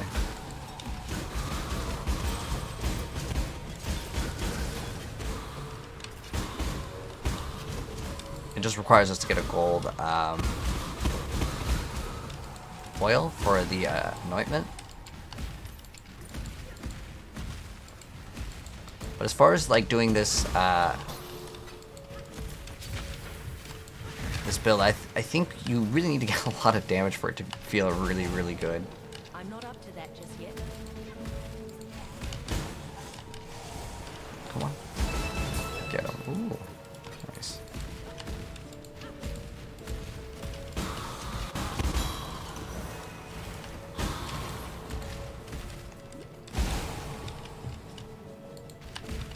But I noticed with the tincture, like, because we had the Warlord's Mark too, we actually can keep it up pretty good. Oh, now it's like really draining fast.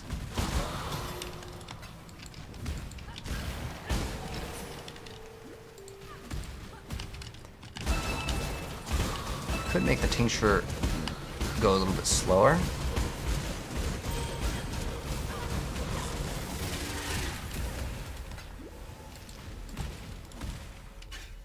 So now we're coming up to the boss, then we push the thing for 80% more LE damage, which is pretty crazy. Alright, so check this out. We have this thing ready to go, the Unbound Avatar. So watch what happens once we get over to the boss. We pop our tincture. Once he's ready to be attacked. Okay. So now we go attack the boss. Ooh. Looks like we're still having just a smidgen of trouble with the charges. So we're gonna get a couple things here. Oh, whoa! We're taking some damage. I forgot about our little golem buddy. All right, so we're gonna get one more frenzy charge here, and I think isn't there another frenzy charge up here? Oh, there's another frenzy charge up here. Ah, okay. So we can actually get... Ah, dang. Unfortunately, you have to go this way. Let's see. So we have 1, 2, 3, 4 points, or 1, 2, 3. I mean, this will at least give me 20 int, so it's kind of useful. Plus, we get the gem socket, I guess. I think we go this way. I'm down to go this way, because I actually don't mind getting the gem socket. Because that's worth it. Usually that's worth like 2 already. So there's like 1, 2, 3, 4. It's worth it. So we're gonna go up 1, 2, 3 points that are kind of worthless, but we do get something out of it.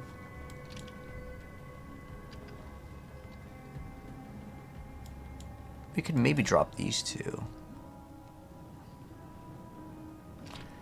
I'm literally using that for the movement speed.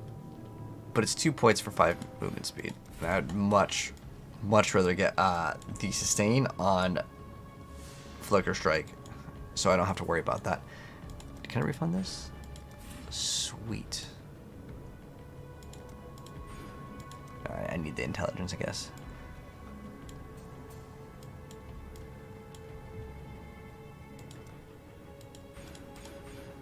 So the next point right here will be pretty massive. That way we can have 2 frenzy charges. Alright. Awesome. Oh, it's just a 6 socket thing. Is this worth anything? Maybe we can get 1 chaos for it. We'll throw in the 1 chaos tab, and if we get a chaos, cool.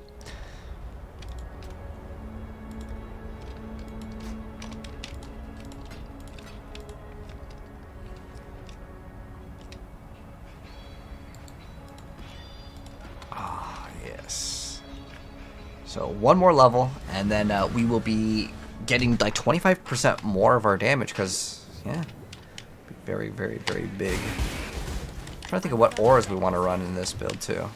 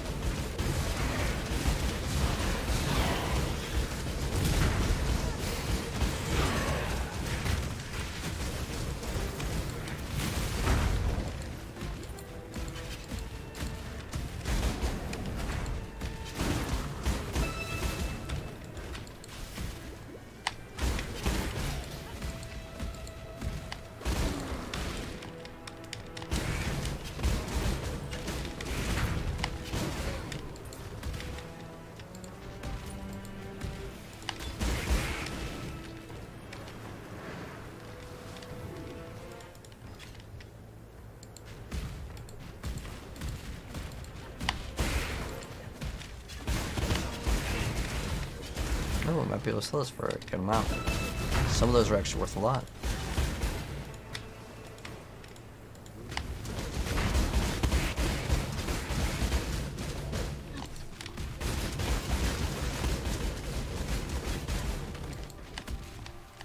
Everything already dead.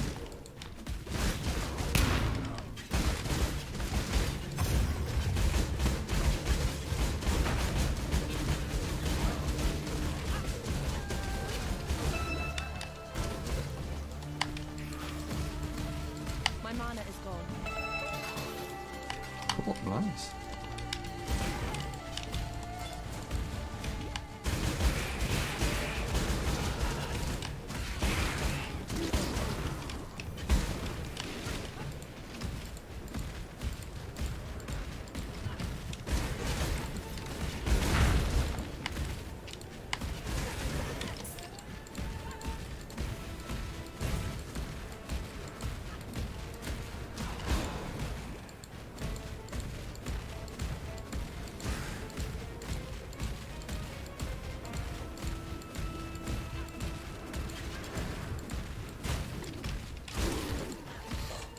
Very fast.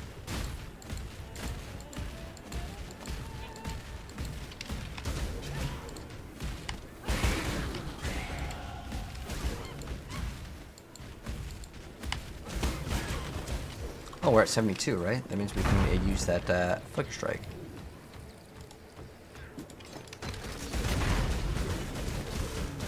Big DPS increase. I'm not up to that just yet. So what we ideally want to do is get a 20. We should do, or maybe we shouldn't have bought the other one. What I should have done is just went to a.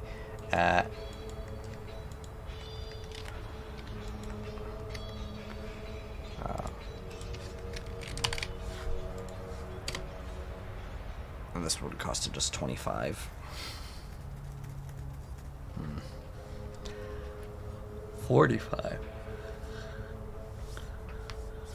Ugh.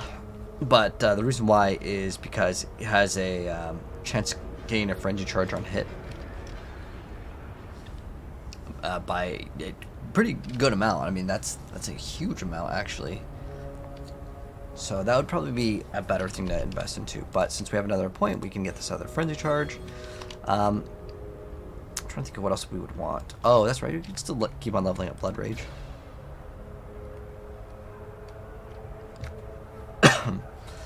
Alright, so what else can we do?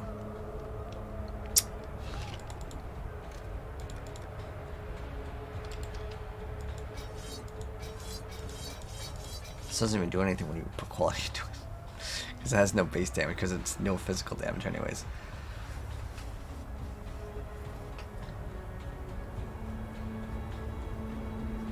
This thing was nice though. I like that.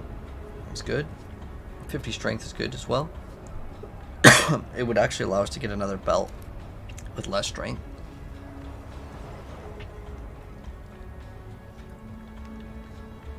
You know, the regen is not bad on that.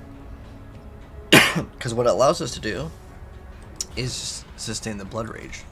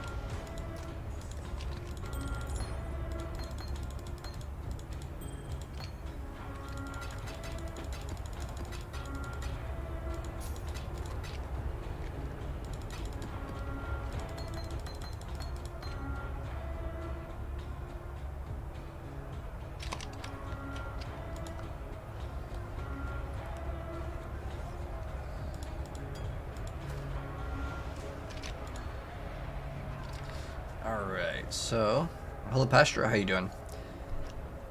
We need to get more maps, or we can do the Kyrat quest.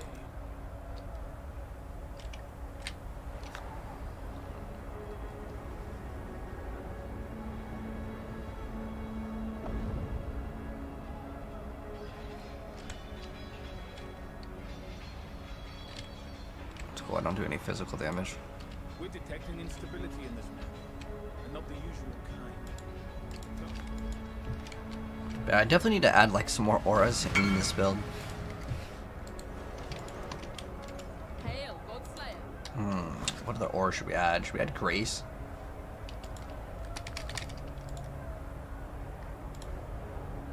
I definitely need to add more aura.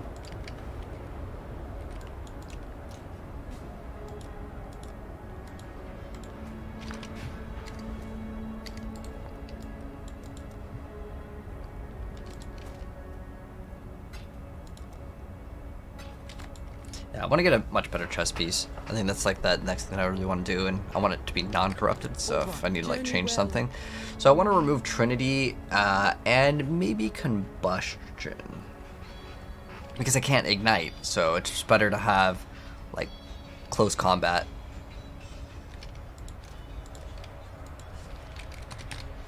Still maybe level this thing up. Maybe level this thing up over here.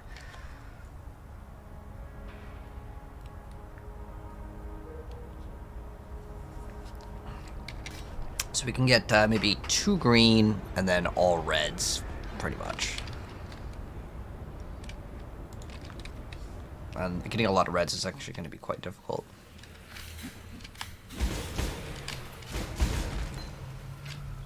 Oh cool, we have Delirium. It's just about to invest into that stuff. Perfect timing.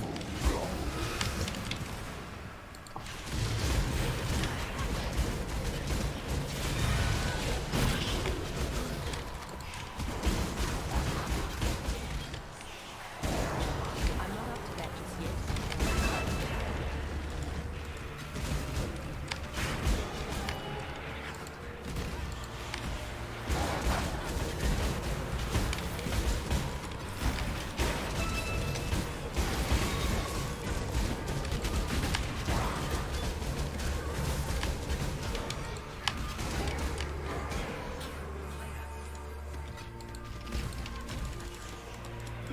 Stay pure. Oh shoot, I didn't want to exit the Delirium, I just wanted to start the thing. Well done.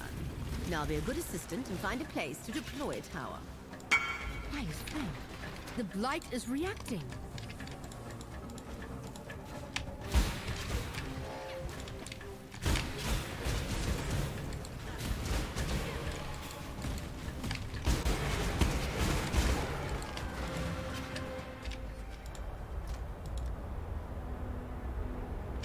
Which one did they want?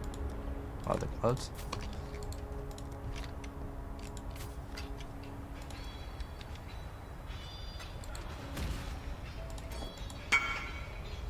Do not How's Flick Strike going? reach the purification pump. It's not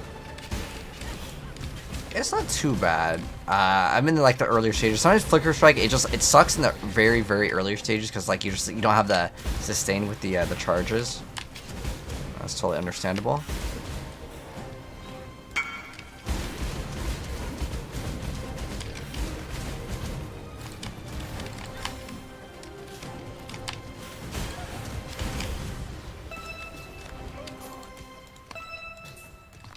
Alright, come on, we need some big money with this. Oh, no, got nothing. Unlockies. Some bear trap. And gem cutters prisms are so expensive this league. Well, it's been like that for a while. Once you can afford the gear, I like to try to run it as soon as I possibly can. I don't like playing non-fast builds. I almost want to just get a low-level one and just re-level it up, because as much as I want to play with a high-level one, like not being able to sustain the charges is not fun. I can buy a 20 for 5 chaos. It's a pretty massive difference on how many like charges that you get with it. But it kind of sucks that I have to re-level it up. But again, like the difference is that yeah, you obviously get to have massive. Well, it's 25% chance to gain on hit. So that means instead of it being a 15, which goes to 45%, you're now at 75 chance on hit, which almost is like, yeah, it's a huge difference. And the reason why I multiply it times 3 is because multi-strike hits that many times. Now, if you have the other one, I mean, it doesn't always give you it, obviously. It's still random if it's giving you it, but it helps out so much. It makes the build so much more enjoyable. I mean, let's see if we can find one that's already level 10. Oh, no, it's just going to go straight to that. Like, I would actually rather just buy a level 1 Flicker Strike. Let's see if we can find a 23 quality. Oh, 23 quality level 1. That's fine. Gives me 1% more. And for only 1 more Chaos Orb, I think that is absolutely worth it. Because I don't like not being able to have the thing. That's no fun. So, we're going to remove some damage, but in return, we'll get this. It's 6 Chaos Orbs. Okay, this one's 8 now. Could be a price fixer.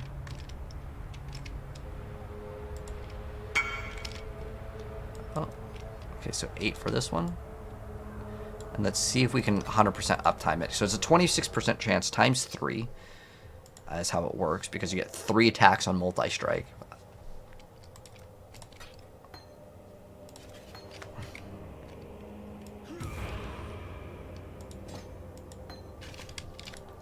And let's kind of see the performance on this. We're going to have to level this up, obviously, but hopefully it'll feel much better.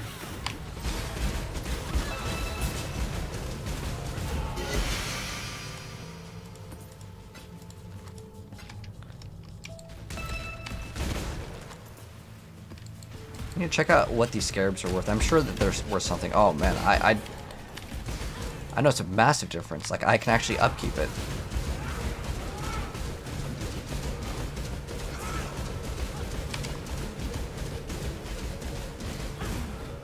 I'm not up to that just yet.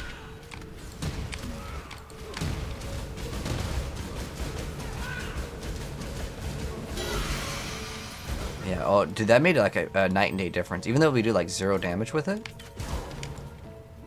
it makes the game feel so much better. Holy. So you don't even need to do any like Pharaoh's Fur, because I was expecting, oh, you get Pharaoh's Fur, it's super expensive and stuff.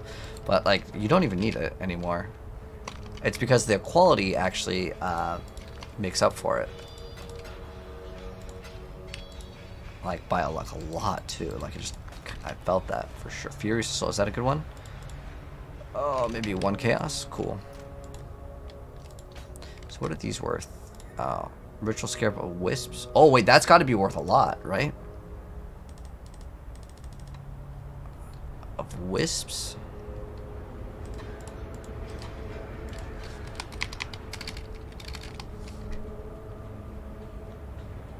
Is it Scarab of Wisp? Ritual Scarab of Wisp.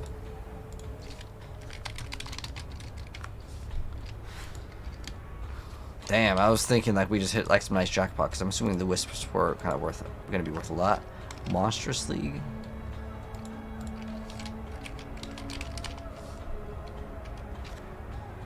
Wait, what?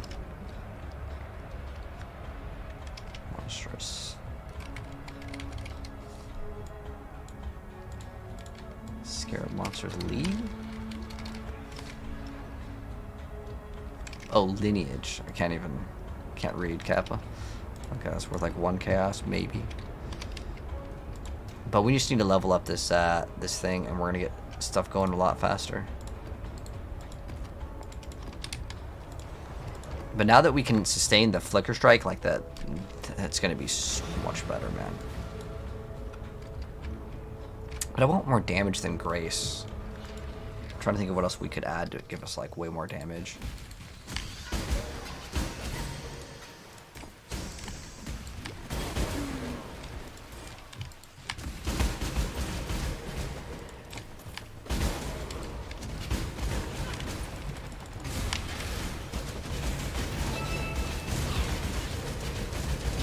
It's like so easy to maintain Flicker Strike now. Oh my gosh. It's crazy how all we needed was just that. And like now that like the build feels super good. Super smooth playing experience right now.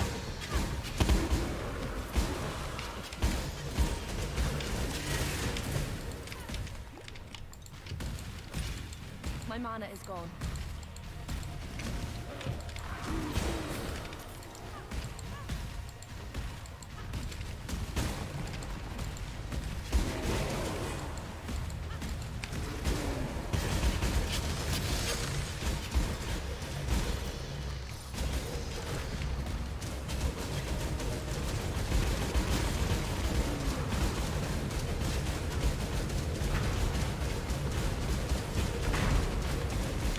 It's the boss? No.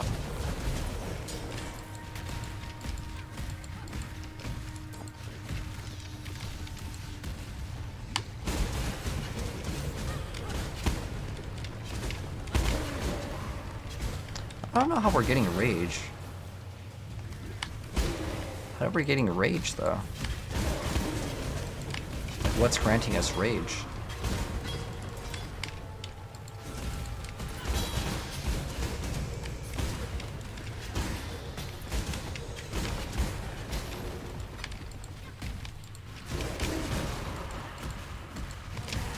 We should list that other Flicker Strike that's level 21.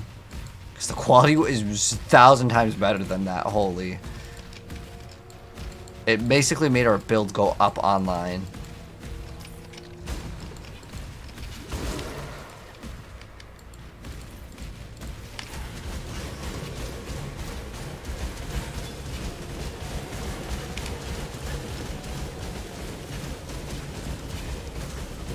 I don't even know how this guy's not taking damage. What's going on?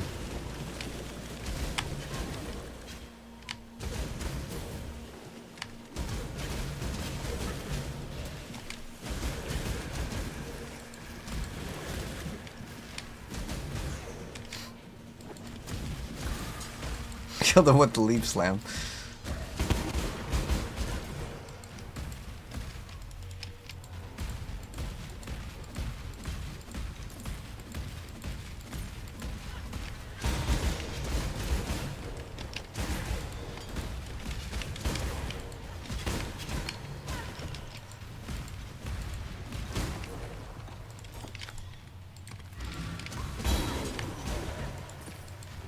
Oh, wait, there's an area over here. I don't know if we killed the boss in this one.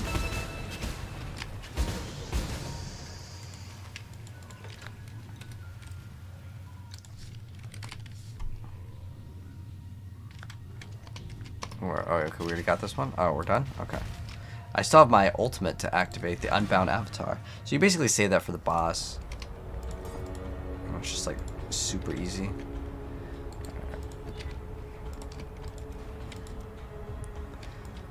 Atlas point. Yeah, I think I'm gonna actually branch down to grab this next.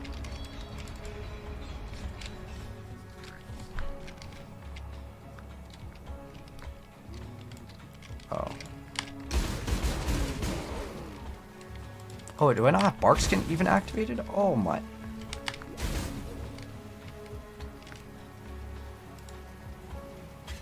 Where's our other aura? Precision. And then Grace. Okay, now we have it. Oh, so I wasn't even running Bark Skin before, because I think I swapped something and it turned off my auras. Oh well, we're good now though. So the next step that we're going to get for an upgrade in terms of flasks, I think I want to get, sorry, accuracy, 3-8, okay. We want to get, we don't really need the crit one. I can actually forgo crit in this build. It's not bad, but I just feel like it's not really super necessary. Because the base of this one isn't very good. It's 5.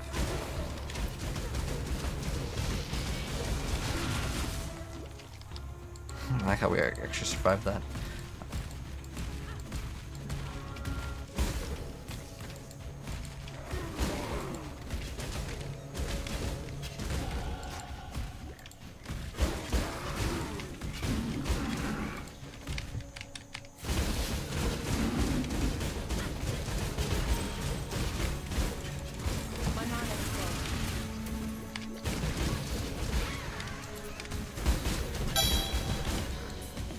That's a nice one.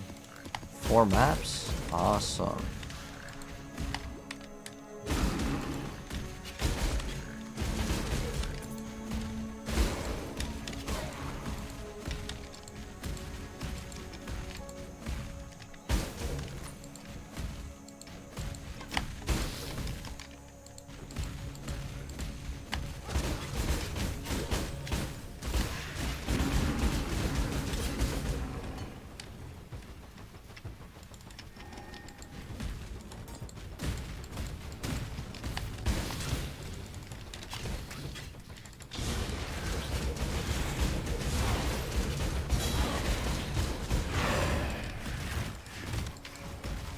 Yes.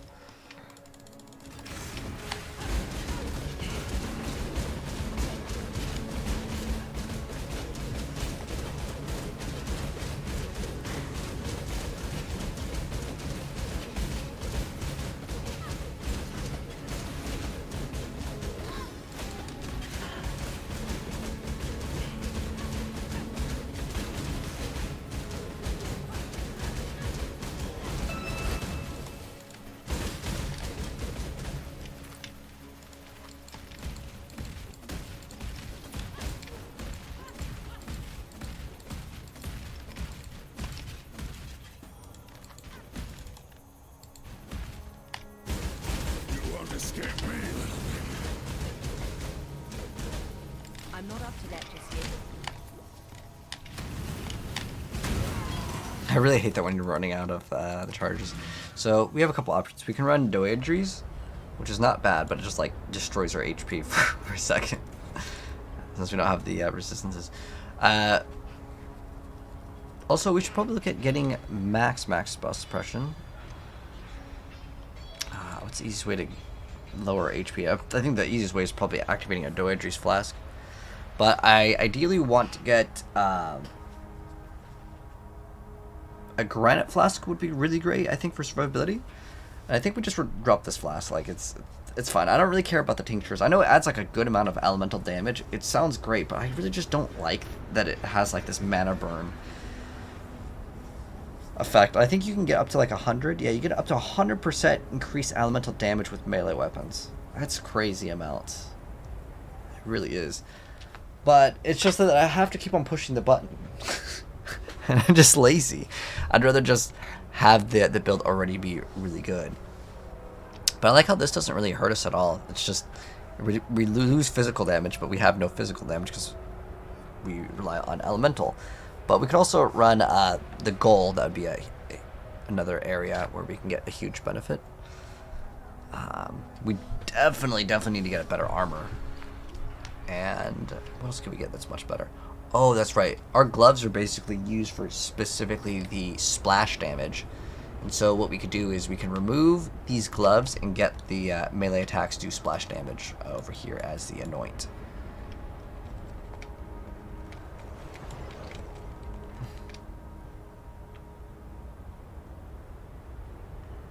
But yeah, we're just going to anoint that. And then if we wanted to get like another aura, that's another thing we can do to get even more stats. I think that could be good. We might be able to remove that one and instead get like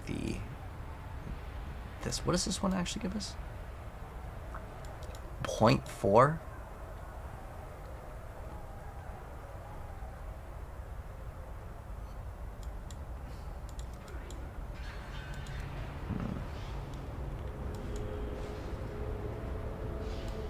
So that's an option. And then also, let's see, we can get extra 3% spell suppression. Any other like mastery notes that we can grab?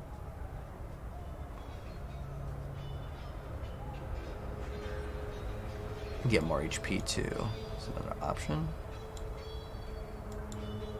Oh, we actually don't need these at all. We don't run projectiles anymore, so like that's actually worthless.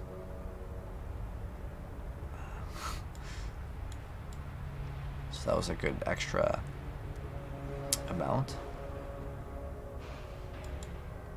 There is some sword stuff, isn't there? Let's see. To block attack while dual wielding or holding a shield. Swords.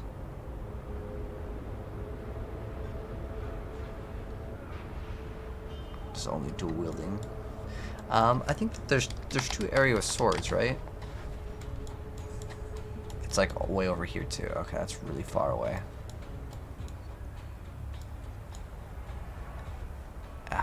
We don't go for crit in this build. We could, if I really wanted to try to get some more damage with crit, we could do that.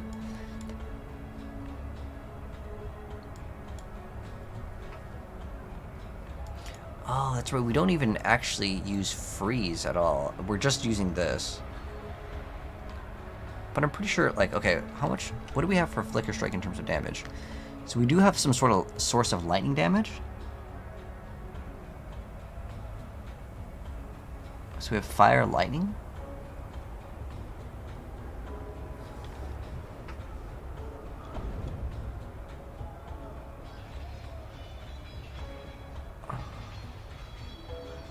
The thing is that I hate how there's a maximum of shocked is 2%, but you can apply up to 50, but good luck actually getting that amount. So I don't even know what I would do for the last lab.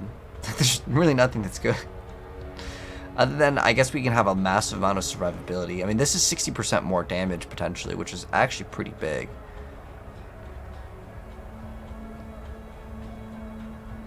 Or we can just run all triple damage and then have, like... Yeah, it's probably much better with the other skill. Lightning Strike. But we're not even on that lab yet.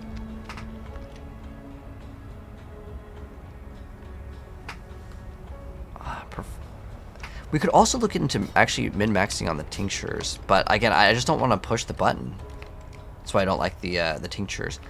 I'd rather run maybe another aura. We can get maybe mana reservation efficiency, because there's...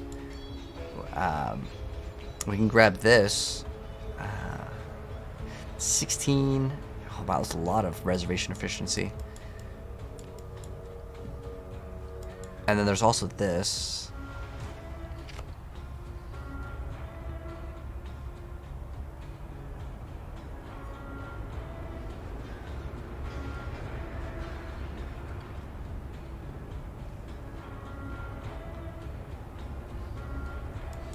See what else there is that's like kind of nice to have.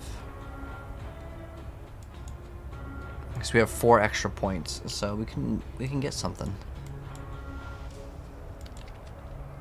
What's our... Actually, it's 38, so we're really good on that.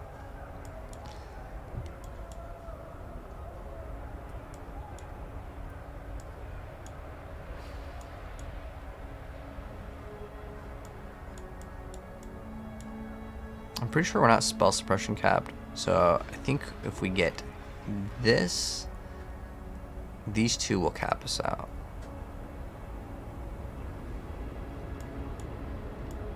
What else can we get? We could definitely make use out of those 2 jewel sockets if we did get some jewels.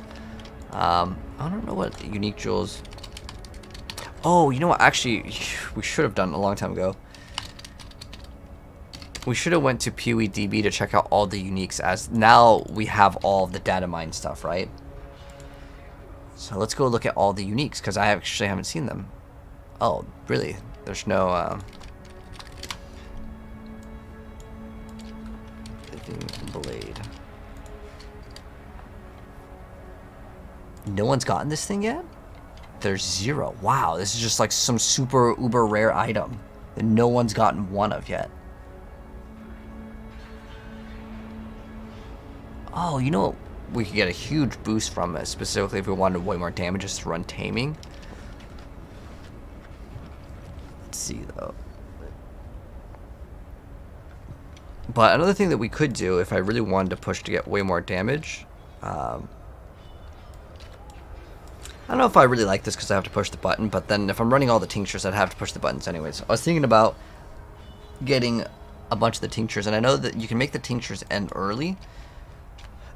And so it says they last for 0.5 seconds per mana burn on you when the tincture was deactivated, up to a maximum of 6 seconds. So that means when it ends, it still lasts for 6 seconds, and then you can activate it again. So that's making it so you only have to push the button once every 12 seconds.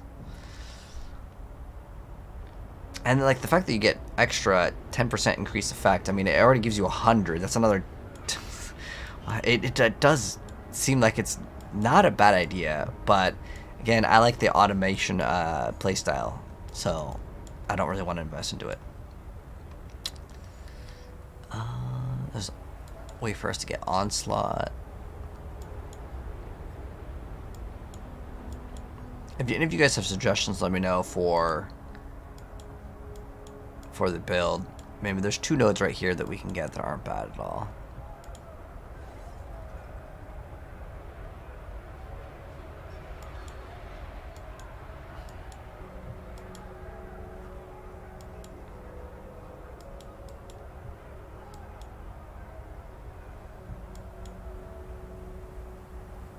We can also look up the. Let me finish looking at all the uniques actually.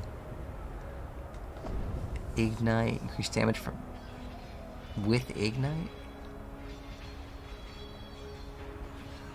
Chance to refresh Ignite duration on melee hit. Oh, maybe we've got someone that wants to buy something. What?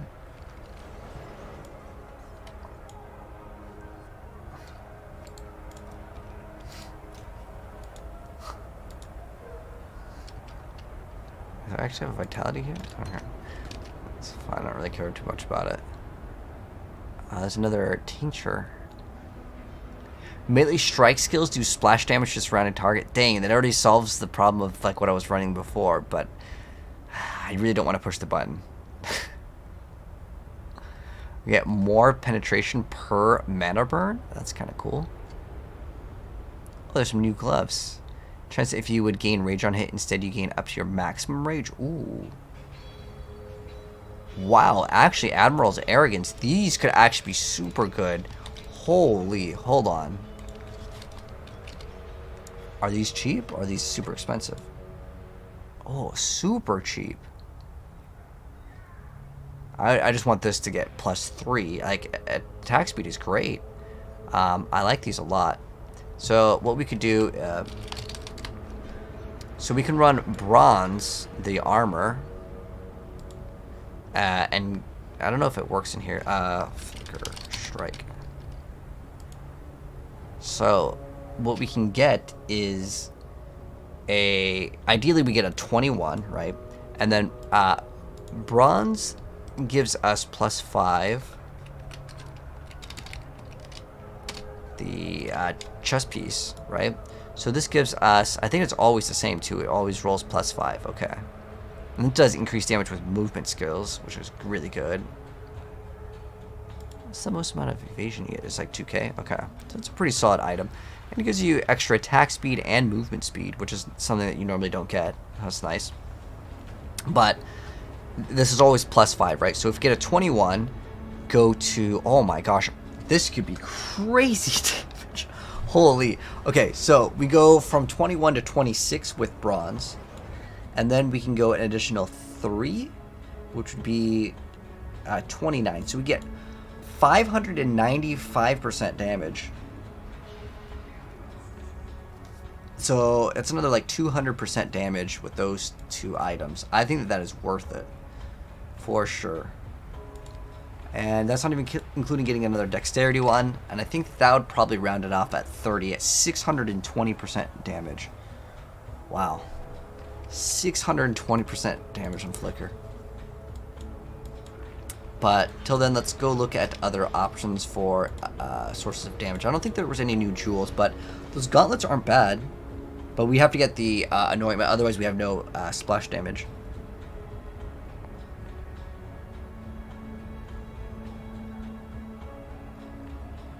Let's also check out what other ores we can get.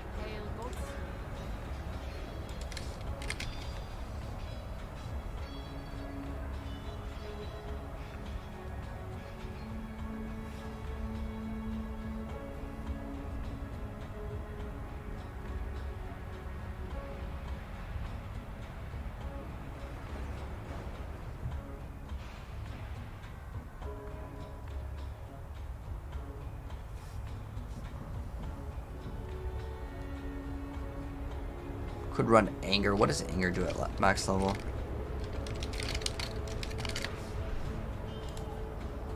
We get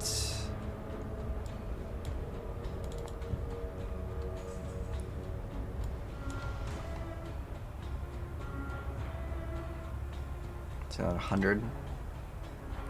Probably a pretty decent amount of damage. So we can look at maybe getting anger.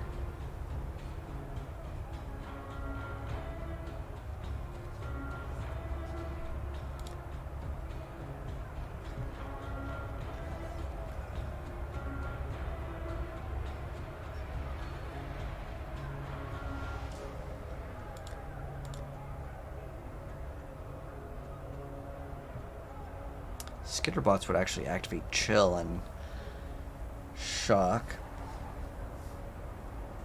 It's not too bad. It's 35%.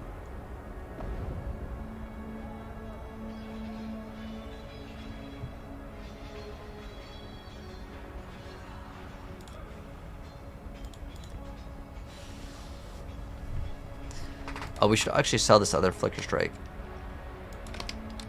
Greetings.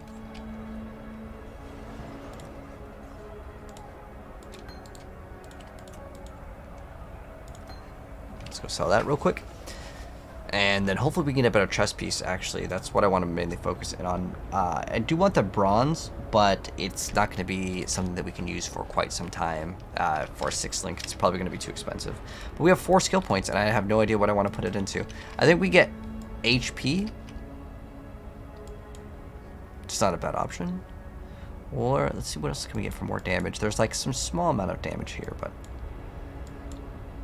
Oh, you know what? Increased effect of non-damaging elements is actually really good. Because, yeah. Because it's going to give us 10% damage, and then on top of that damage, we get, that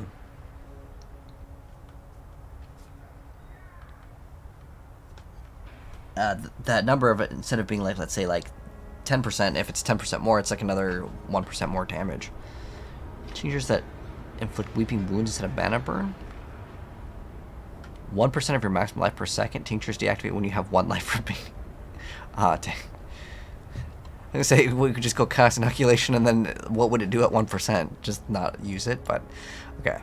And then we can get, I guess, more HP. That's the only other thing that I would probably get. More HP, more evasion. Okay. Alright. Let's go now and continue.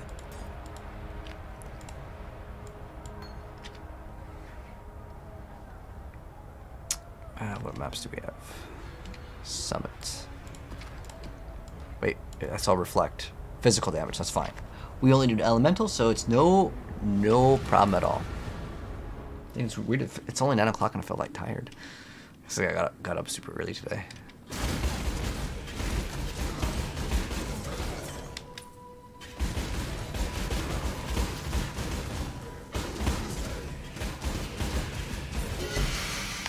Oh, Gang's Momentum. That actually kind of works for our build.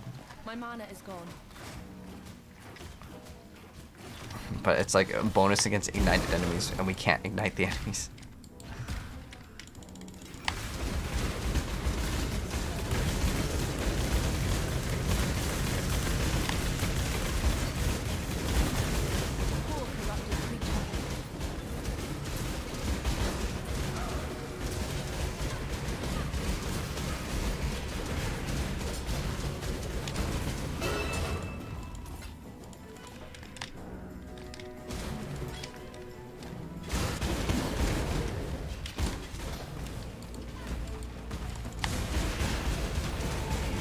We should actually go back to check on the league mechanics. We have a bunch of stuff coming from the ship. I need to keep on going back to check.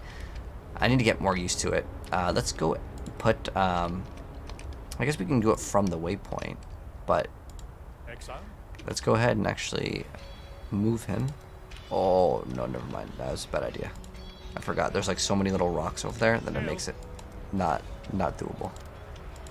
Can you get your rewards from this? I don't think you can. I have to actually go visit the area.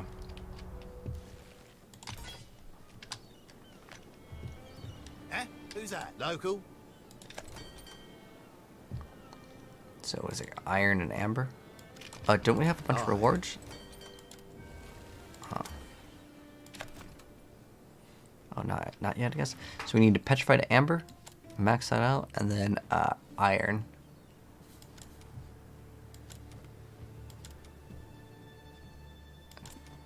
Give me that maximum reward. I don't care how. It's a 41 minutes, and then we're gonna get something. Hopefully, can we upgrade that? Nope. Okay. What was I doing again? Is this new? There's something to the right of this. I don't think we've seen this before. Welcome to the forge. Okay, we don't have any. I sent all of our resources, so hopefully we don't rip.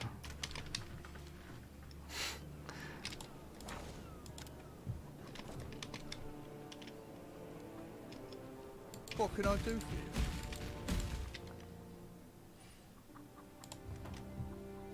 What was that other thing? Oh, Forbidden Sanctum. Did we finish this map? I forgot. Oh no, wait, I got distracted and went back.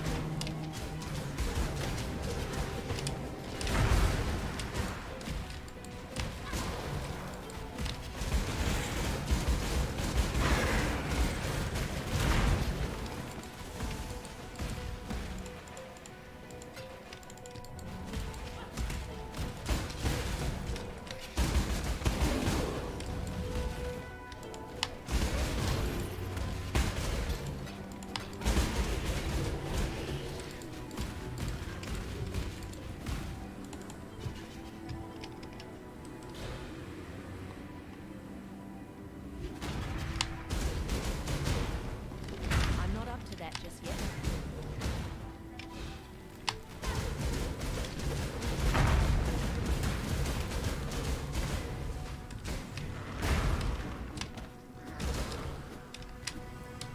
Flicker Strike is just like, his performance is so bad on the bosses.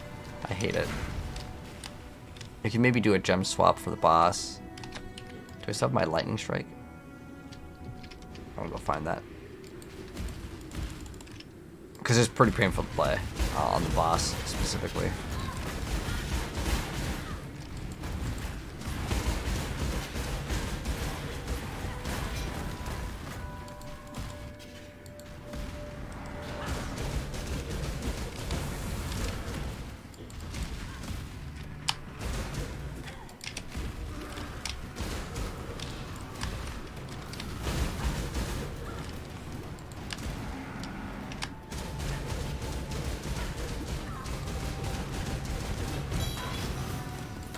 Cool.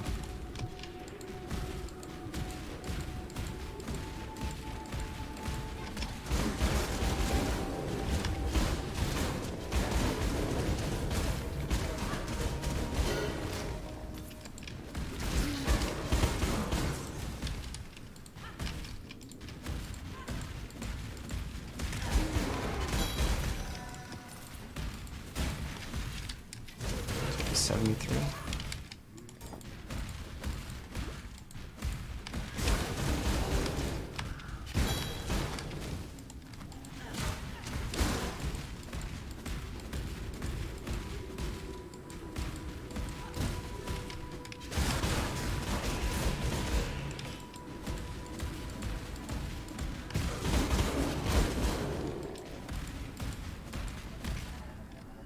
This game is too hardcore for you? What do you mean by that, Death Row?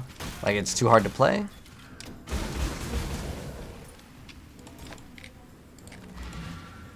I almost wanted to swap ascendancies, to be honest. The reason why is I don't really care for the tinctures. I don't think this is worth anything. Alright, okay, just gotta double check. See if this rolled. Oh, two cult damage. Wow. Too much going on. Cool wins.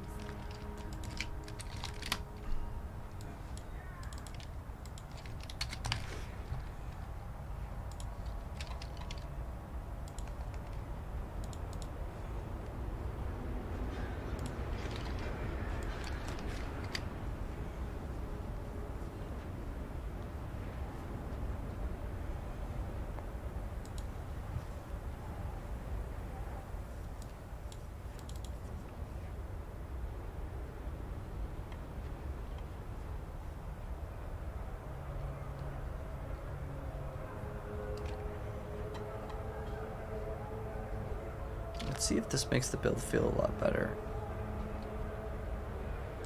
It's another like 100 damage.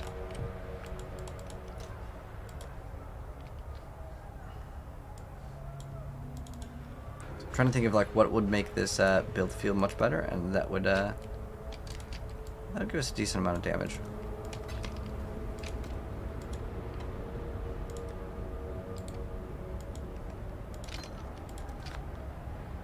Because it's like so close from being good. Like I'm not done with the build yet. I'm like giving up on it or anything. Oh, 68 int. Oof.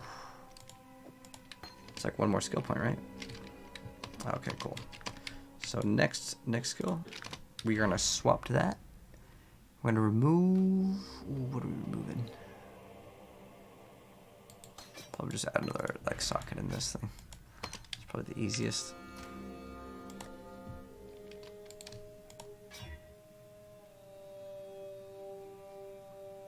There we go. I feel like we can get more though. Give me at least 4. There we go. And next level, we get some extra int, and then we run that.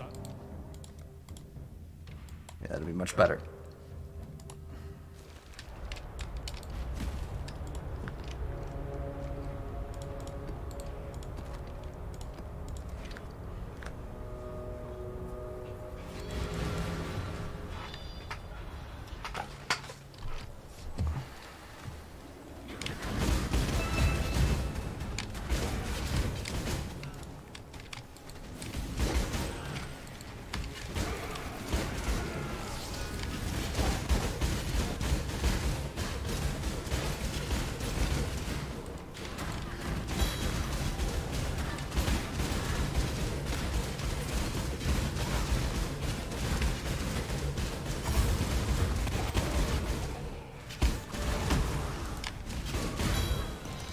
My mana is full.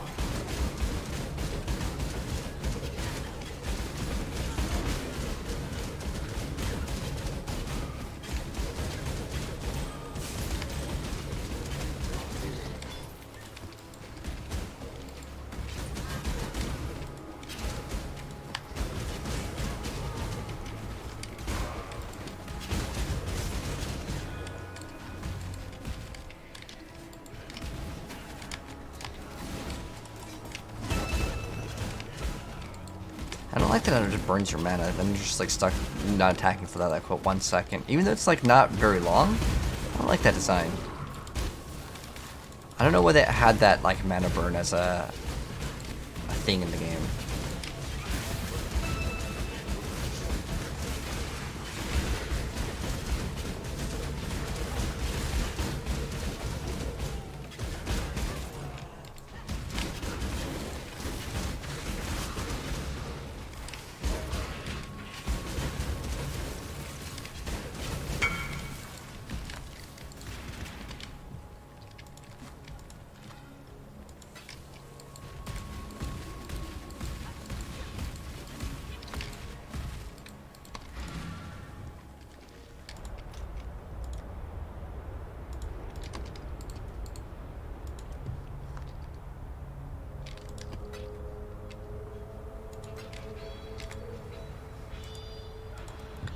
We're almost there though. Almost can get that the delirium. Because once we start getting some of those rewards for the delirium, they can sell for a couple chaos each. There's a lot of cluster jewels that you can sell. Ooh. But we should also look at maybe getting that Doedries.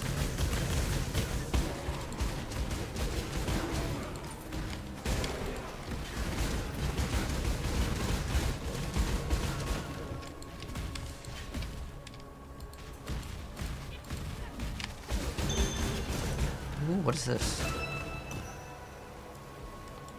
Ooh, that's got to be worth something, right?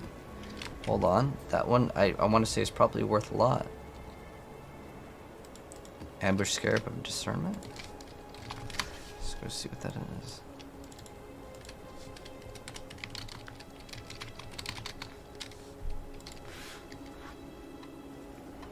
It's like 5. Okay. That's not too bad.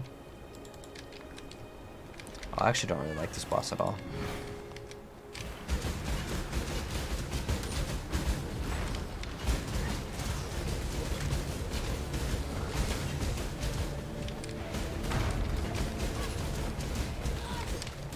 Oh, we need way more bounce back, I guess.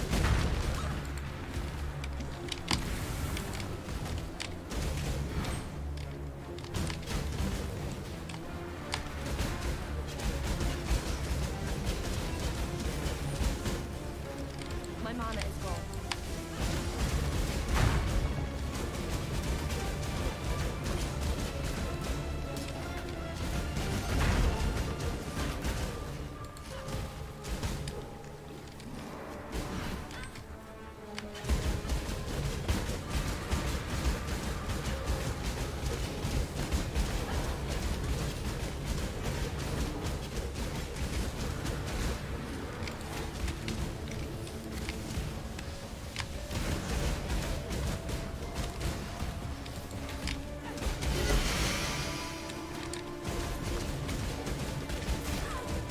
Another skill point, so that's really good.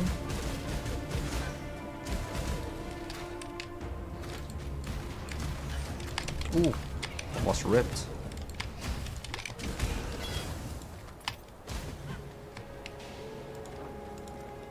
So we needed that int. We're going to get a little bit more damage, and hopefully, oh, is there not an int? There's an int right here. Okay, cool, perfect. So. I don't know, Spring Leaf, is that worth 1C? No, not.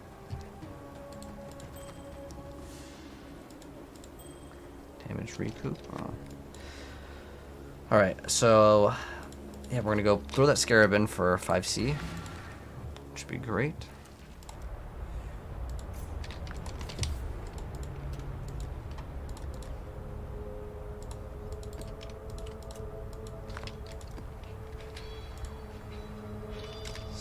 Scarab selectiveness. Let's check that one. Oh, we should like read all of these actually. Alright, let me move my face out of the way so you guys can see it. So I think the gloves are kind of decent. Blind enemies, I'll pass on that.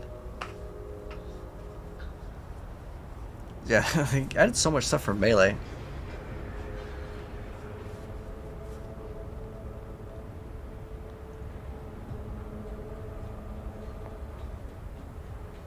You have 2 additional rune enhancements. That's really cool.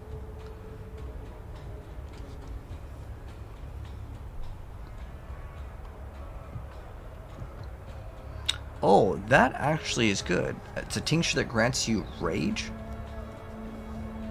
Does not inflict mana burn over time.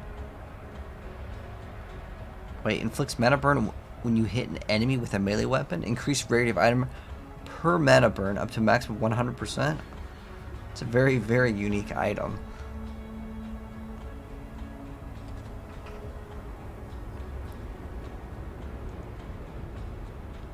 I want to know what the heck that is. No one's gotten that item yet.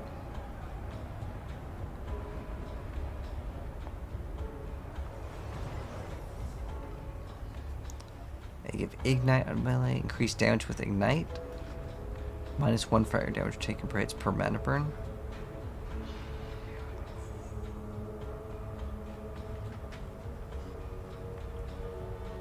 Okay, so that could be used for ward. Alright, hopefully we'll see some more crazy things. I actually really like these gloves.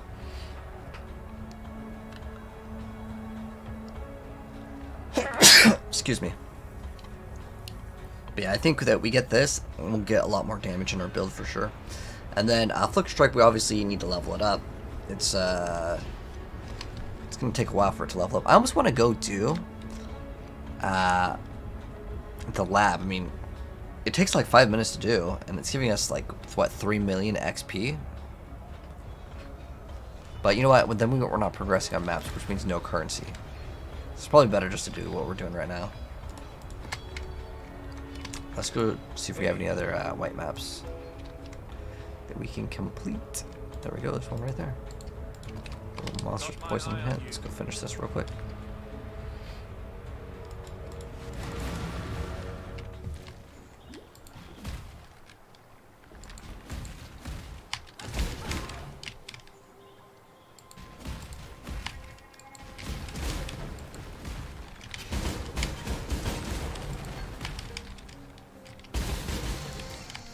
Oh, now we can use that other gem.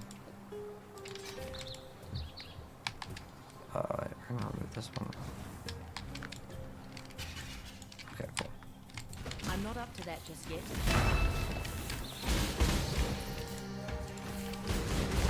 I'm gonna check how much more damage anger adds. What are we at? 11,000? Oh, that's a pretty decent amount. Big chunk of damage, actually.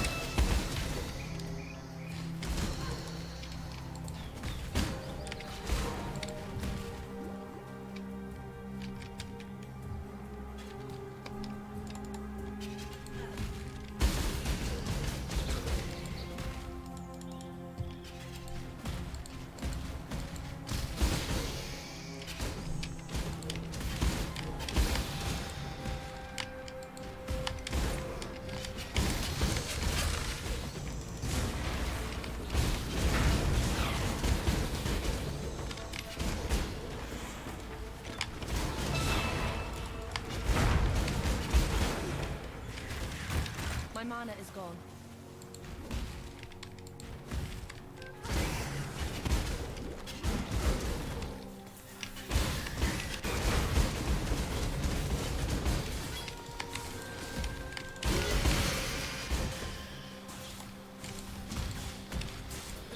Those are still worth 1C. At the very beginning they are. Oh, so they're all worth 1C.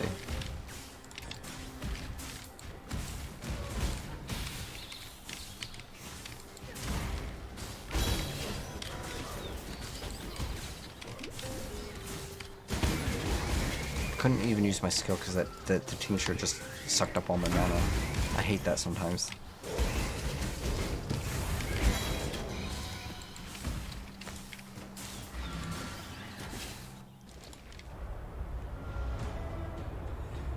It's a very no fun thing to deal with.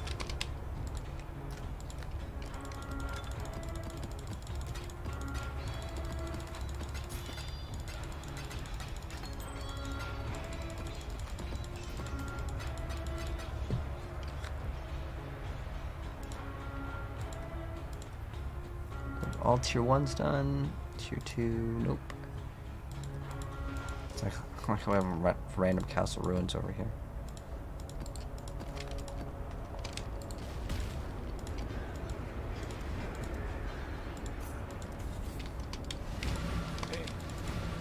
Alright. Well, 60. It's going good, man. Just finished the campaign for Pee-wee and just kind of doing some progression. Should be an easy mark to beat.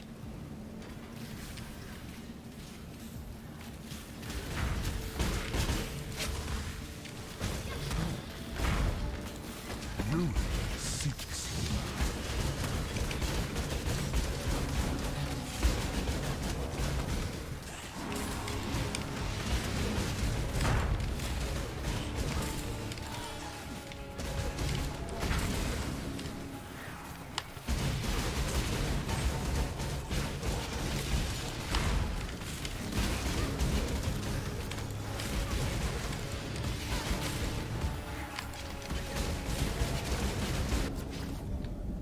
It's not even worth it.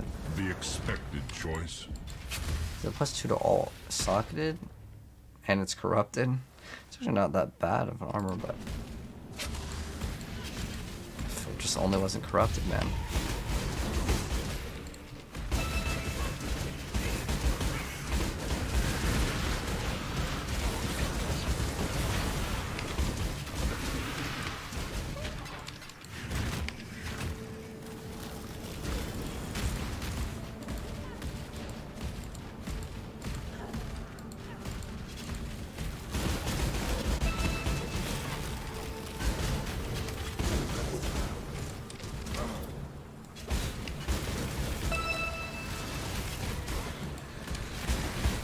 It's 14 Jeweler's Orbs.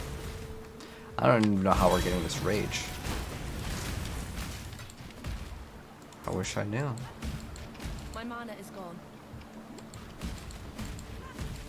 Oh wait. Is it this way for the boss? It actually could be this way for the boss. Well, I was right.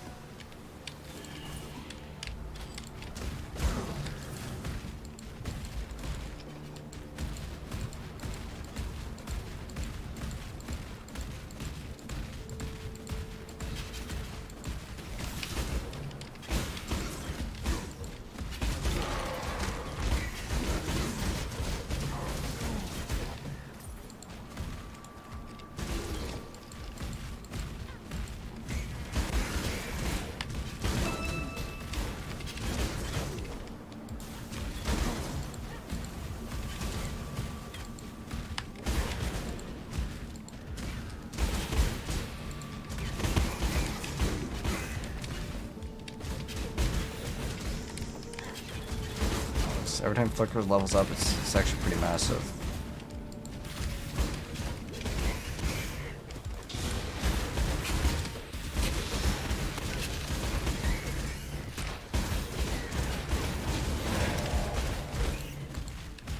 Any experience with the Holy Flame Totem? I do not have experience with it, but I could probably tell you exactly what to go for. Are you having problems with damage or survivability?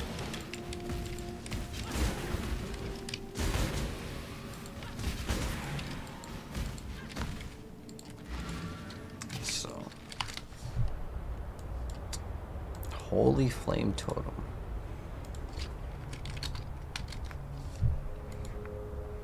There's only 2 people playing the build. Well, let's see if we can maybe discover what people are running. I don't know if this is like the ideal way to play it. What level is he? 89s are pretty... The gem return projectiles? Oh yeah, you can run... You're saying return projectiles in a totem? I'm not sure if that would work. Let's see. There's only 2 people that are on here playing it.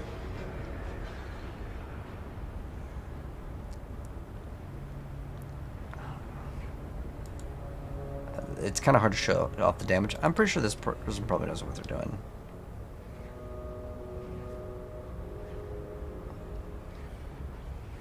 I'll link this. Maybe this could help you out. I'll link that for you so you can get an idea on like maybe what to go for in your skill tree. I'm not sure what you expect for your class, but Nimbus Ring. Nimbus is difficult to get. How expensive is it this league? Let's see. So everyone's playing melee this league, right? So maybe it'll be cheap. I don't know.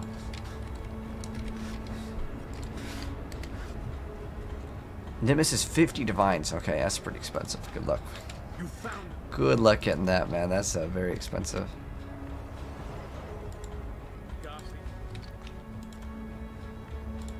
It's gonna be a rough item to get. What build are we doing custom? We were playing Flicker Strike.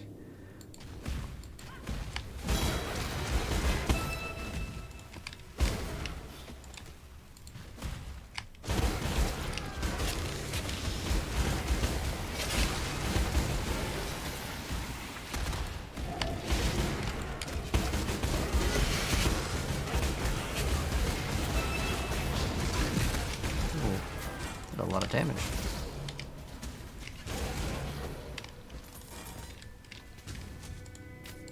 My mana is gone.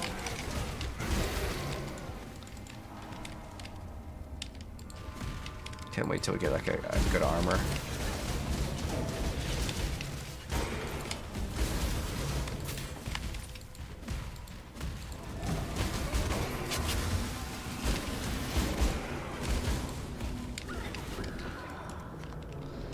No, I ripped. But we just leveled up, so it's really not that bad, right?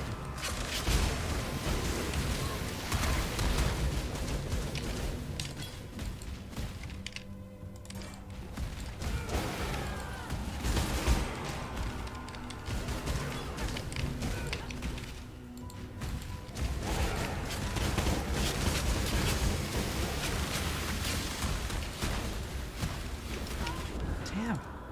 Really wish I knew what I was dying to. It's not like I'm not res capped. Maybe it's some sort of chaos damage. I have negative chaos res. I'm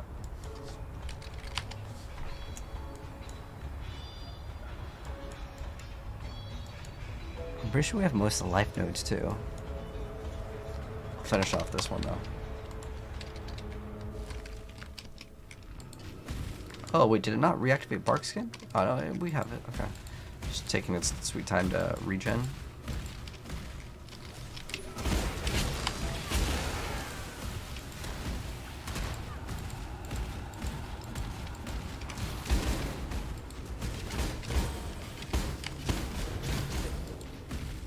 Just look at this spell suppression chance. Let's see if what it dips down to. It's 92. Okay, so we need 8 more.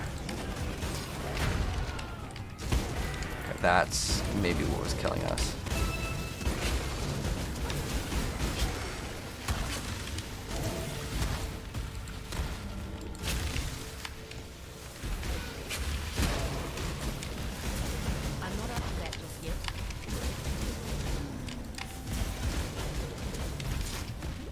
Wow, that thing just like did so much damage.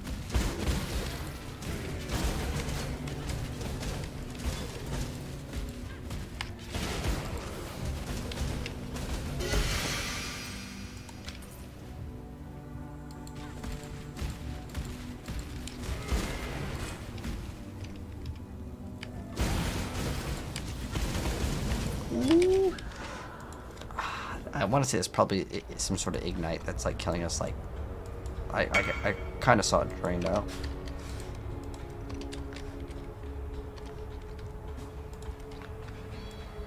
But I know exactly where to go to get this. Oh, we actually have yeah, this will give us 8, and we get some extra life too. It's really good.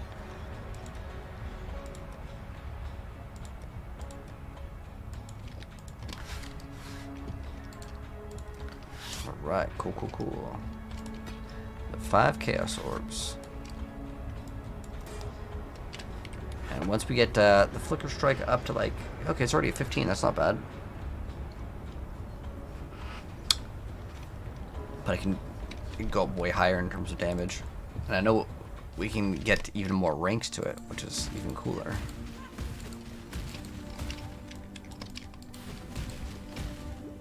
Can't wait to see how far we can go.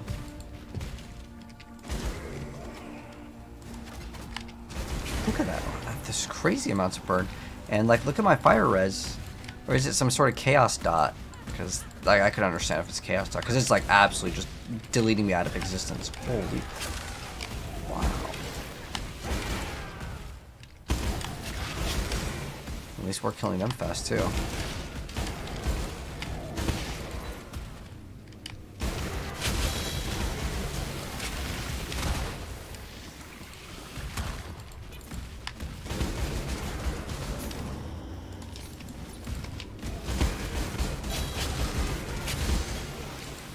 What we should get is a granite flask. And we should have all these flasks automated. We get as much in sealing orbs as possible. That I think is the next goal. My mana is gone.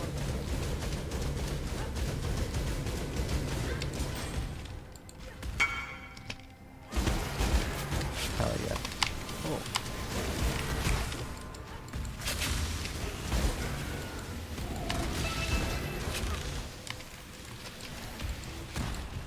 This might actually be my last clear on this map. Oh well, whatever. I want to sell this thing anyways.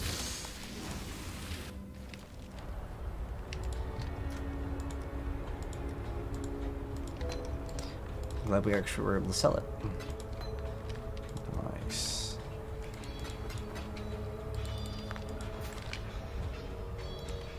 These aren't worth anything?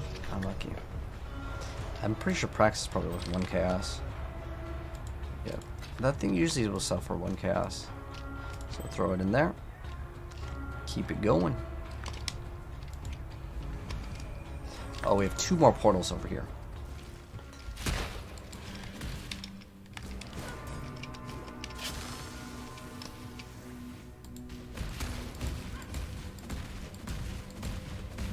I think the boss is actually right over there.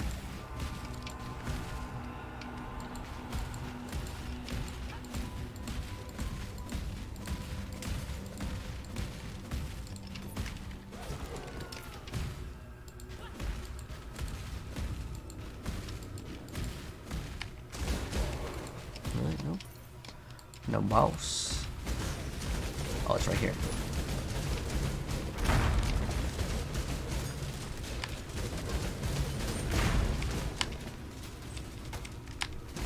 Oh, they inflict vulnerability on you too. Okay, that's probably also not helping. There we go. So we actually don't really have too much physical mitigation already. In fact, our physical mitigation is only 22%, and it's basically with just this. Do we have any more armor scraps? We do. Can help us out a little bit. Then we can find any other maps that we haven't done. Let's see, we have a toll. You didn't know what class to choose, duelist or ranger? If you want to run, a lot of people say warden, but is it warden only? Well, ranger goes into warden. 792.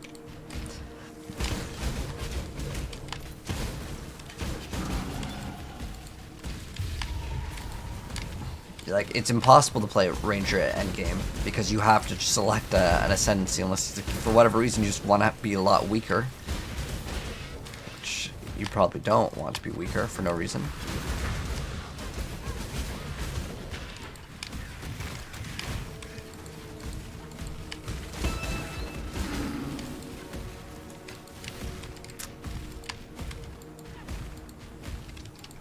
But if you wanted this build 792, you're going to have to go Ranger. Well, technically we're running Warden, but you don't have to go it. You can play Duelist and get pretty much the same results. My mana is full. Oh.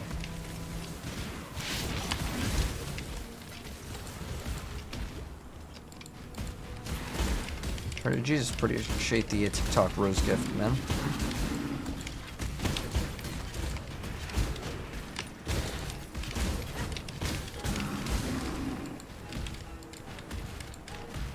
I wonder if our thing is finished. So go over here and get the final bonus for maximum spell suppression. So now we are 100% spell suppressed. Oh, actually, it's quite nice for the bosses now. Holy. The thing just absolutely melted.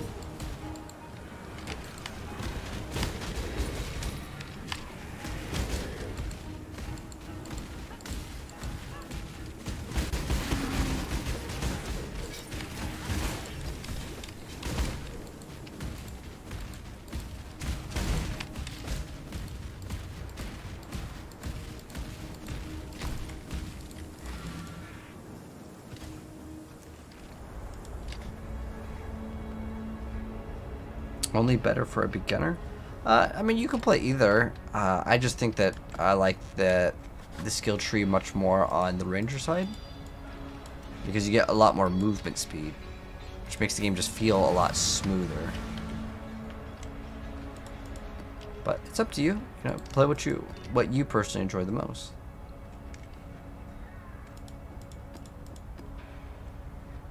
I already have the vaults. Forbidden Woods. No, so we're gonna do that one. These are both Forbidden Woods. Okay, well, 14 Chaos Orbs. Nice. We're at 20 Chaos Orbs now. And so we're saving up to hopefully get a Bronze 6th Link, but before then we'll probably get something else, because this armor that we're running, no good really. We only bought it for 11 Chaos Orbs though.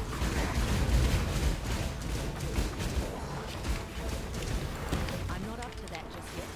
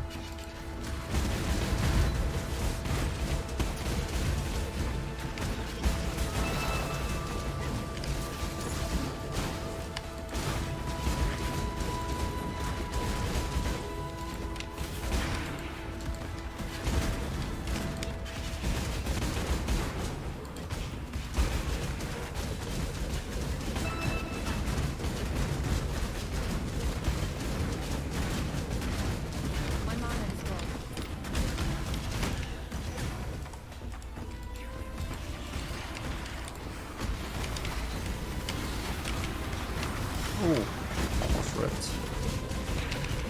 Oh, we did rip. Unlucky. We needed that cast on death portal.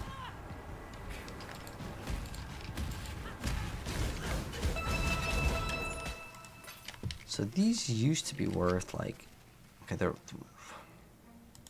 2 to 3 C each. We'll see what some of these are actually worth.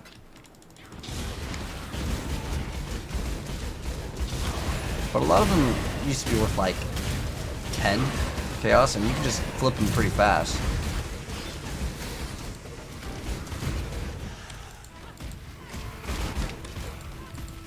This is actually where we need to go.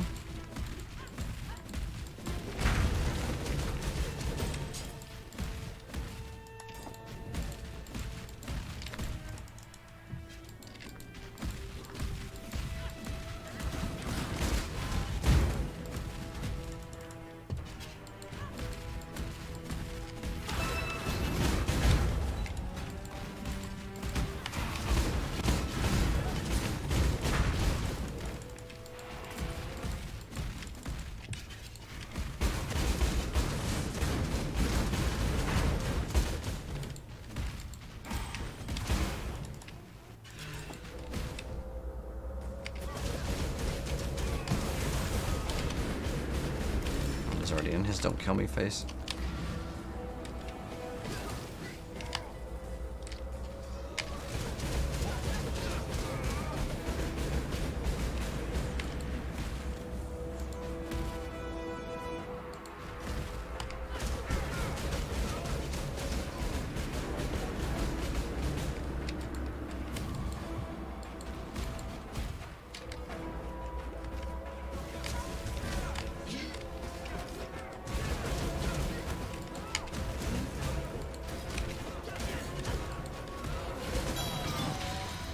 Oh, there we go.